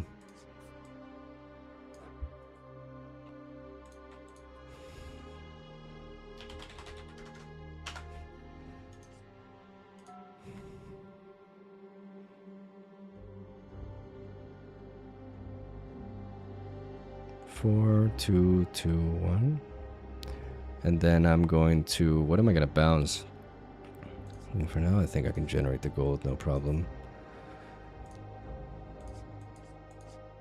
1, 2, 3.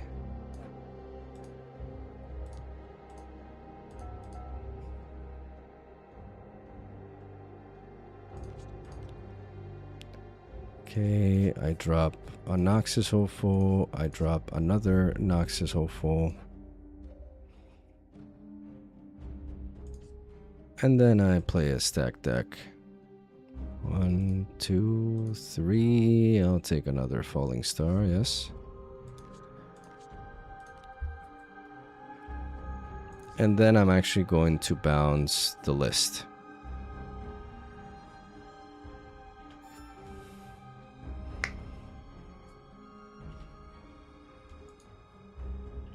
I'm gonna just go. I mean, I don't know what to tell you. Control decks exist. Don't know what to tell you.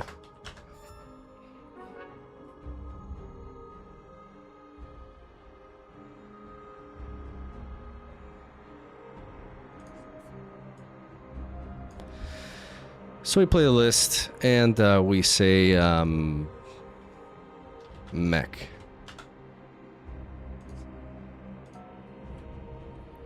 Drop it down to 4.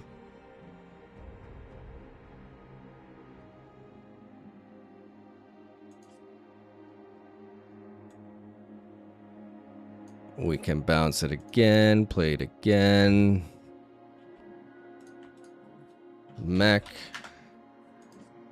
Drop it down to 2, and then we go here and we pass focus.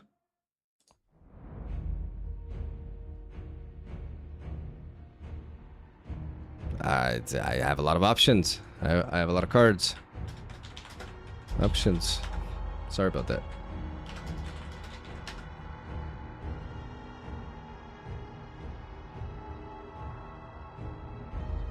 It's been 13 minutes. It's not even like a super long game one. Like it's been 30 minutes.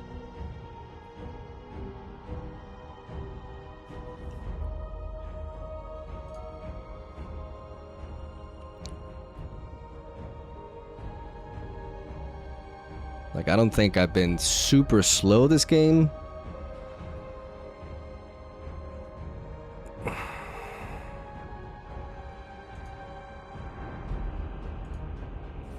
So, you know, they may just ghost, but we knock this out. We Falling Star, we conquer with Fizz, we bounce Fizz, we Falling Star these two, we clear their board, and then we just try to hold. And then it's pretty much a wrap at that point. So, okay.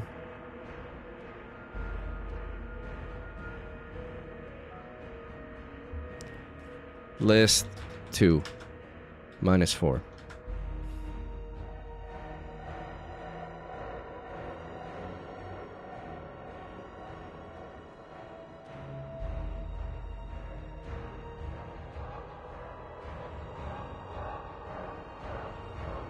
Now who's being slow?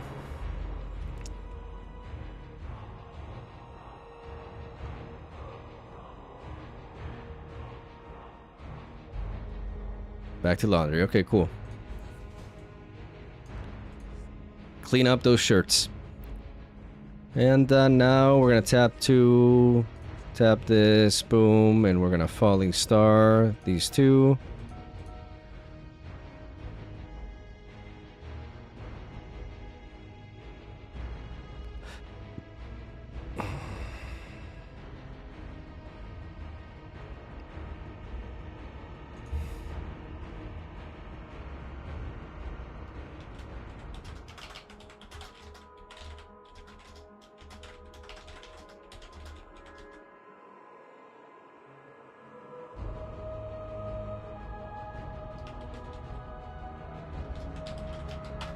Just saying.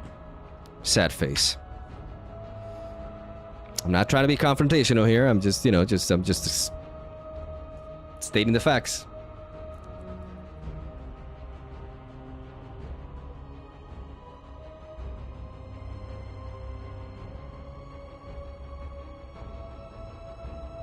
They're mad. They're mad because I dared to play a deck that isn't just about I want to score points faster than you.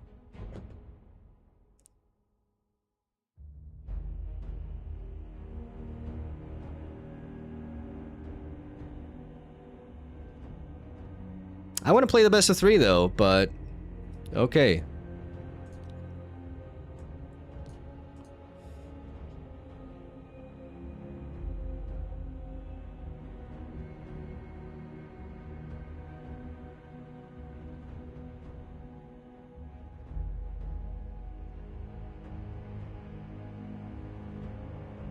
My brother in Christ, I'm trying to conquer. Just click the buttons. Oh my god.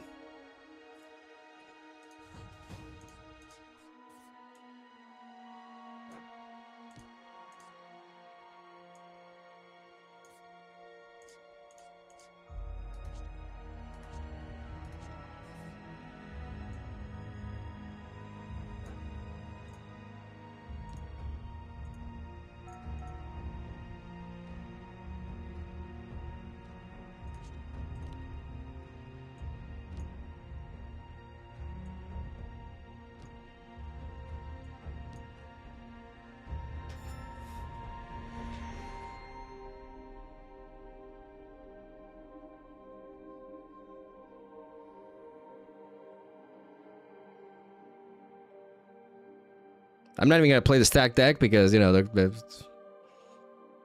mad. This game took like 15 minutes.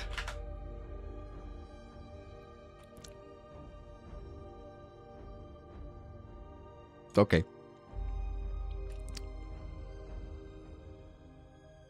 Yeah, he's got a lot of dirty clothes. I feel for him, like it's just... I hate doing laundry, but man, don't blame it on me. Bro, what happened? What happened? They even deleted the last post? What happened here?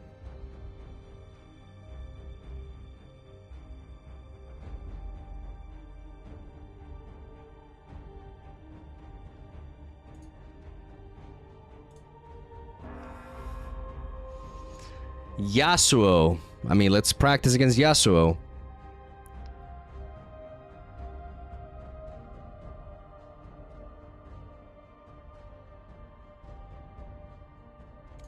Let's go with the Forbidding Waste. Okay, going second. Defy is the thing. Void Seeker is nice, but I think I'm only gonna weigh these 2. Try to find my Pack of Wonders. Without my Pack of Wonders, there's nothing wonderful happening. Interesting. I'm gonna go for the stack deck. 1, 2, 3. Yikes.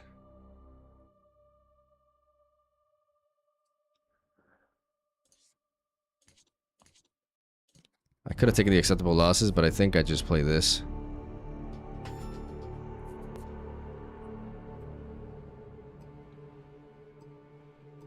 Vex.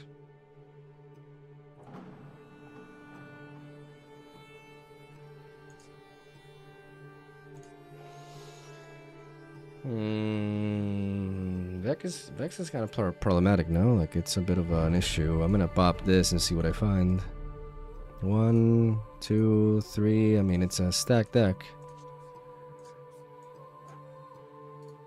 1, 2, 3. I mean, the Void Seeker kind of like deals with that, but at this point, we gotta assume they have a Defy, right? So let's just actually take a unit.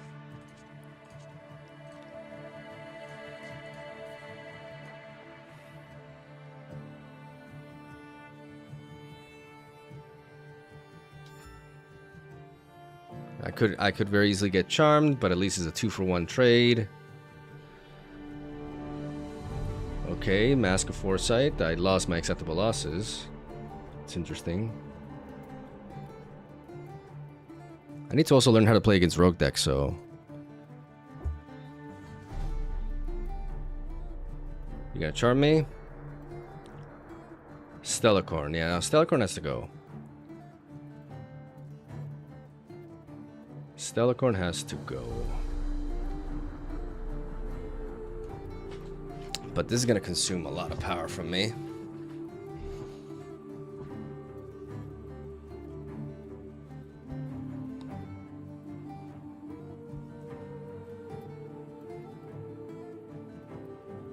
If I consume this and I play that and that, I can do that and that, so...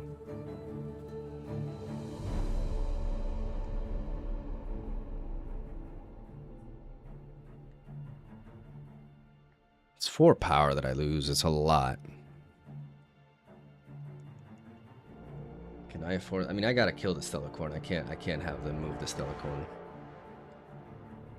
But I also can't attack in because if they have to ride the wind, I get absolutely demolished here, so...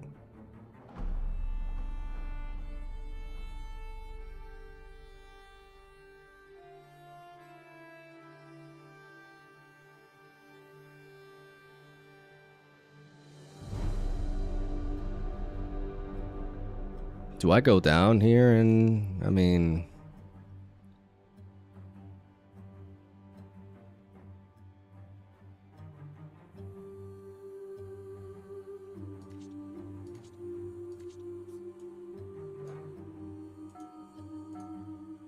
I flow 1 energy.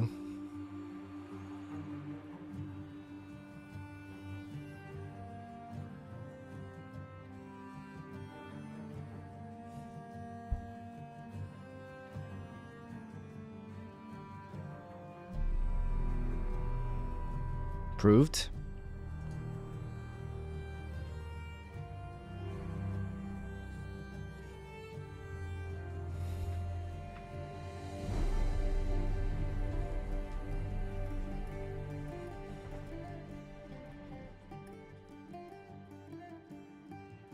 Okay.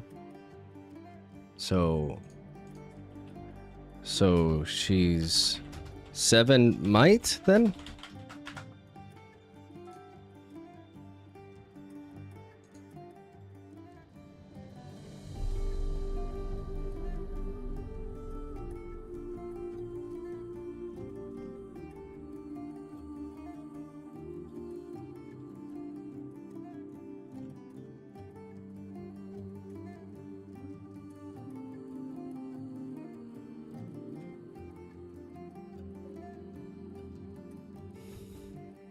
Yes.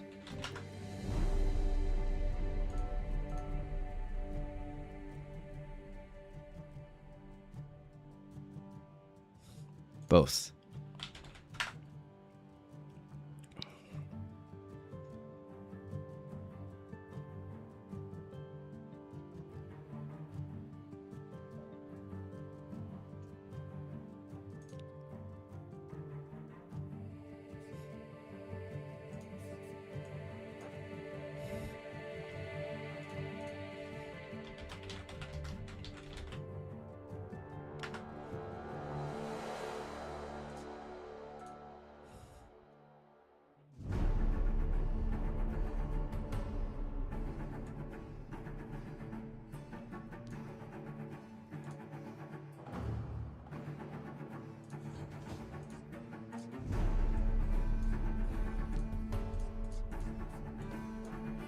Whatever card that is, let's get rid of it.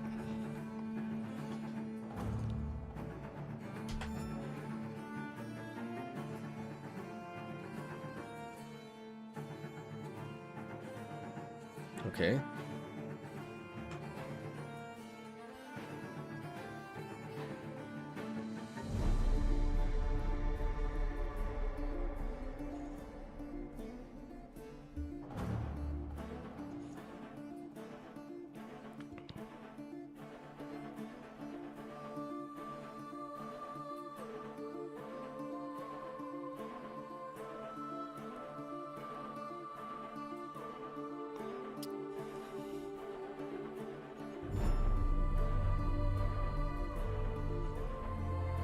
Ride the wind. Interesting.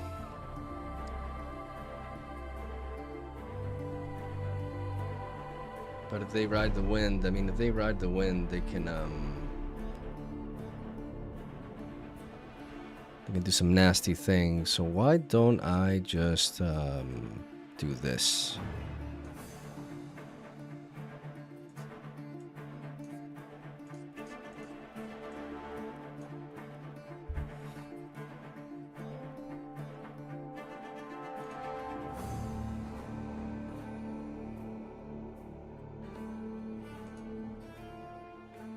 Okay. And then I'm going to play one. I'm going to play the list. Yeah, I'm going to play the list. And I'm going to target Shadow Isles.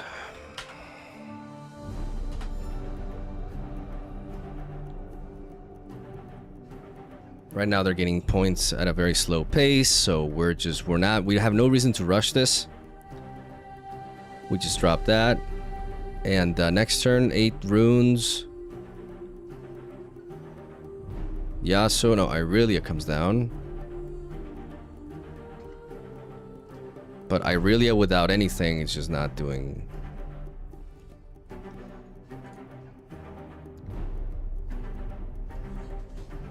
Okay. Speeding up the process. So if I bring this down and then I bounce you, I pay 2 and then I go with that, and then I can use Pike to just eat this up, and I think that's what we're gonna do. Let's not overthink it.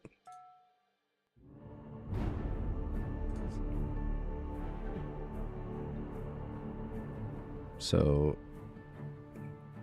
she's down to 2.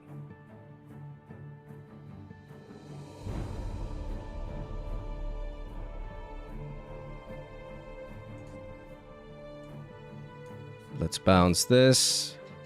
Let's play it again. Actually, let's just tap this instead. Let's go with Shadow Owls again, in case they have the big guy. Let's target this once more, consuming the rune.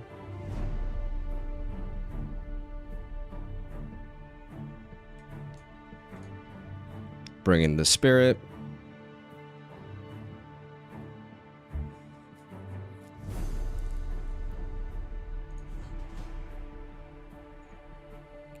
We played 1 card, so we can actually just play Darius.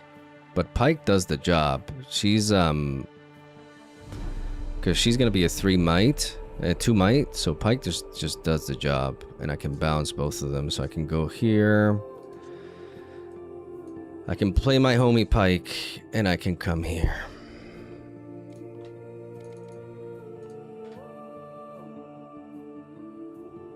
Because we beat the +1 might from the Mask of Forethought. We conquer. And then we tap you. We bring you back. We make a gold. And then we play you. We tap you and we bring you back. And then we untap with 2 runes open. We play that. Draw a card.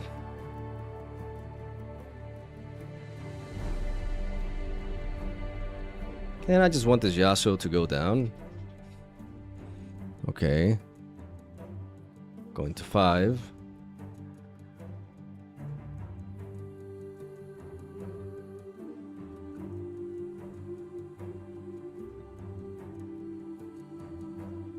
I kind of need a voice seeker so I can stop this madness. What is this? Fizz.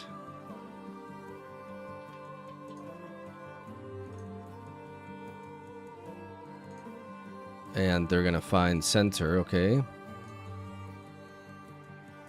Channel 1 rune.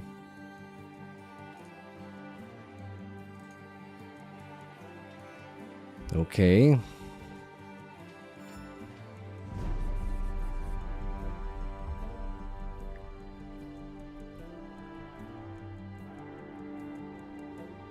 Can't have them just like scoring 2 points for free.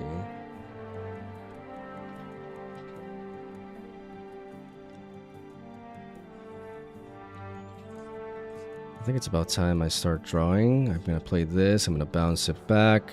I'm gonna channel a rune. I'm gonna draw. We get Fizz, which is nice. Fizz just kind of like solves our problem. So we just clear this board with a falling star.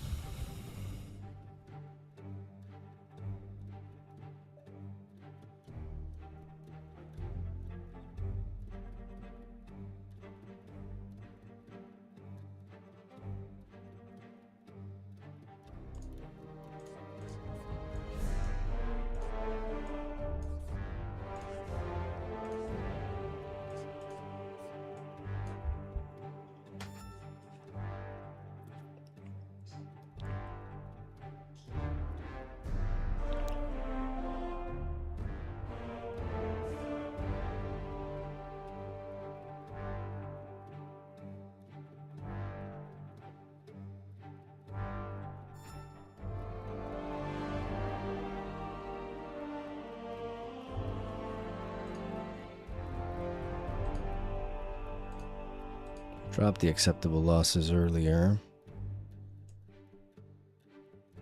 We're gonna move here, discard the merchant. Draw a card. We find the falling star so we don't have to spend as much gold. We're going to pay 2, falling star here.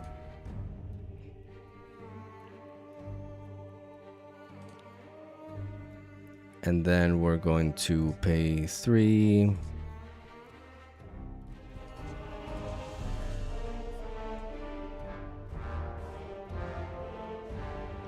Play my homie Fizz and replay the falling star.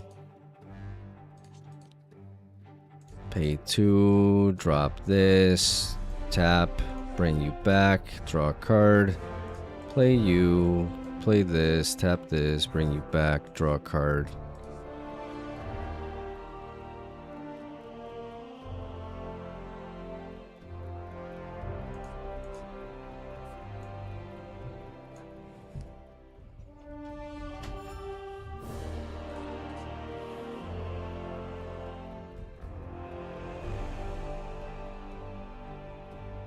And now we are in a pretty good position. There we go. Okay, so I think I played that. I didn't take forever on that, right? Acceptable losses seems pretty important. There's a few, like, it's a bit of a weird deck to play against, but we definitely want to be able to deal with the Stella Corn. I think if it ain't broken, don't fix it. It's just that now that we're going second, do I want the merchants, is the question. Nah, I think I'm just gonna keep things as they are. We're gonna bring the Aspirin's Climb going second. And we got the list and we got Fizz. I also like the cleave.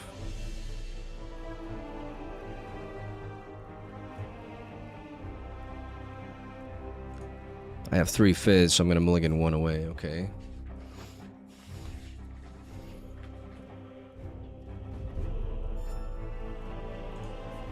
I'm gonna play the list. I'm gonna say Bilgewater.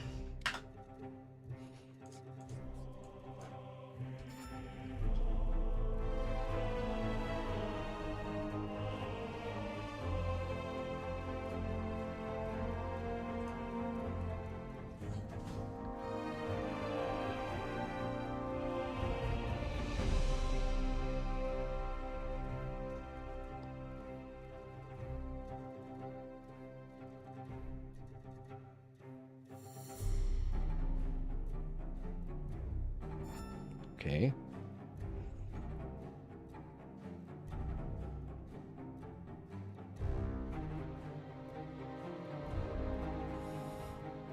Maybe keeping the cleave was unnecessary. But we can bounce, play you, and play that.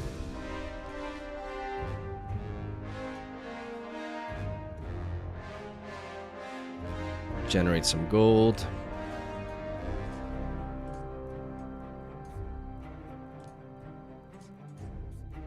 Play a pack of wonders and play the Noxus Hopeful down again. And am I gonna bounce this? May as well.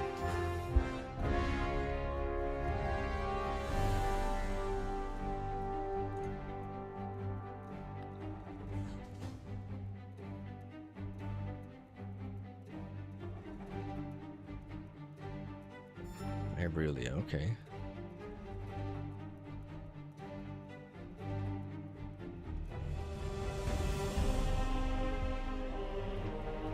How threatening is Irelia?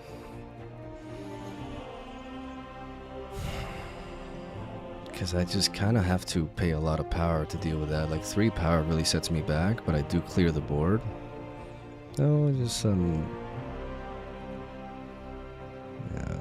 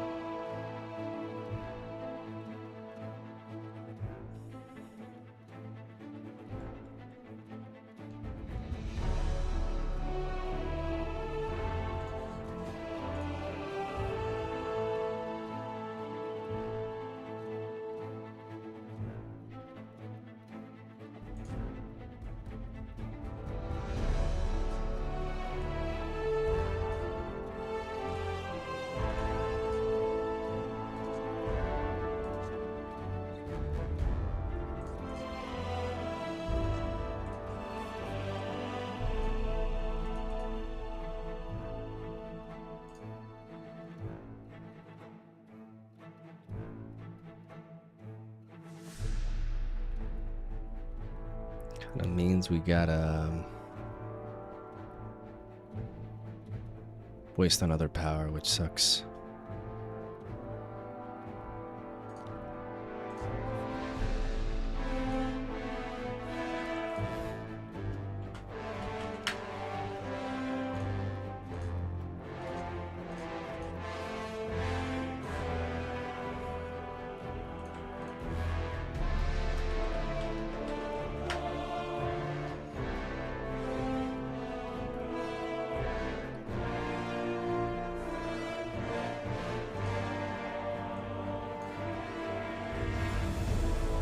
I mean, we spent a lot there just to clear the Irelia. I don't know how good that was. Yeah. This is sus. This is very much sus.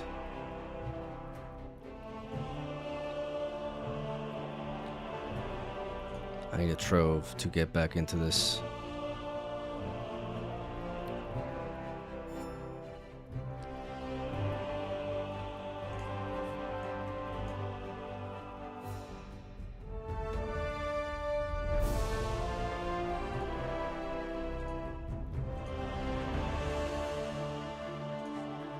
Or that.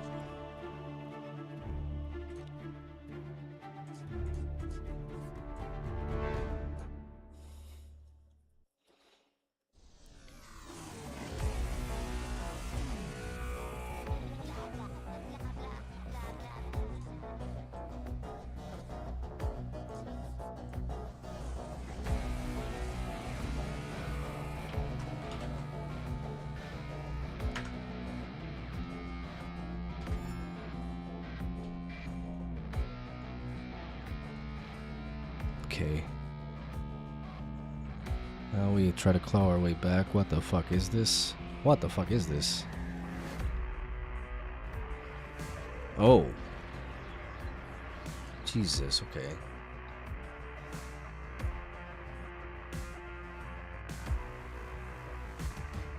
Yasuo, Baron Nashor, okay.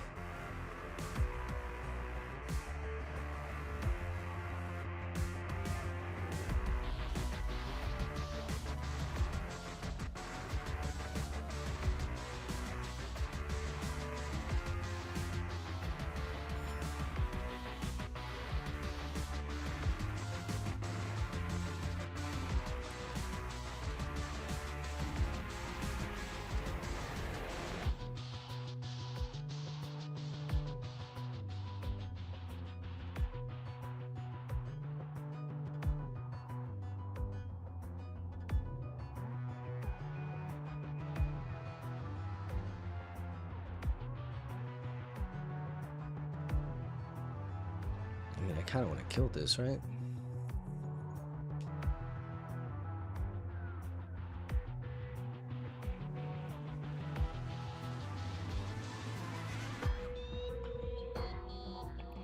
I can with Fizz and Cleave and just bouncing that back.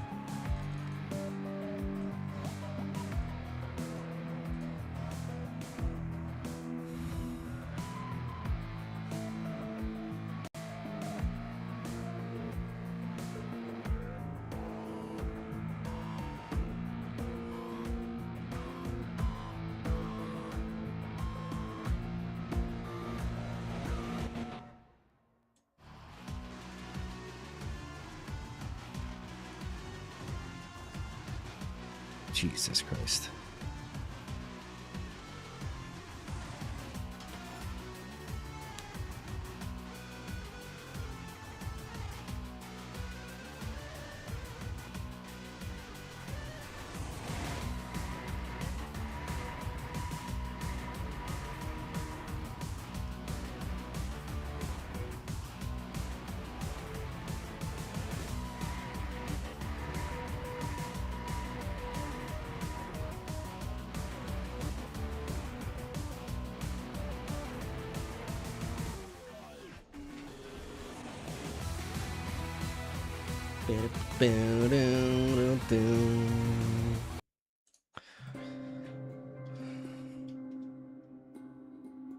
Vex.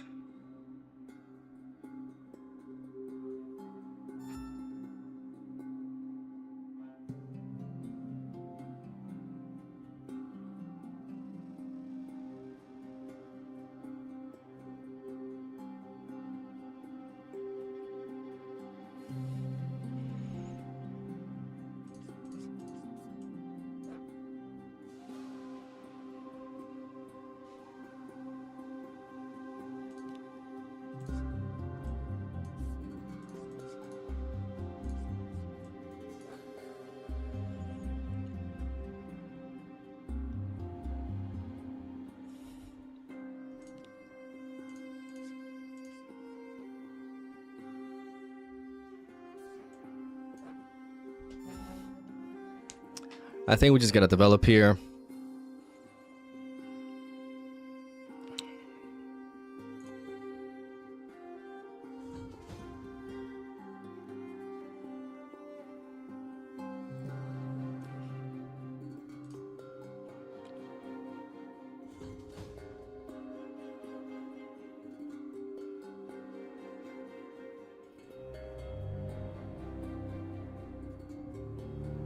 Okay.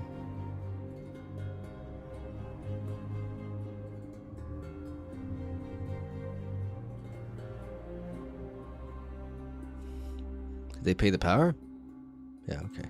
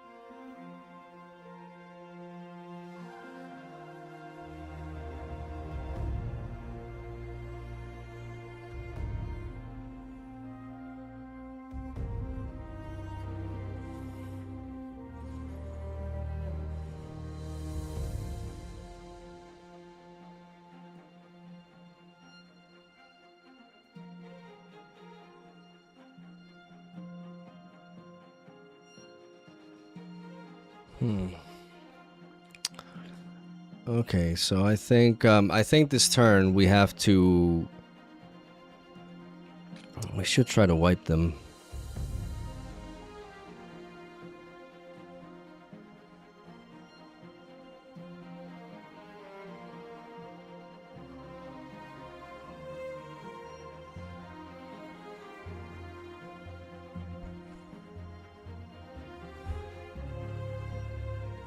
Maybe the following turn. I think no. I think we need to.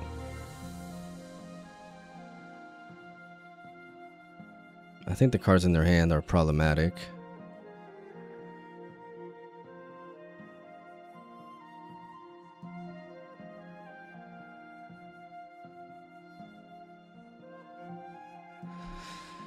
It's a tough turn. Okay, so I think, do we attack the hand and then leave mana open, like clear this, but lose? No, we lose Fizz. That's just not viable.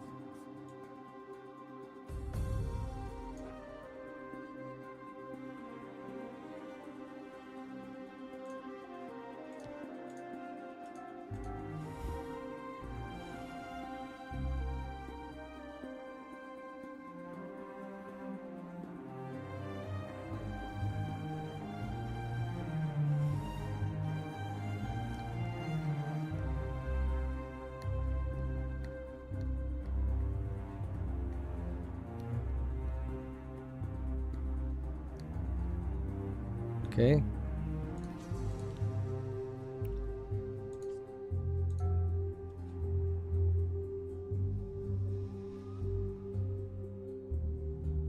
No, this guy.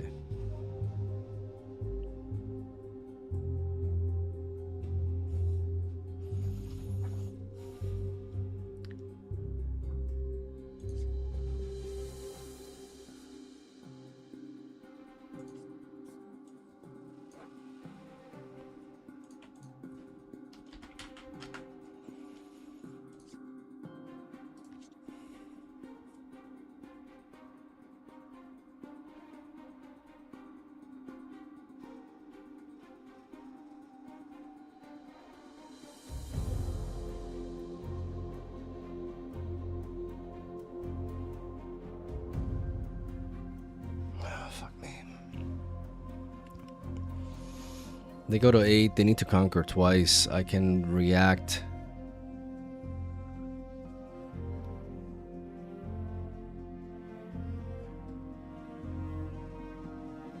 Like any sort of, like if they had any sort of buff, they would have played it.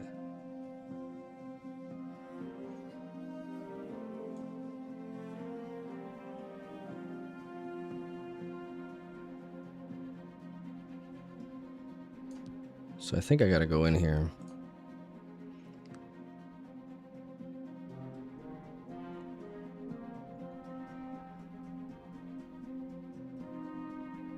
I'm just going down in so many points though. Like it's crazy how much energy I'm losing by doing this.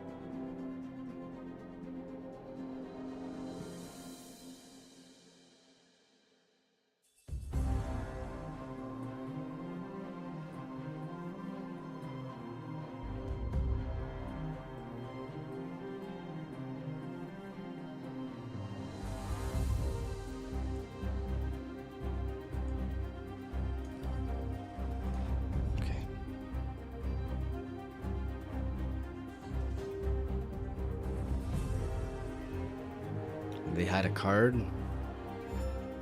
I think the game's over.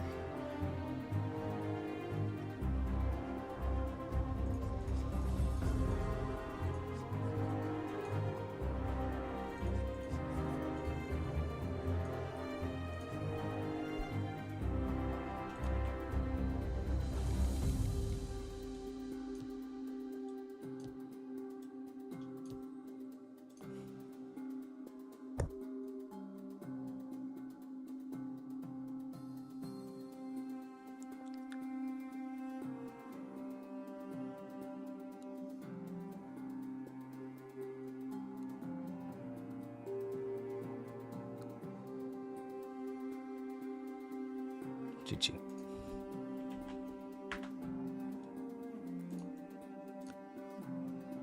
Okay, so Baron Nashor Yasuo.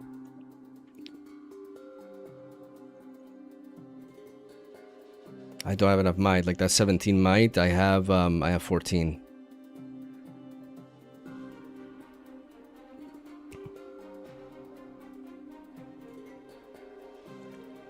Yeah, you win.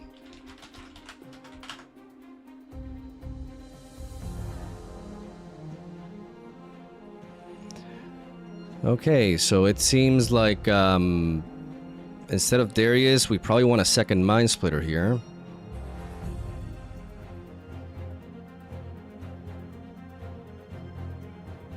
To be able to attack the hand. We have a turn 1 Merchant, which is nice. We have a Scryer's Bloom. We have a Pack of Wonders. If it ain't broken, don't fix it.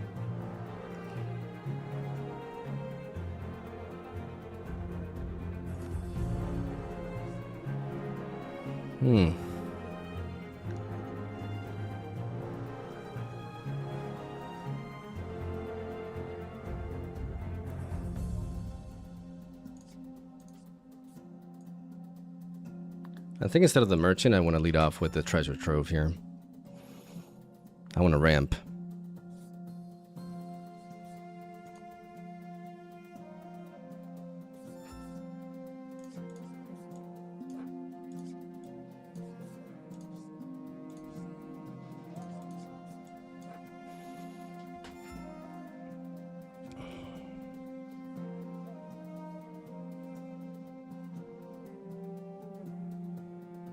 Baron Nashor is a bad matchup for us, is the problem.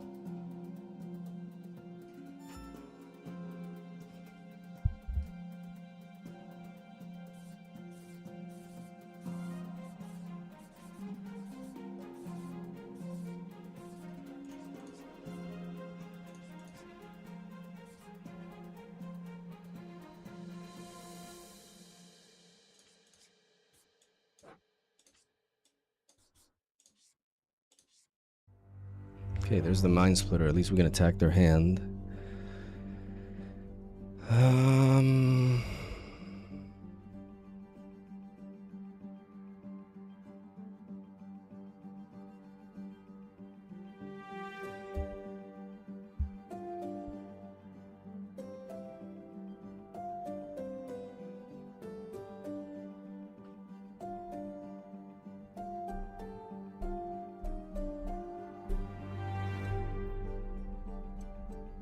I'm in trouble.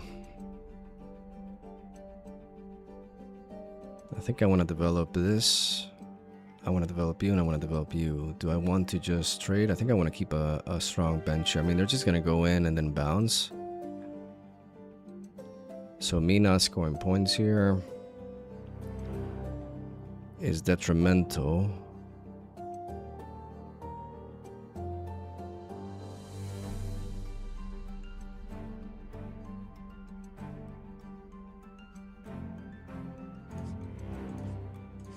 We definitely want to drop this. We need to start cycling through stuff. I think I just want to play you and you.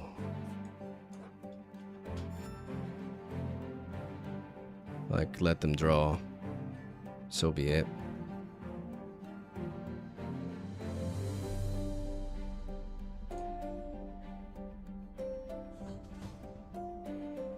Yeah, the fact that they play Baron Nashor is like really bad for us, actually. We struggle against it.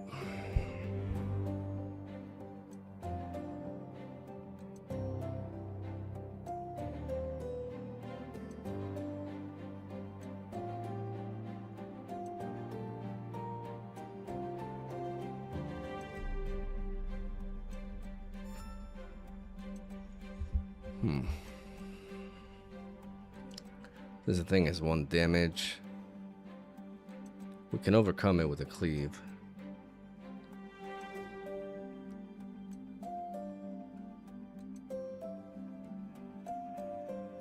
I think this turn I'm definitely balancing this first. See what we draw. Another Trove. 1, 2.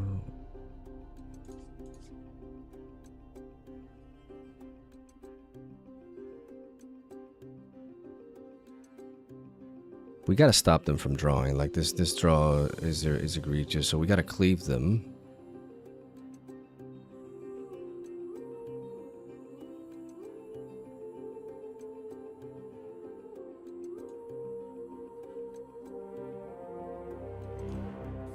We move here and draw. Okay.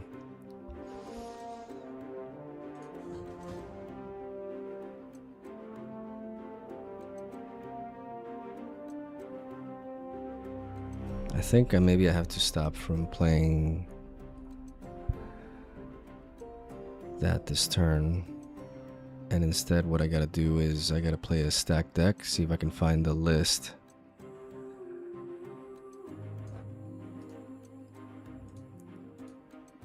There we go.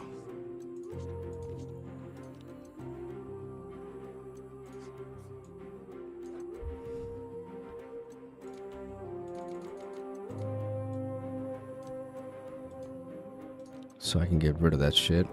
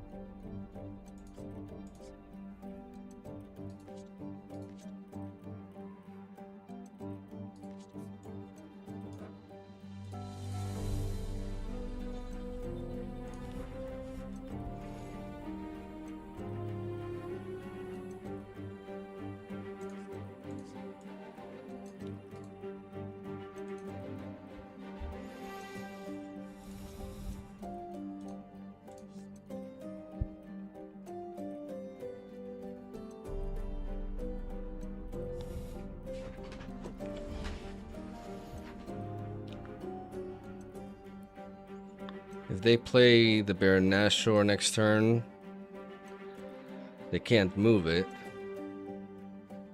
And we have 8 might directed at it. It would suck though. Next turn I'm gonna have like... I think I just have to drop this.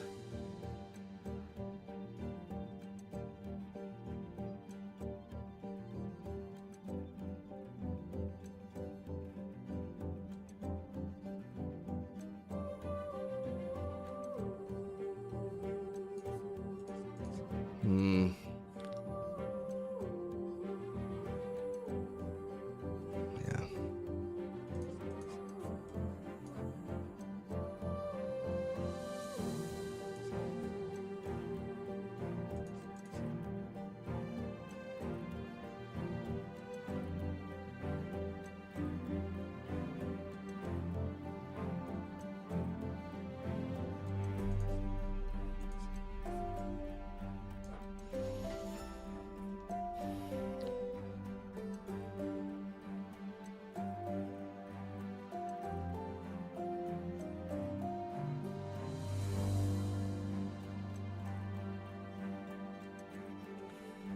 Okay.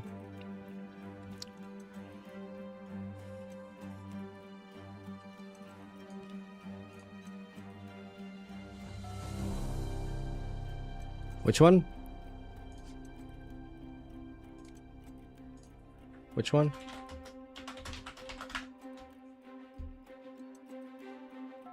Yeah, obviously.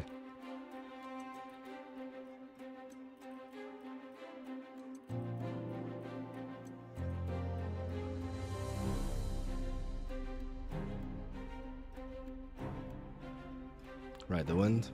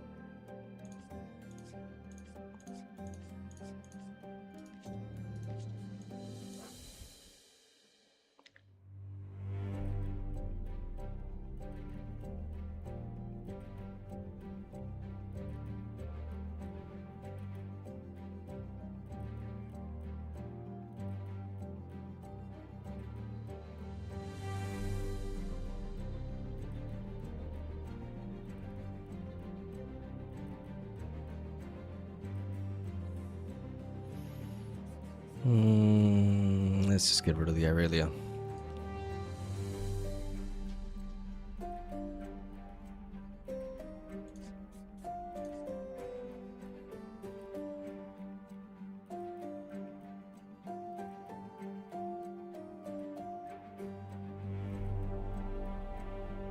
Feels bad because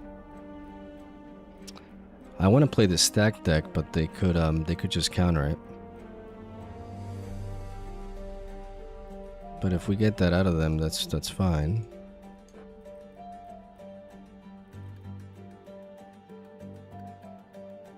Okay.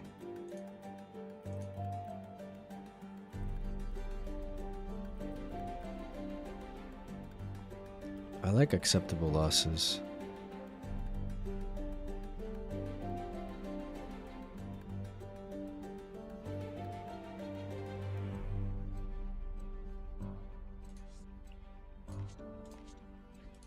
But I don't want to play it this turn because it can get countered.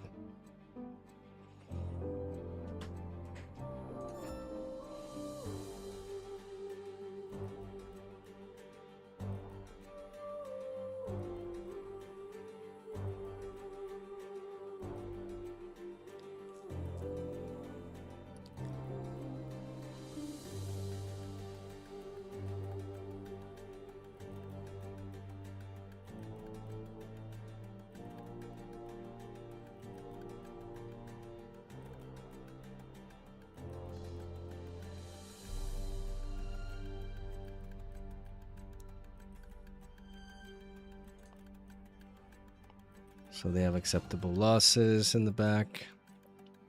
Except they're just going to do that instead, okay?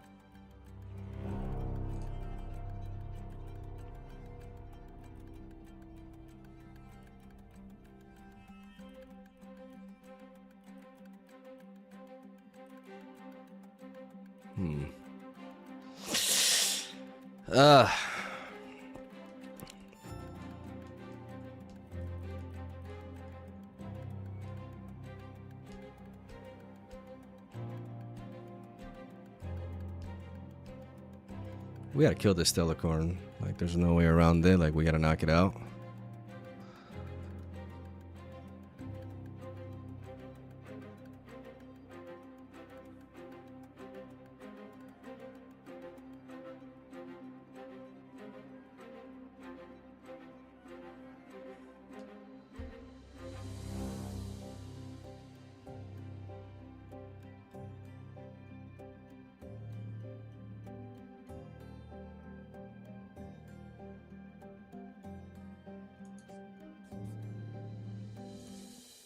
I can bounce this and play. I can play it twice. Discard 2 cards, but then I can't play that. So I think we have to go for the stack deck.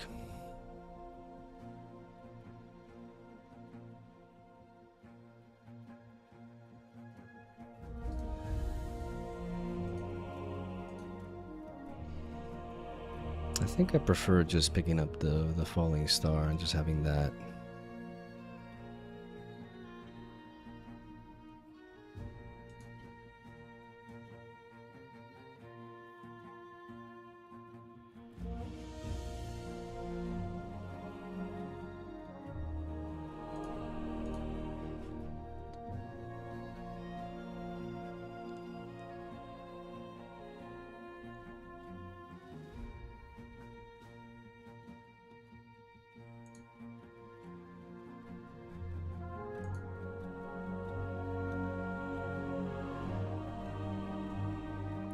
Problem is if they I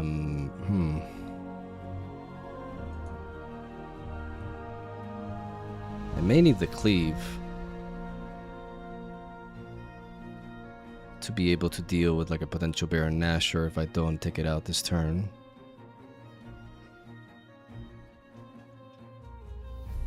No, because if they play it the next turn, they got a lot of might. If they play the next turn, I gotta clear all those bodies to make sure that they can't just play it for free.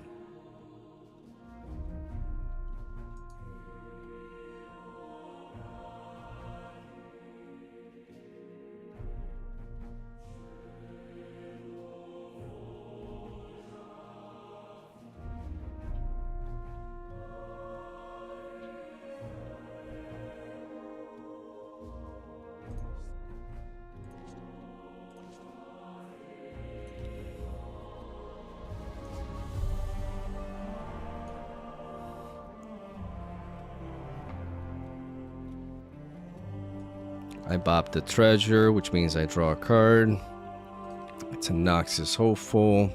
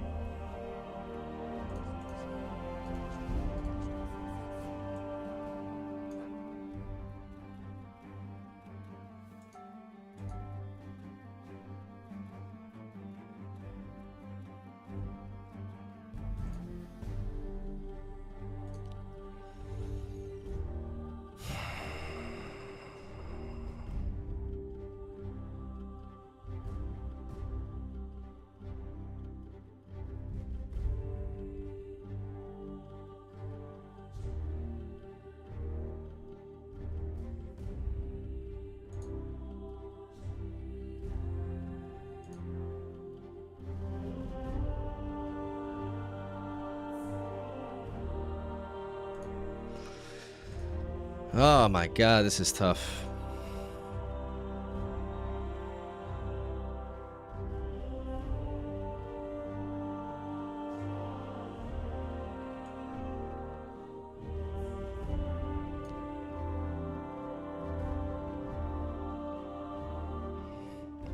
What to do here?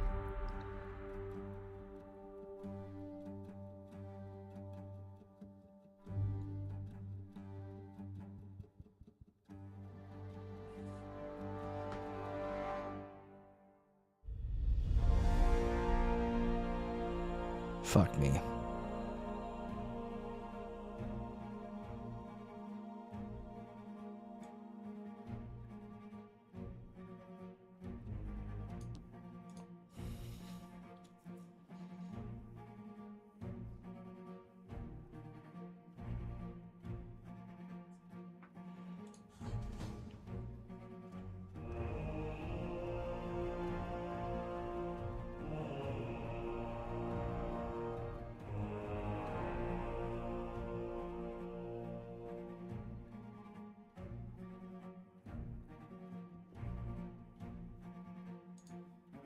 I can't allow them to play Baron, but if they play Baron, they can move.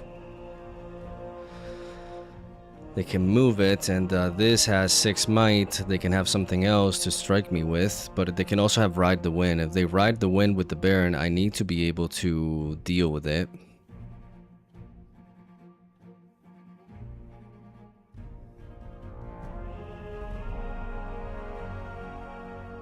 I'm just super exposed here, but I don't want to use my pike, but I think I have to. I think I have to move here.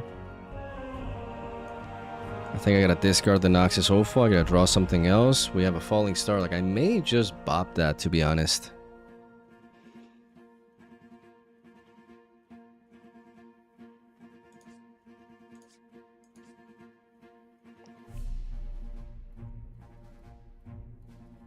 But no, I'm just gonna play this.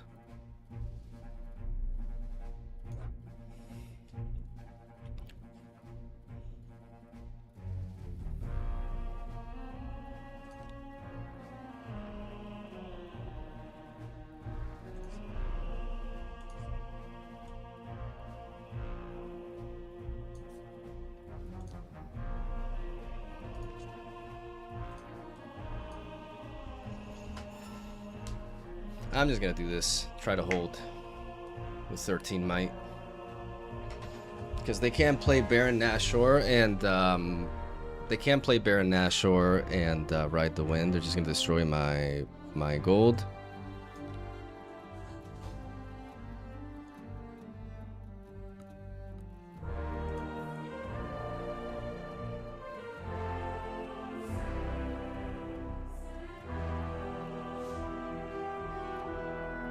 This game is already taking forever. See how slow I am? Like, this is just tough. I mean, it's the threat of Baron Nashor that's giving me a lot of problems.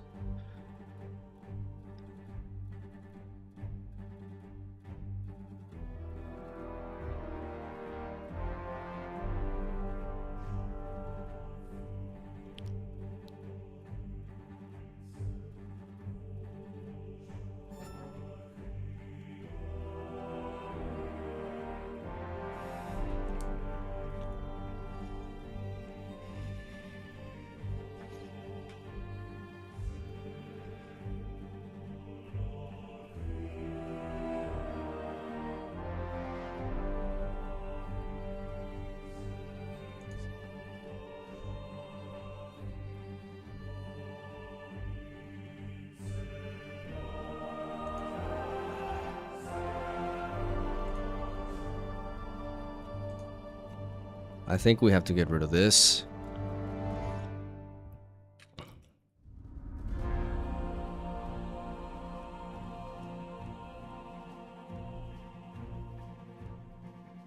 We can try to discard 2 cards. Are we in a hurry to deal with this? I don't think so. I think we just focus on discarding.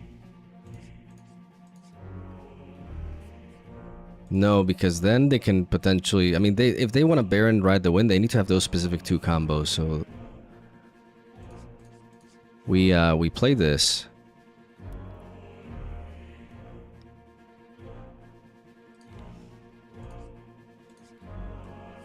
We bounce it back.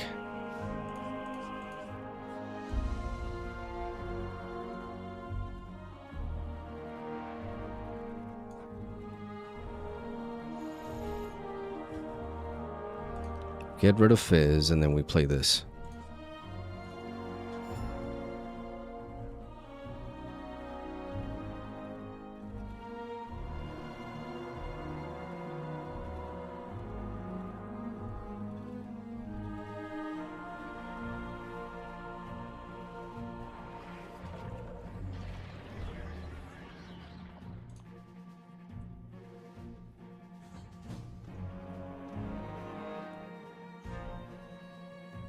This thing has 6 might, so it still can't beat my Mind Splitter, even if they move it with this.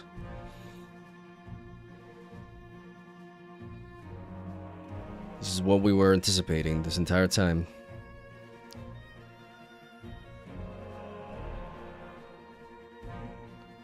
But we should be... Wait, what?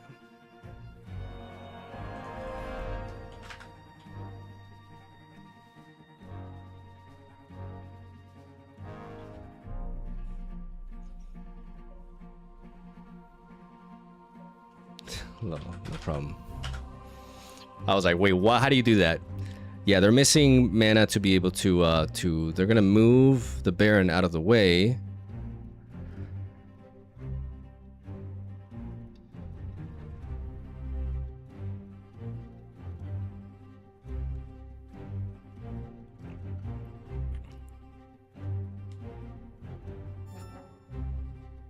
Okay. They take damage here. And we have to play Fizz in order to deal with that.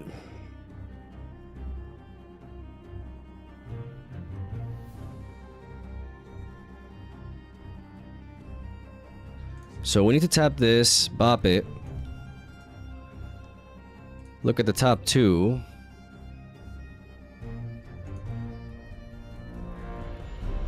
I mean, at this point, the pack isn't doing that much. The Void Seeker just allows me to clear this without having to use a Falling Star, and I can draw a card.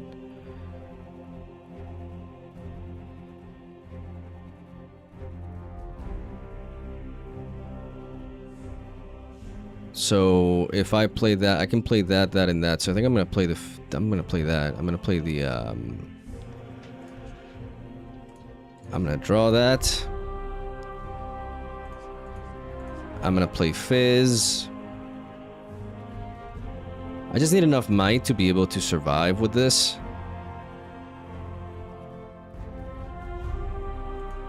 So I can definitely go and conquer here. This turn, go up to 6.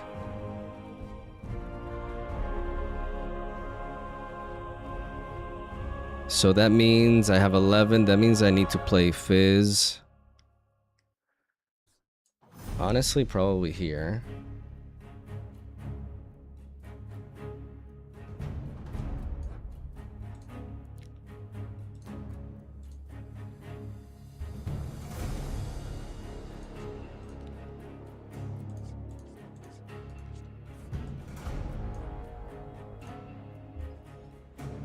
Oh.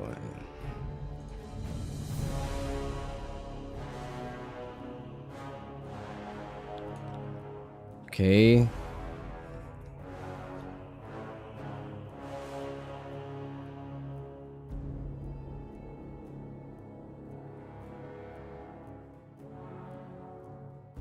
If I go 6, 7, I just need to contest one of the two.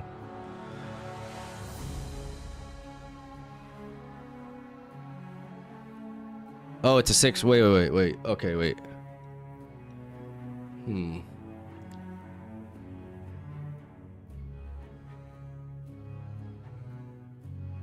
Oh, never mind.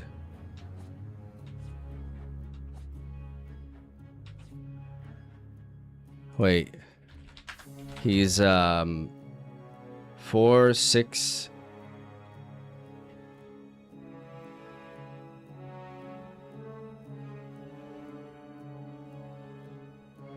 He's 6'5". He's 6'5".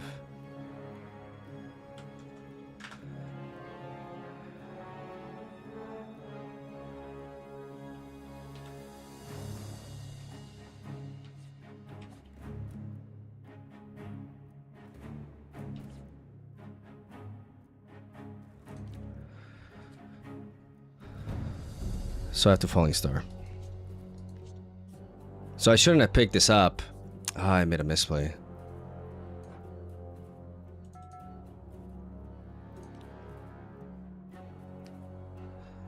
I made a misplay.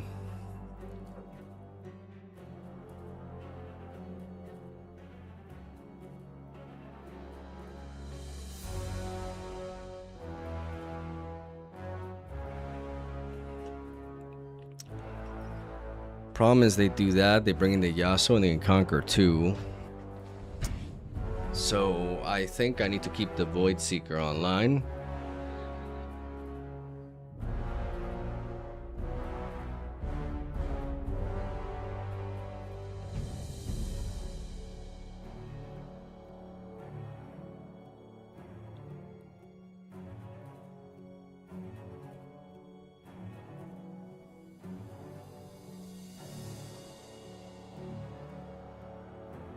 And they bring Yasuo, I need to keep the Void Seeker online.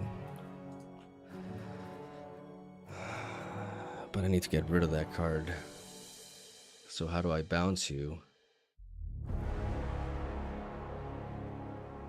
I can't.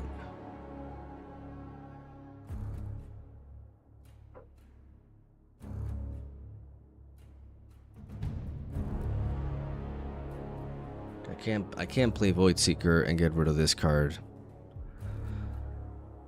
I have 10, I have 14 might here. And I need to keep it that way. So I do think I have to conquer.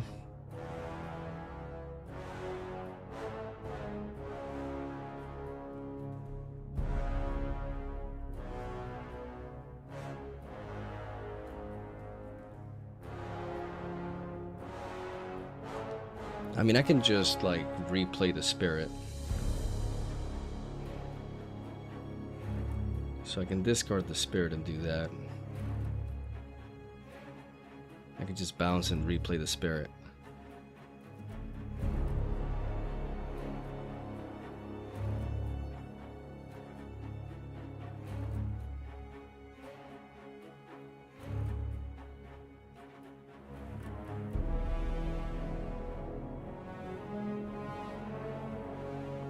Maybe I can replay him here.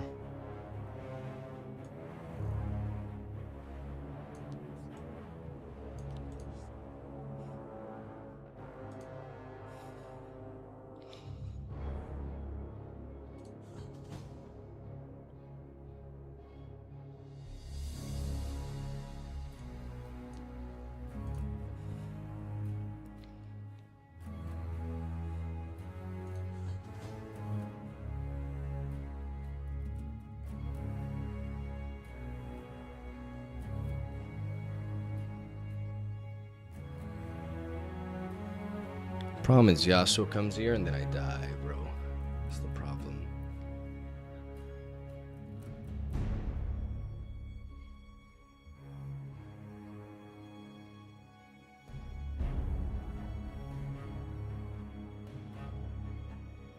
I need to hold in 2 battlefields and I just can't.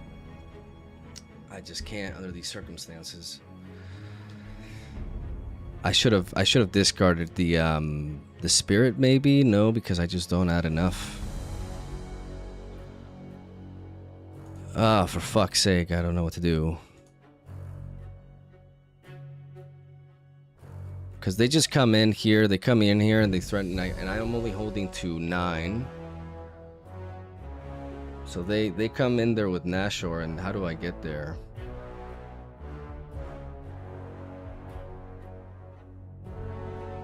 No, it's a 9-point game, so I can't do it. Like, I don't know how the fuck. I'm sorry, bro. I really want to see if I can navigate around this. Like, I butchered this turn. I completely butchered this turn.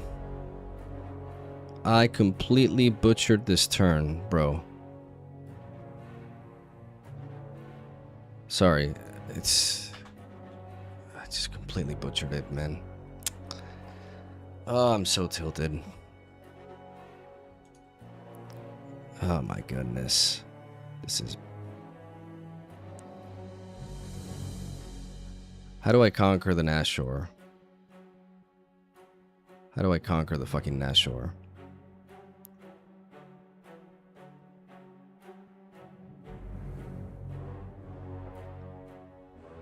I need a Darius. A Darius and a Pike and something else too. So I go up to 11.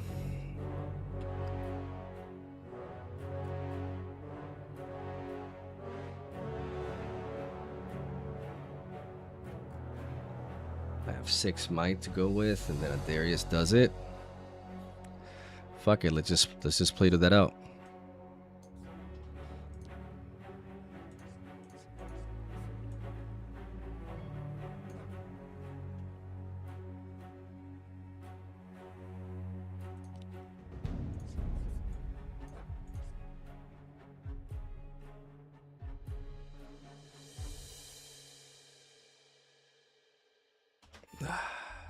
Butcher this turn like crazy.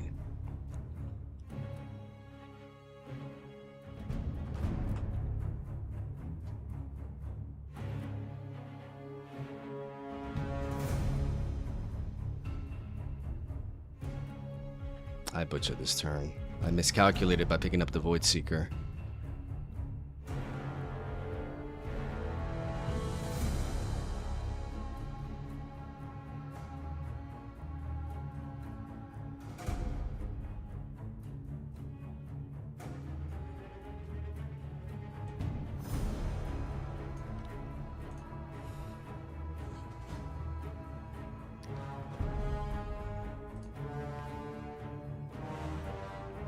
I threw this so hard.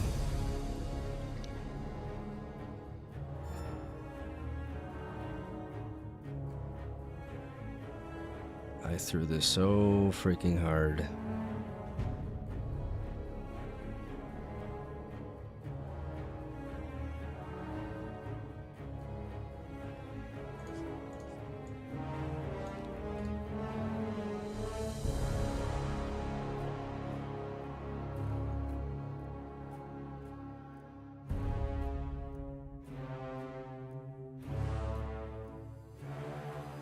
I'm so mad at myself. I'm so mad at myself, man.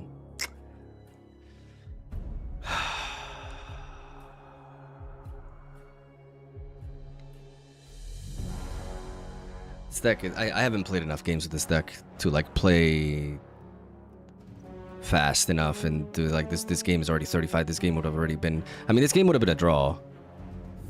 This game would have been a draw, but I mean, to be fair, like a Baron Nash or Yasuo, like that's just kind of a night, but I'm pretty sure I can sequence in a way that I can deal with that better.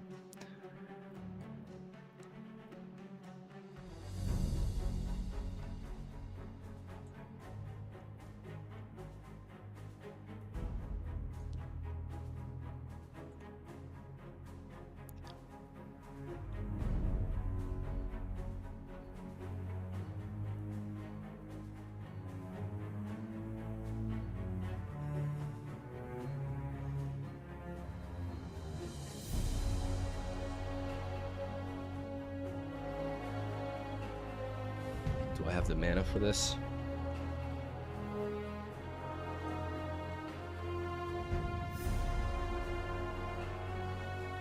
So 11.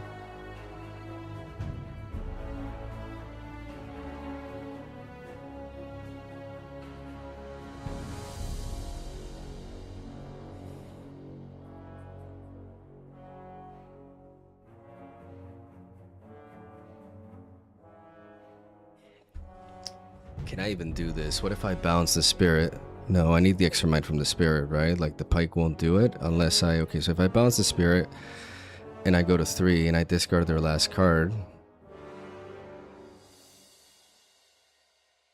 I mean, can I afford to play around that?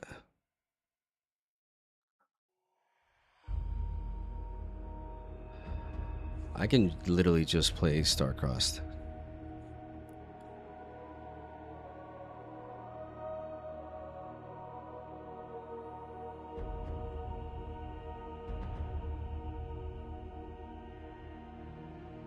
If I bounce the spirit, if they have like at the 5, for example, if I bounce the spirit, that's 4 mana.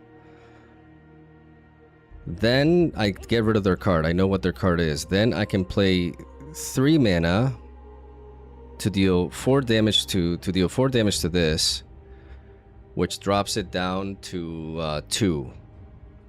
Or I can just pay 3 mana to Star-Crossed it. And then no, then I can't bounce. Because if I'm bouncing the spirit, I can't bounce the fizz. No, but I can Star-Cross the fizz. I can Star-Cross the fizz, and then I can... No, but I can't double cleave. So I can't bounce the spirit.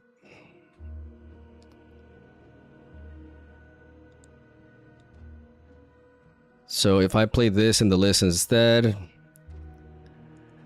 and I bounce fizz, I have 3. And then I just pray.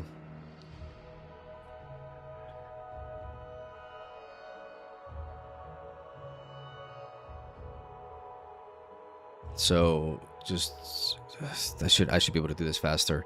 4 mana. This plus the list.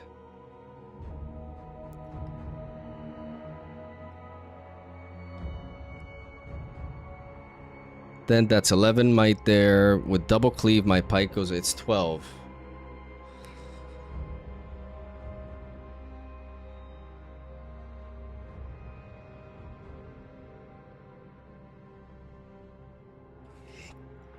Yeah, I just have to do this. So I have to tap 1. I have to...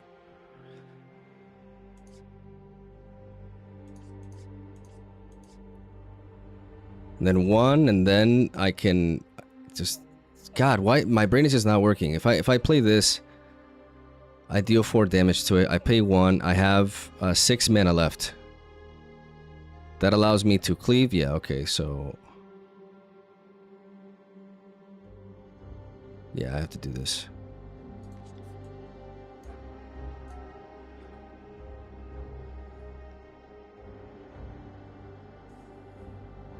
Okay. There's the Darius. It's too late, right? I've already played, have I played... how many cards have I played this turn? Have I played, another card this turn? I've only played 1. Wait. 1, 2, 3, 4, 5. That's 14 might. That's 7, 11, 13 might.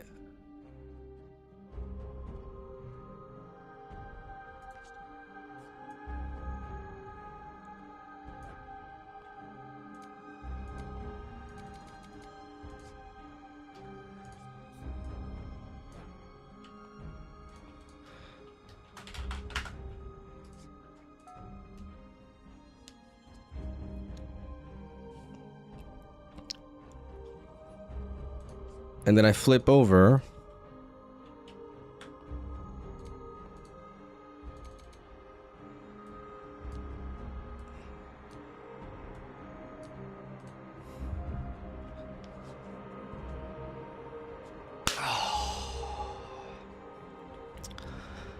Oh!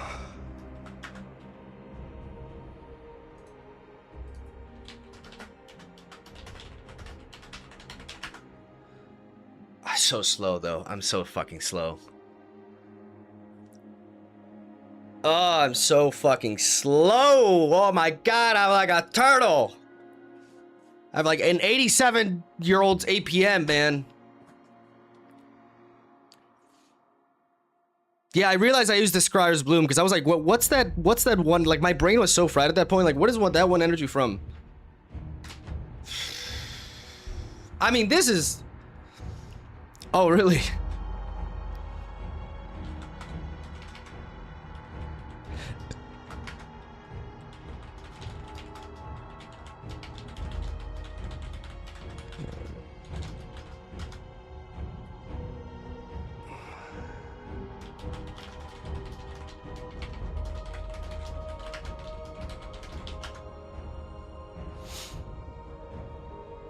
This would have been a draw. Like, in a tournament, this is a draw, though. Like, this is not...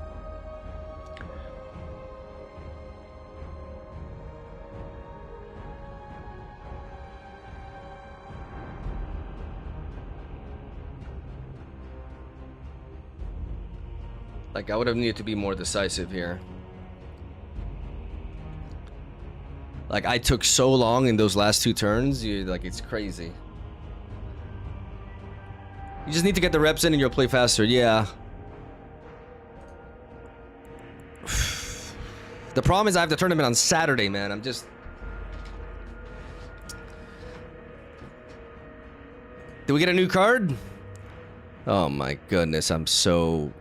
okay, we got new cards. Okay, we got, ooh, the Mass Mother. Oh, I remember you. When you discard me, you may pay 1 to give a friendly unit +2 this turn. Oh, we got discard synergy. We got discard synergy. It seems pretty fair. It definitely seems pretty fair. Like, you know, it's not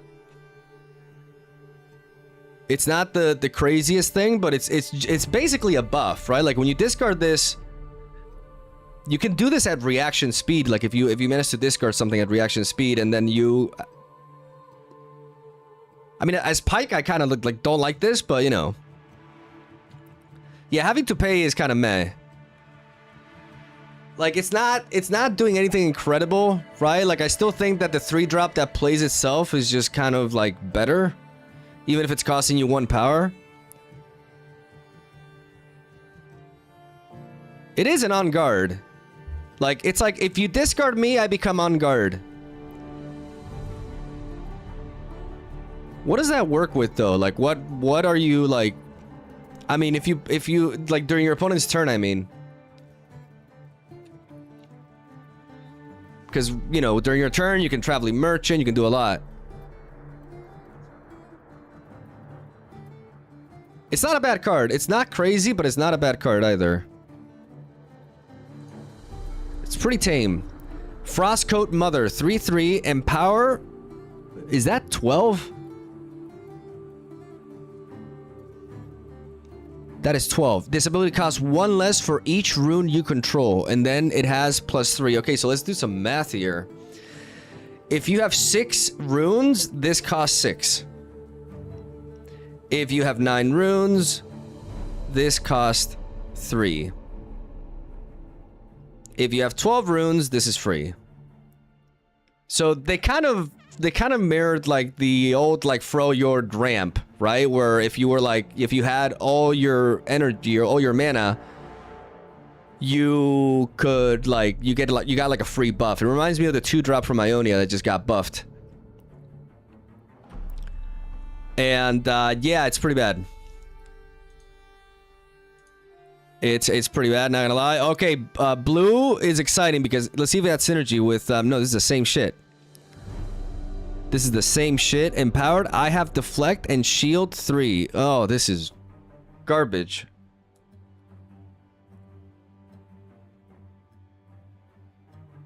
I mean, it's a 4 for 4, but then it's just like, okay, if you have 12 runes, I can become a 7. Like, it's just shield. It's not like even... Yeah, this is actually worse. Oh.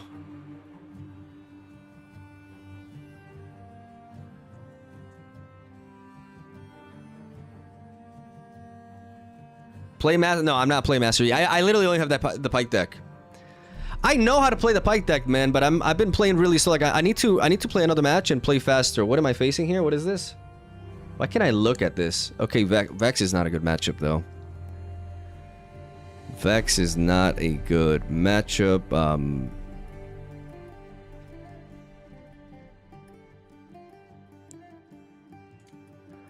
gonna lead off with the Frozen Fortress.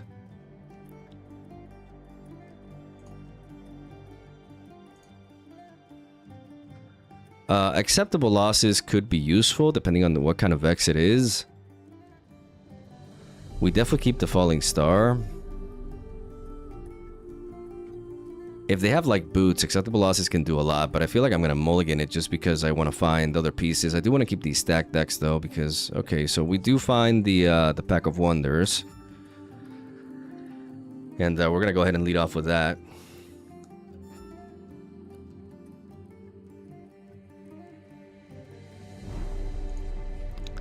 The problem with Vex is that she draws for free. Jesus. I mean, I may as well take one of these. I'm gonna see if I can find a Noxus Hopeful. Cleave. Oh my god, what is this hand? I guess I'll take the double cleave. This feels really bad. I wonder if I mulliganed correctly. I mean, not keeping stacked deck is a little bit sus, but you know. Like, they're definitely gonna bring in Vex and even like hide a card. Yeah, no, this game we're just kind of cooked. I don't think I handle Vex well as Control Pike, to be honest.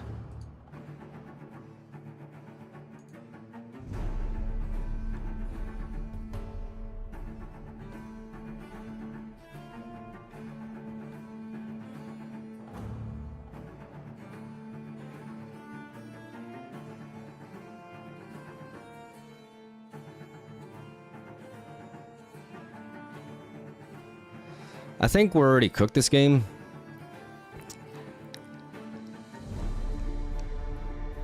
Because they're gonna be drawing an extra card. We got no real like good opener, and the problem with this deck is that once they start holding and they draw the extra card, which counters our discard game plan. That's why this matchup is quite rough. I'm gonna go ahead and drop the am I gonna drop the Mind Splitter? I kind of need a big body. I think I'm just gonna keep that there, and I'm gonna keep that there. I'm gonna draw. No.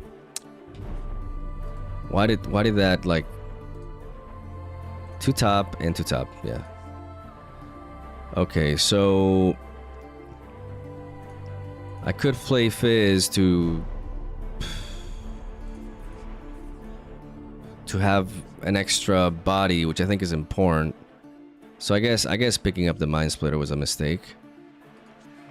I'm just gonna drop Fizz, and I'm gonna play stack deck. I'm gonna take the list. I'm gonna recycle this, and I'm gonna drop the Noxus Hopeful. The problem is that, see, they just draw so much. And I wasn't able to apply pressure from the get-go, so this is just really rough. I think I definitely want Gust in this matchup. And, you know, since they are playing the boots, I do want...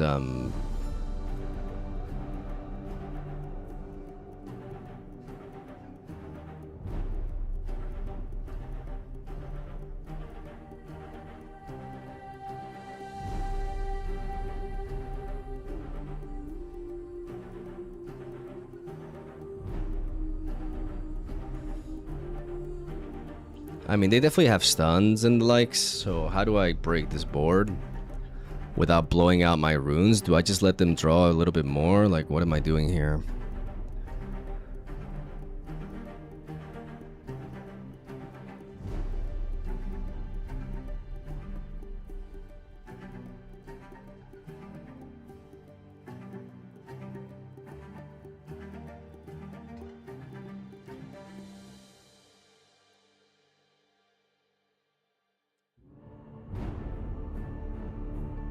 What am I actually doing here? The deflect from Vex is problematic.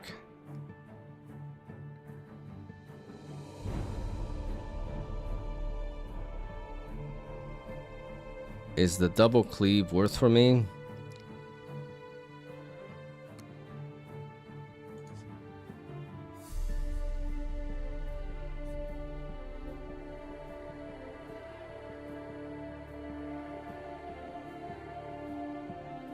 There's no way I break this board with this thing.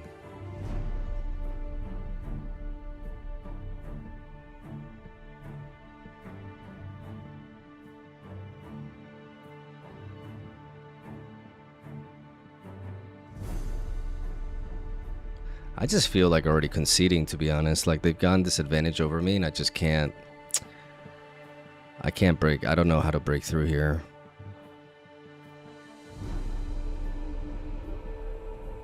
If I play the list and I weaken this, I can come in, but I have like just one more might over them, and 2 cleaves is probably not gonna cut it.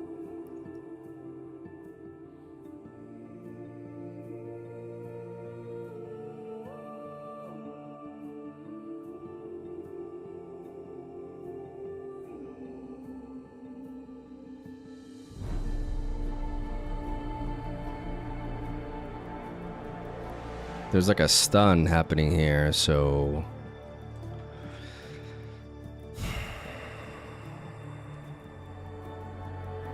There's a lot of things that can go wrong with this. I could just,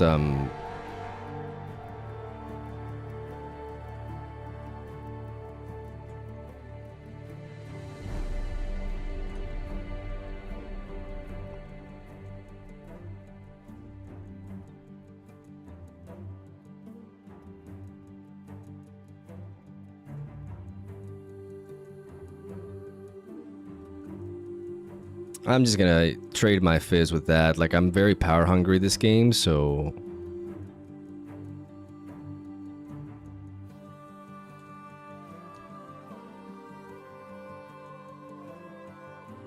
Okay. Then I'm gonna play the list. Shadow Isles.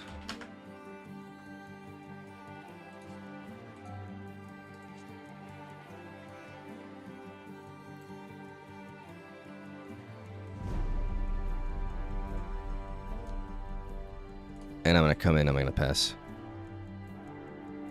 And we're getting stunned.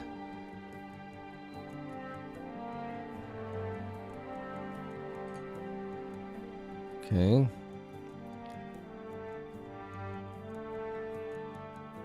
Do I want to preserve this body?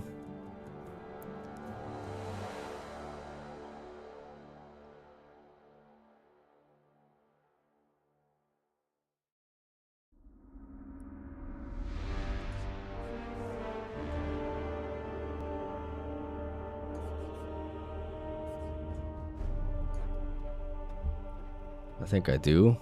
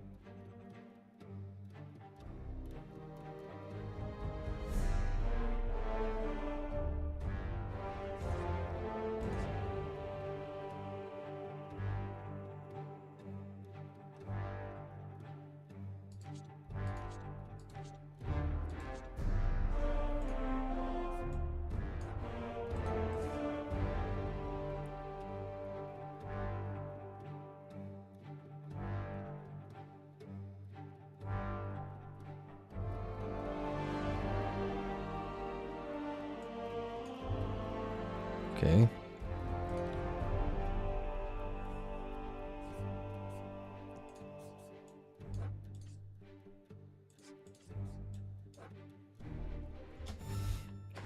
And now I'm like at negative runes.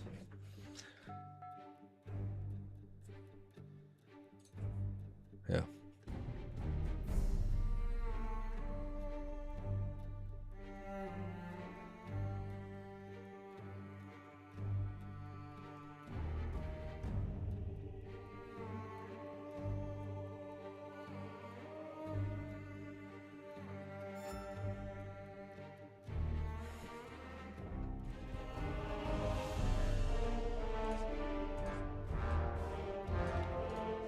One, two.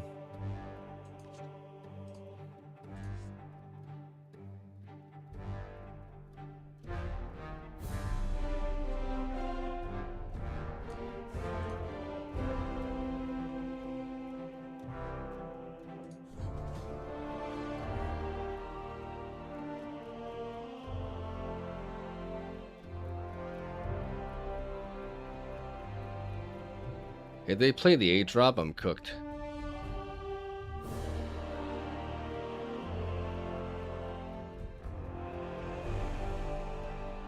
If they manage to play the 8 drop ambush unit, I'm just done. I'm dead.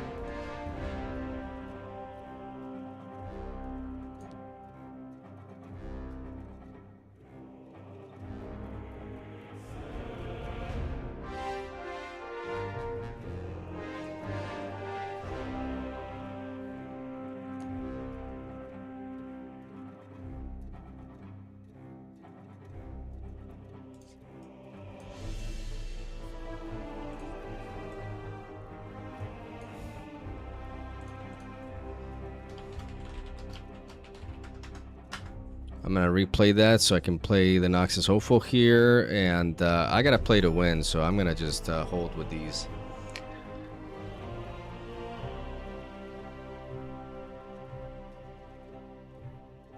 I don't want to consume any more power right now. Like I gotta rebuild here. If they have the dread and all like that, I'm just not gonna play around that. I can't afford to play around that. I just really don't want them to take this Targon's Peak.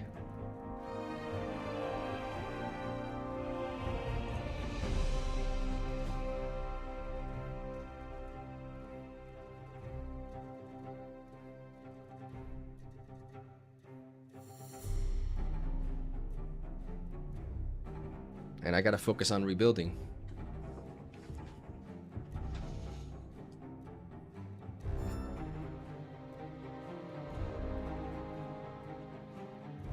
And attack their hand.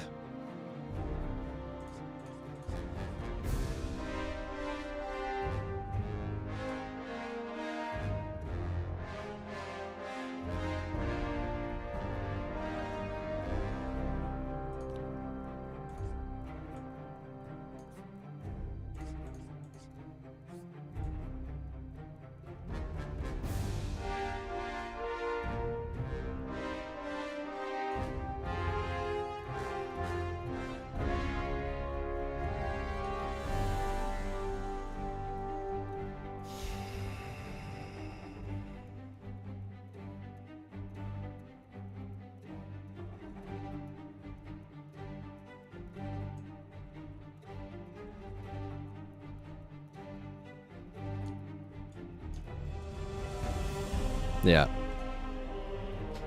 I just realized.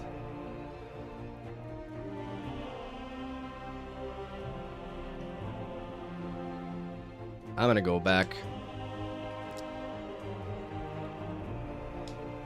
and threaten them here. Yeah.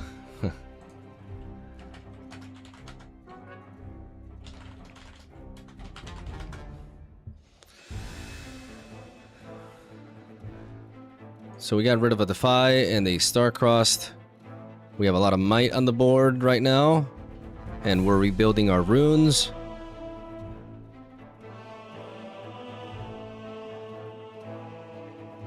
And even though they're drawing... Okay.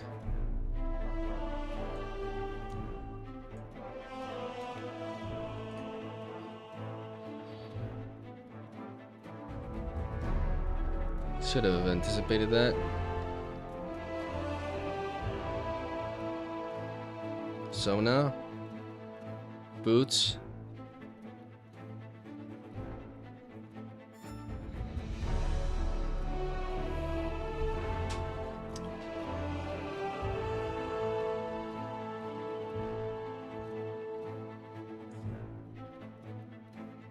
How is this not Shadow Owls? God damn it.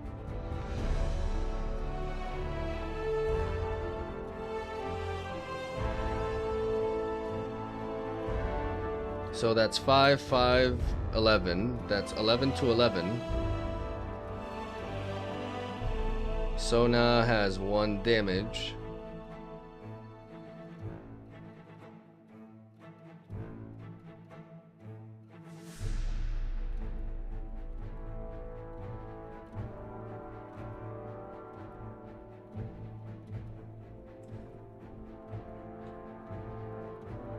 I think I consume 1 power here.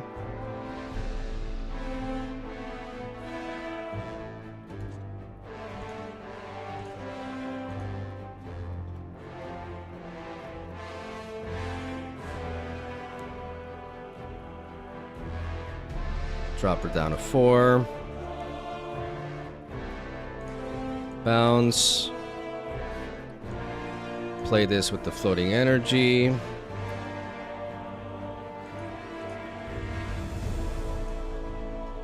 And no. And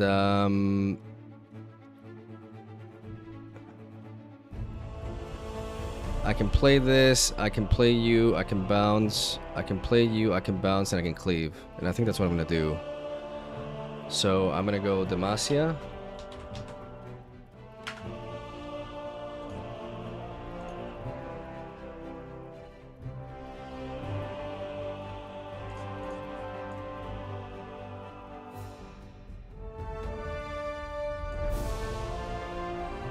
I'm gonna replay it.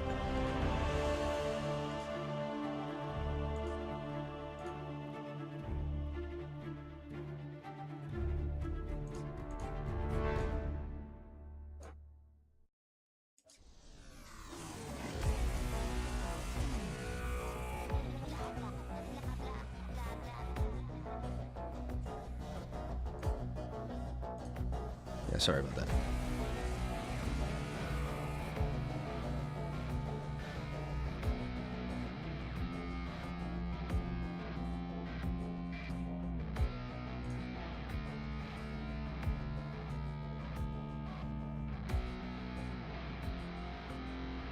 So now there's 6 might here, so I'm just gonna go with these 2 because I have a cleave. I know one of the cards is Sona.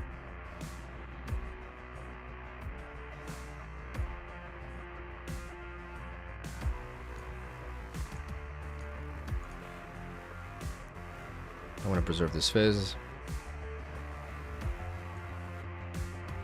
Okay. Okay.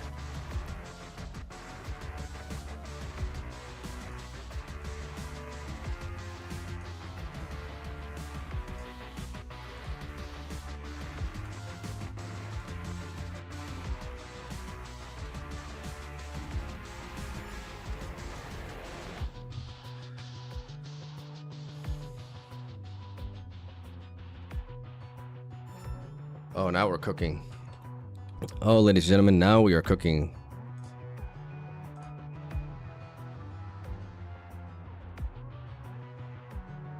This is cinema. This is absolute cinema.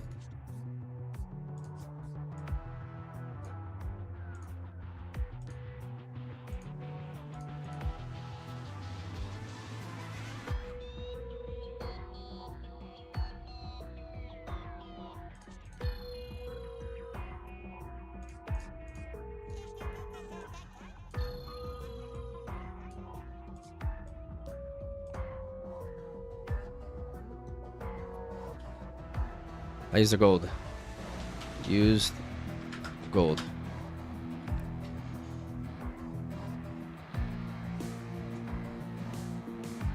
No problem. Cinema! We conquer with Pike to set up the lethal. We can afford...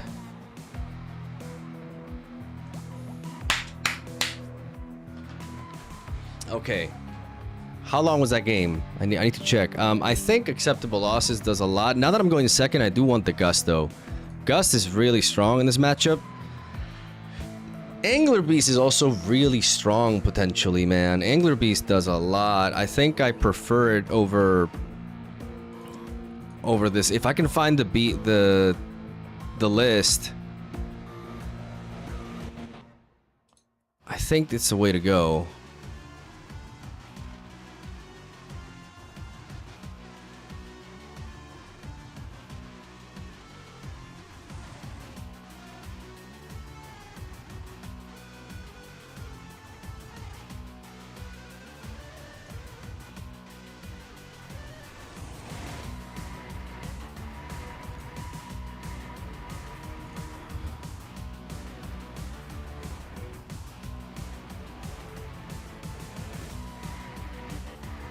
$20 minutes, okay.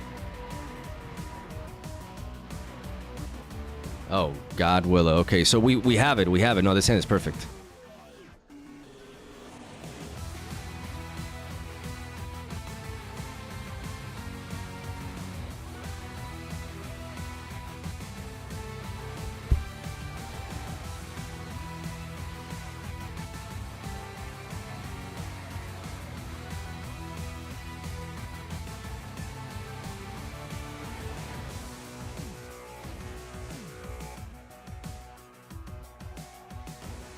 Okay.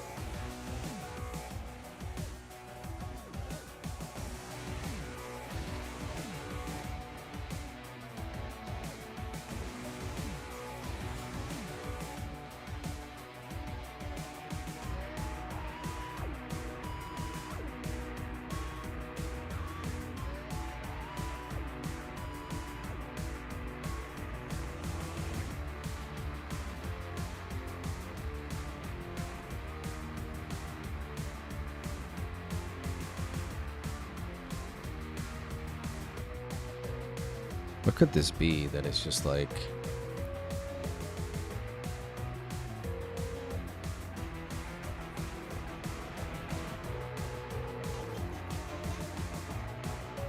Because if it's like... It has to be a unit because they know I have Gust. So I can cleave their ass.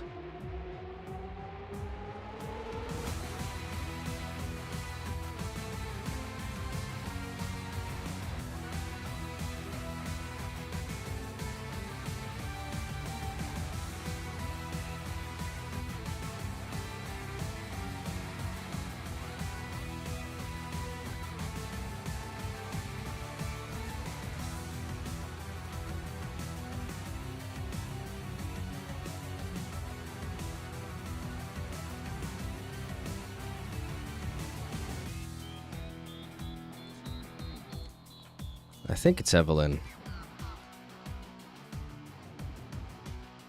It's actually, it's a back off. What? What?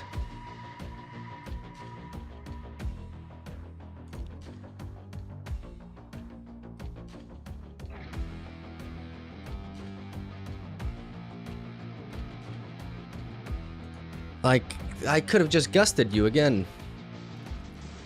Shit. Okay, well, I need to kind of keep this pike on the board.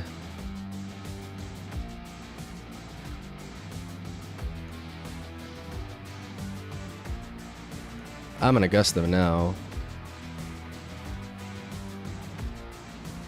to prevent that, and I'm gonna play this. But I'm gonna keep the pike so I have a body to attack with.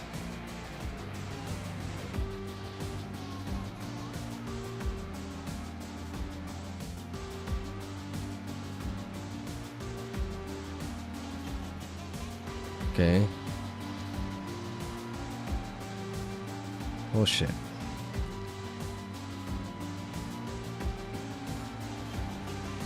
That is unfortunate.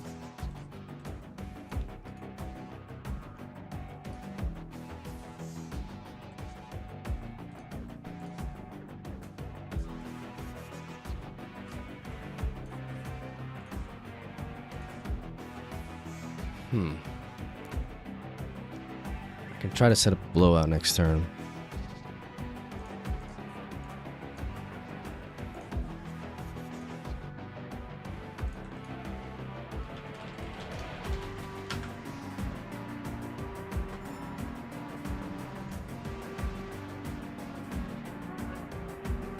They get to draw an extra card.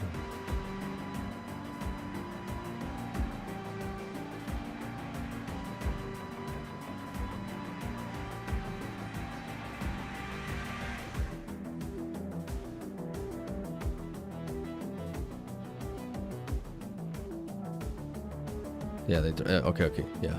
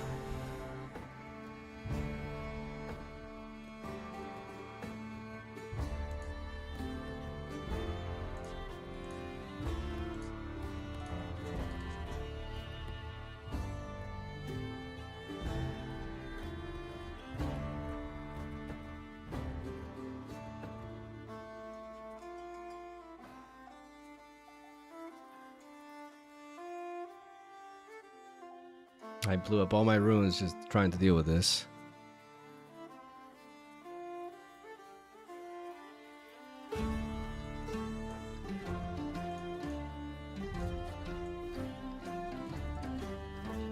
I need to prevent them from I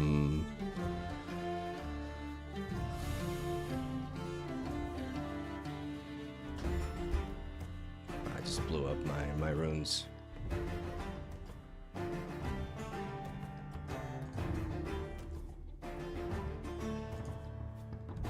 I mean, Grove of the God Willow is just tough for us because they get to draw a lot.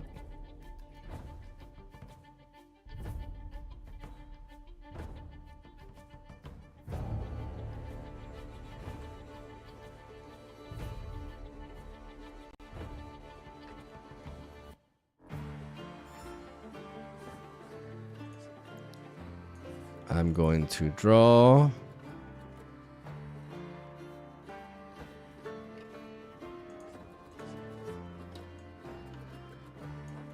I'm gonna do this again. And draw, rebuild my runes a little bit. And then I'm going to Falling Star these two.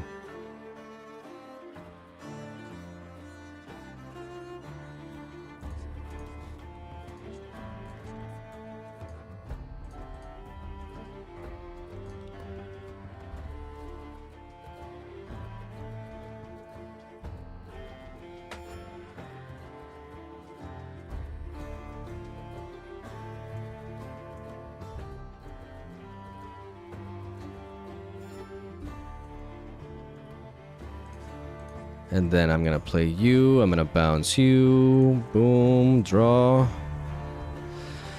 Now we're talking. Now we're talking, ladies and gentlemen.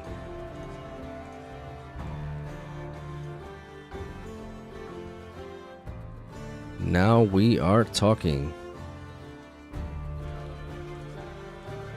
Bounce you back. Play 3.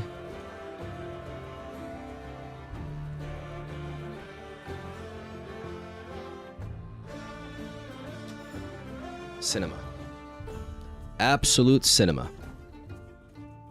Absolute cinema. Cinema. Oh baby. Oh baby, you're gonna get fall. Oh my, the star is gonna fall on you.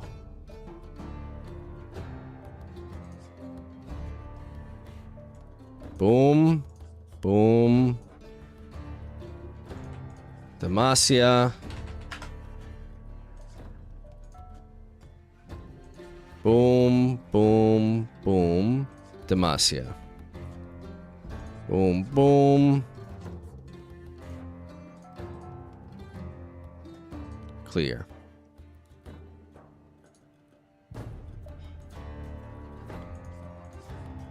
Beautiful.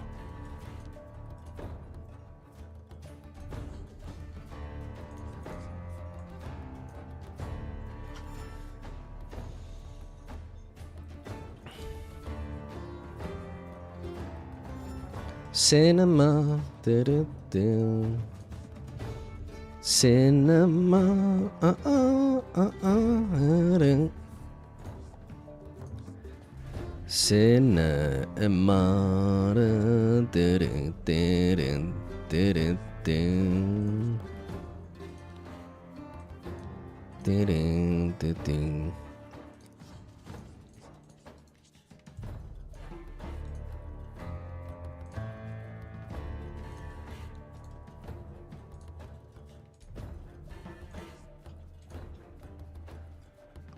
What just happened there?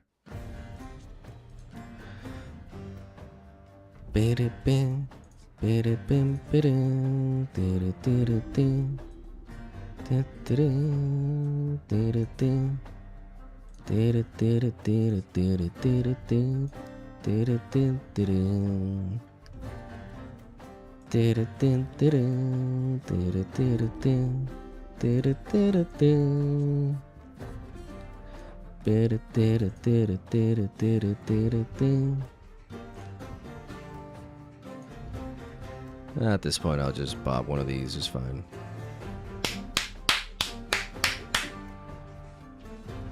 A lot faster. That was a lot faster. 2-0! Against a matchup that's a headache. Oh my... Okay, I'm happy with that one.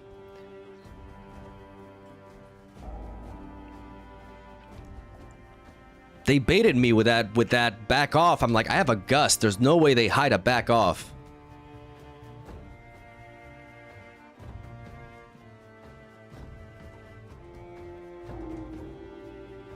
Check Discord? Okay. I mean, I gotta end the stream. I've been at it. We've been at it for 6 hours. Oh my goodness. Vex is a pain, but the second the CC is dead. The CC? Like, you would think, oh, they counter the Bewitching Spirit, but if you're able to clear the board, then all of a sudden, like, the Bewitching Spirit is just brutal. I could have gusted I could have gusted it and won that interaction, but they had another 2-drop in the back, right?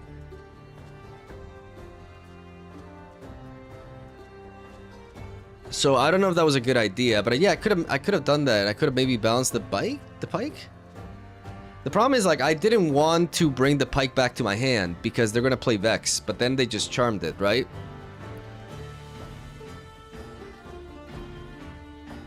Yeah, I could have just gusted it.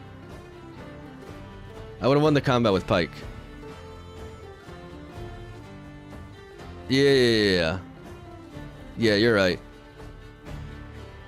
Yeah, I goofed, didn't I? I had one more mana, so I could bounce it. But the problem is, if I do that, like, I bounce the pike, like, I didn't want the pike in the Grove of the God Willow, because then they can equip. They had another 2-drop in the bench, so they can kill my pike and play Vex, and then I'm fucked.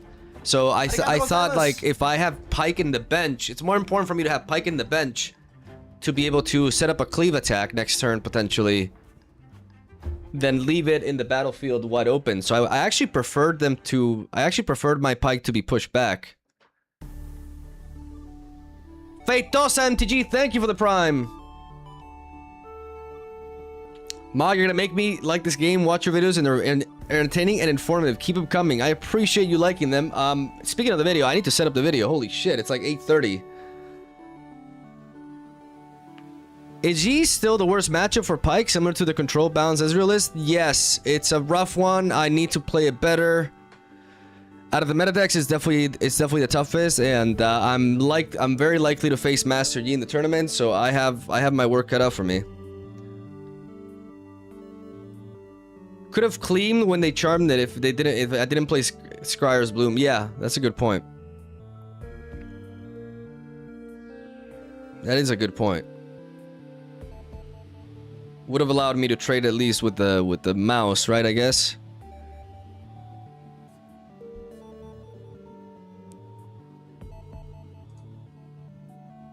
I mean, every game there are different options. I just really want to get like this. The Scryer's Bloom can be a bit of a liability sometimes because you really want to drop it, but it is important for you to find the pieces, though. The triple cleave is mandatory. I still think it was better to like let my pike be pushed back so that it wasn't vulnerable. And it forced their like the thing is like they charmed it, but they vomited a lot of power with those series of plays, like hiding the stun, and then playing the charm. Like they consumed a lot of power, and we took advantage of that. And then we had a turn where we blew up like 1,000,000 power. Like we spent like 5 power because we had to Falling Star, list the Vex twice. But the Trove was the absolute MVP that game. Like, the Trove just, like, brought us right back into it. What made you change your mind about Trove? Because before I was playing, like, a mid-range Pike. But I really like the control version of Pike. And Trove is just kind of... It's ultimately a necessity.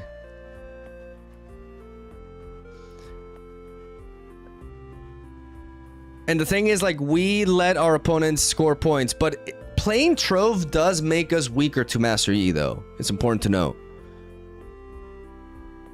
Like, it's one of the reasons why this, like, the mid-range deck does better than the control deck against Master Yi.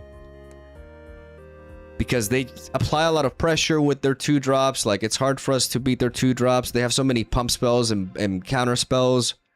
So Void Seeker is not as reliable. That's why I dropped it down to 2. It's scary to attack into them with Cleave because they have Punch first. And then the camels come down and you know, and shit just hits the fan. Have you played Bazaar? I have not played Bazaar. I know the game, but I haven't played it. It's just the problem that I have with Bazaar is that it's a draft game. So because it's a draft game,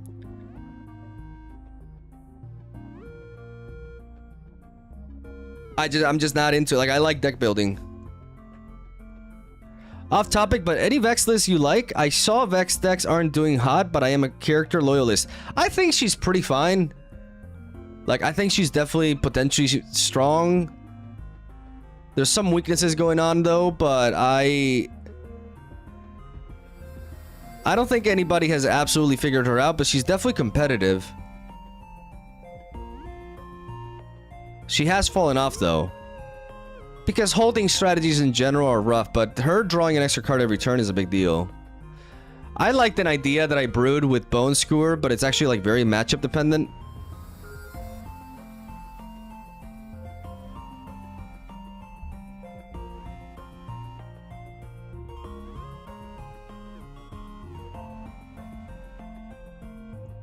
So we had some crazy games today, but we lost. We did get whooped by Master Yi. I mean, we lost 2-1, right? But I'm not happy with how I played that series, and I feel like I need more practice against Master Yi. But I just don't have time. Like, the tournament is literally in 2 days.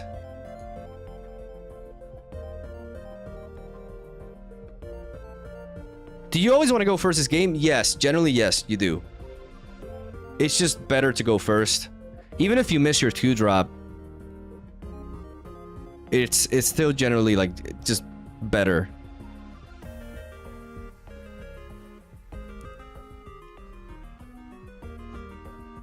My deck, I don't play Baron because I'm a control deck, and I don't play stuff like Tide Turner. I play very little 2-drops. I prioritize being able to find my pieces. So being able to find my Pack of Wonders, being able to find my Falling Star, being able to find the list, being able to find the Bewitching Spirit, and a full set of the Stack Deck and the Scryer's Bloom really helps that happen. Cut Darius for another Starcross? No, absolutely not. We have another Starcross in the sideboard, but 2 Darius is mandatory for the Master Yi matchup. Master Yi otherwise is impossible. Like, Darius really helps against Yi.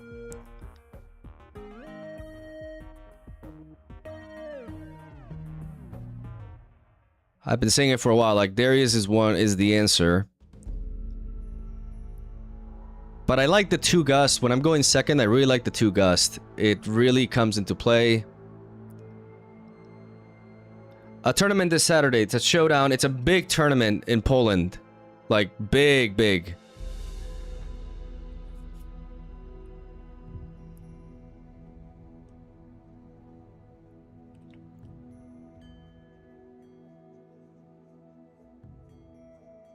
Yeah, I have to get the habit of using the auto pay. I'm just not like it's a habit that I have to form because I do waste a lot of time doing that. Guys, I gotta go. I've been streaming for like almost 7 hours, and I got the video for today to upload. I gotta have some dinner, and there's a bunch of stuff that I gotta record tomorrow before the tournament. I just didn't have, like, if I knew I was going to this tournament, I would have tried to prepare more time. I just didn't have enough, but I think, I don't think I will do terribly. I'm happy with the deck. I just need to pilot it right. Like, that last game, I played faster, and I just need to play faster. Love you, have a soul day. Thank you for watching. Hope you enjoyed the stream. I interacted less because I just kind of like zoned in for a couple of games. I hope you guys don't mind that. I just really needed to focus. It's hard for me to like narrate, look at the chat, and play properly at the same time. Like, I can do 2 of the 3.